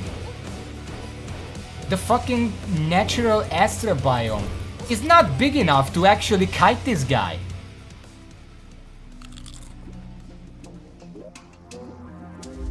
Or I just have to fucking decimate this entire thing and make it go this far, which is fuck you if I have to deal with that shit. I would have to cut down this entire area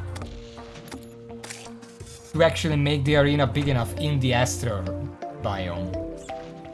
Which you can't even do, because generally speaking, I'm pretty sure you're not supposed to cut down this, because you need this for the other boss.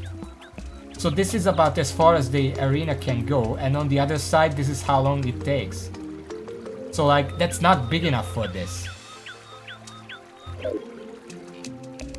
The thing is, I shouldn't get a fucking Astral solution from the Steampunker just to fight the boss. It's already bad enough that I have to make a gigantic fucking arena for every single boss in every single biome. Because I also need a fucking hallowed arena, I need a fucking ocean arena, I need a fucking, I don't need a jungle arena. And now I also need an astral arena, like expand it, fucking make it bigger. Like, why do I have to do it? I just want to fight the fucking boss. Why is this necessary?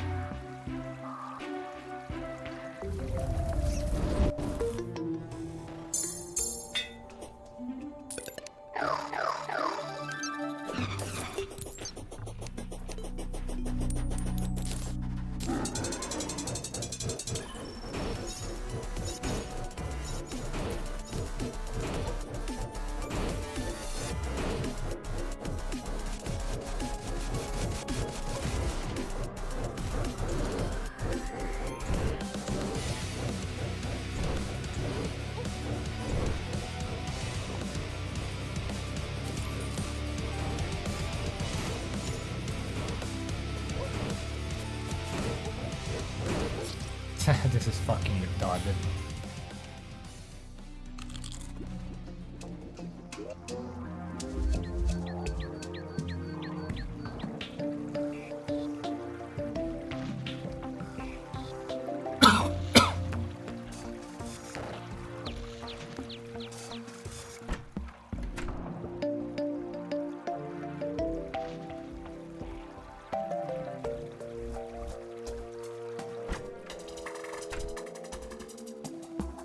In general, it doesn't really matter, because even if I make the astral biome go until here and expand the entire arena, I can still only use like the bottom platform, because if I go any higher, that's not astral anymore, so it's just gonna enrage anyway.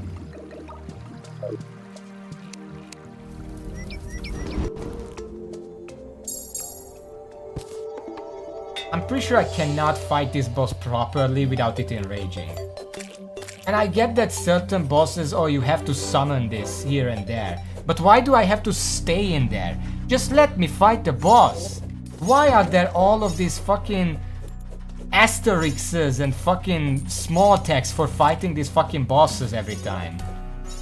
Just let me fight the fucking boss.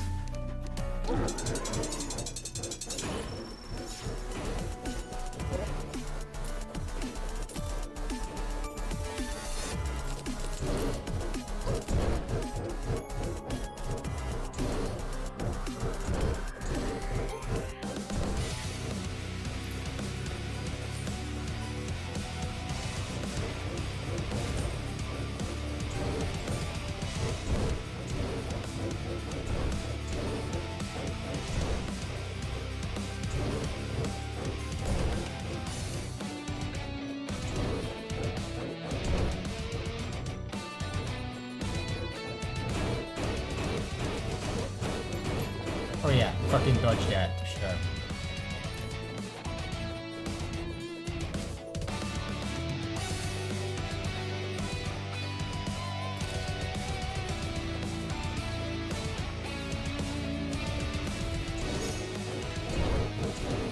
What the fuck was that?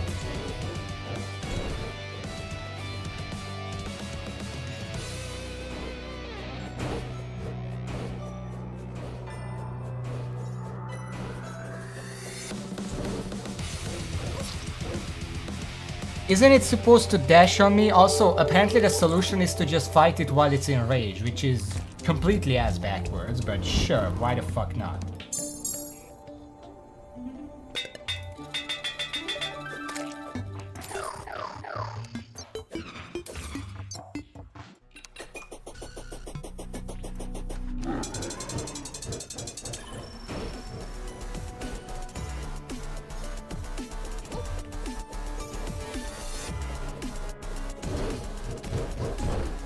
Why does it do that?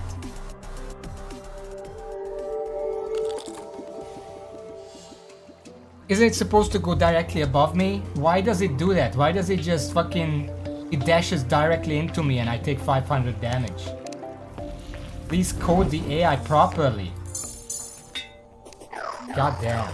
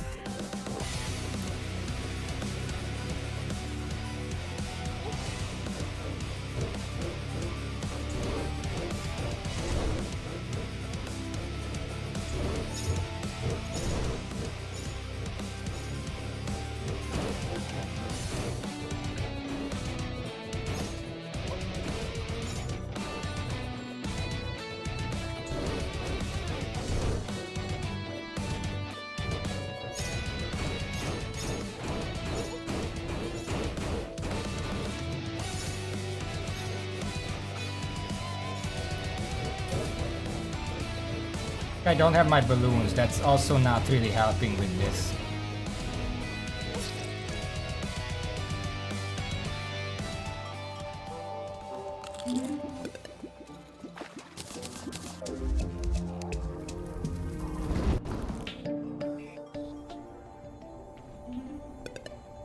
It doesn't overcompensate, because if I'm here and he's under me, at what point would he dash under me, right here? At that point that would be undercompensating. I don't see why it would be doing that.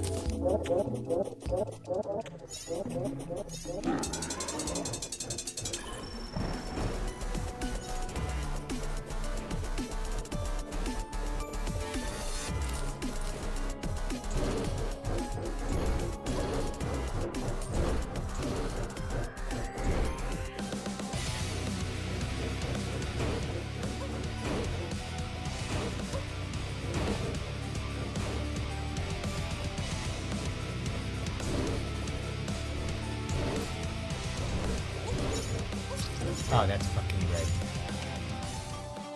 It's probably a max jumping distance, but that's just... why? Every other similar attack in the entire game just puts the boss on top of you. Why is this one special? I'll tell you why. To fucking throw you off for no extra design effort put into.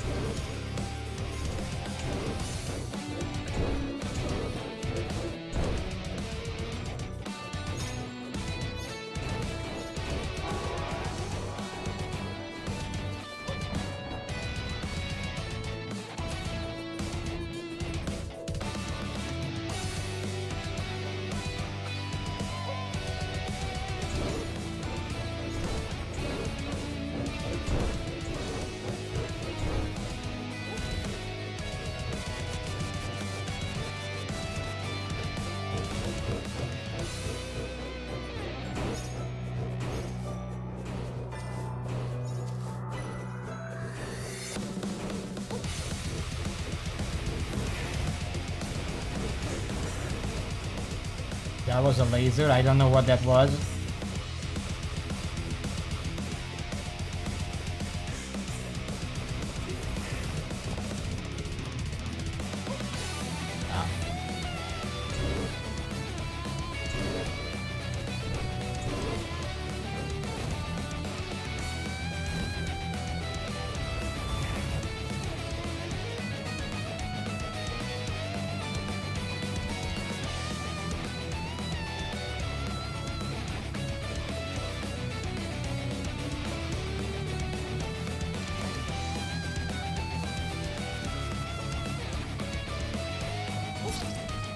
Apparently the solution is to have it like 3 screens away from you to the point where not even the circular laser can hit you, and then you can sort of beat it off screen.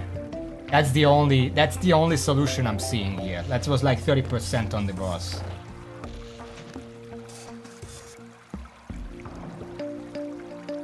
I don't see any other way. Because if it's on screen, then the projectiles are too close to that guy. You're not gonna dodge them. So the only way to beat it is to just not... just basically be a different country from it. What I'm noticing is... it benefits, like, if it's up here, I need to get it down here. And I can accomplish that by just dropping down. If I'm dropping down and I'm in midair, it's gonna drop down all the way. That's what I'm seeing. Yeah, I don't see how I can do the melee because it just has a billion projectiles right around it. And they're too close together if I'm next to it. Like, I tried staying next to it, it didn't work.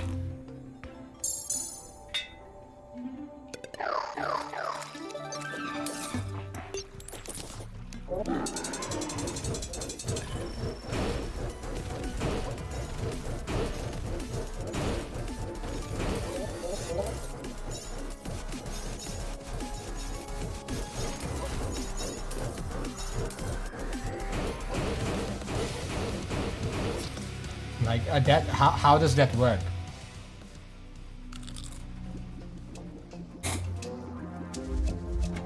Like, what am I doing different from you? How do you do a melee fight with this guy? Because I'm not seeing it, like, at all. Like, not even an idea of how it would be done.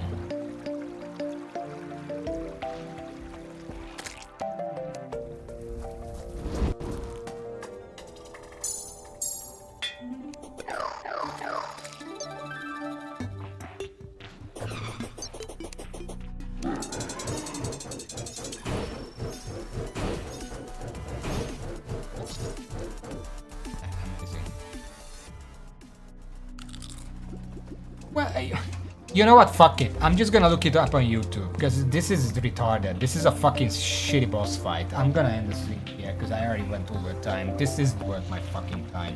Thank you for watching, until next time, see ya. Most of these fights are just like, this shouldn't be in Terraria. Just make a Toho game if you really want to make these kind of boss fights. Why are you a Terraria mod dev? Just make your own fucking game. Clearly that's what you want. Fuck.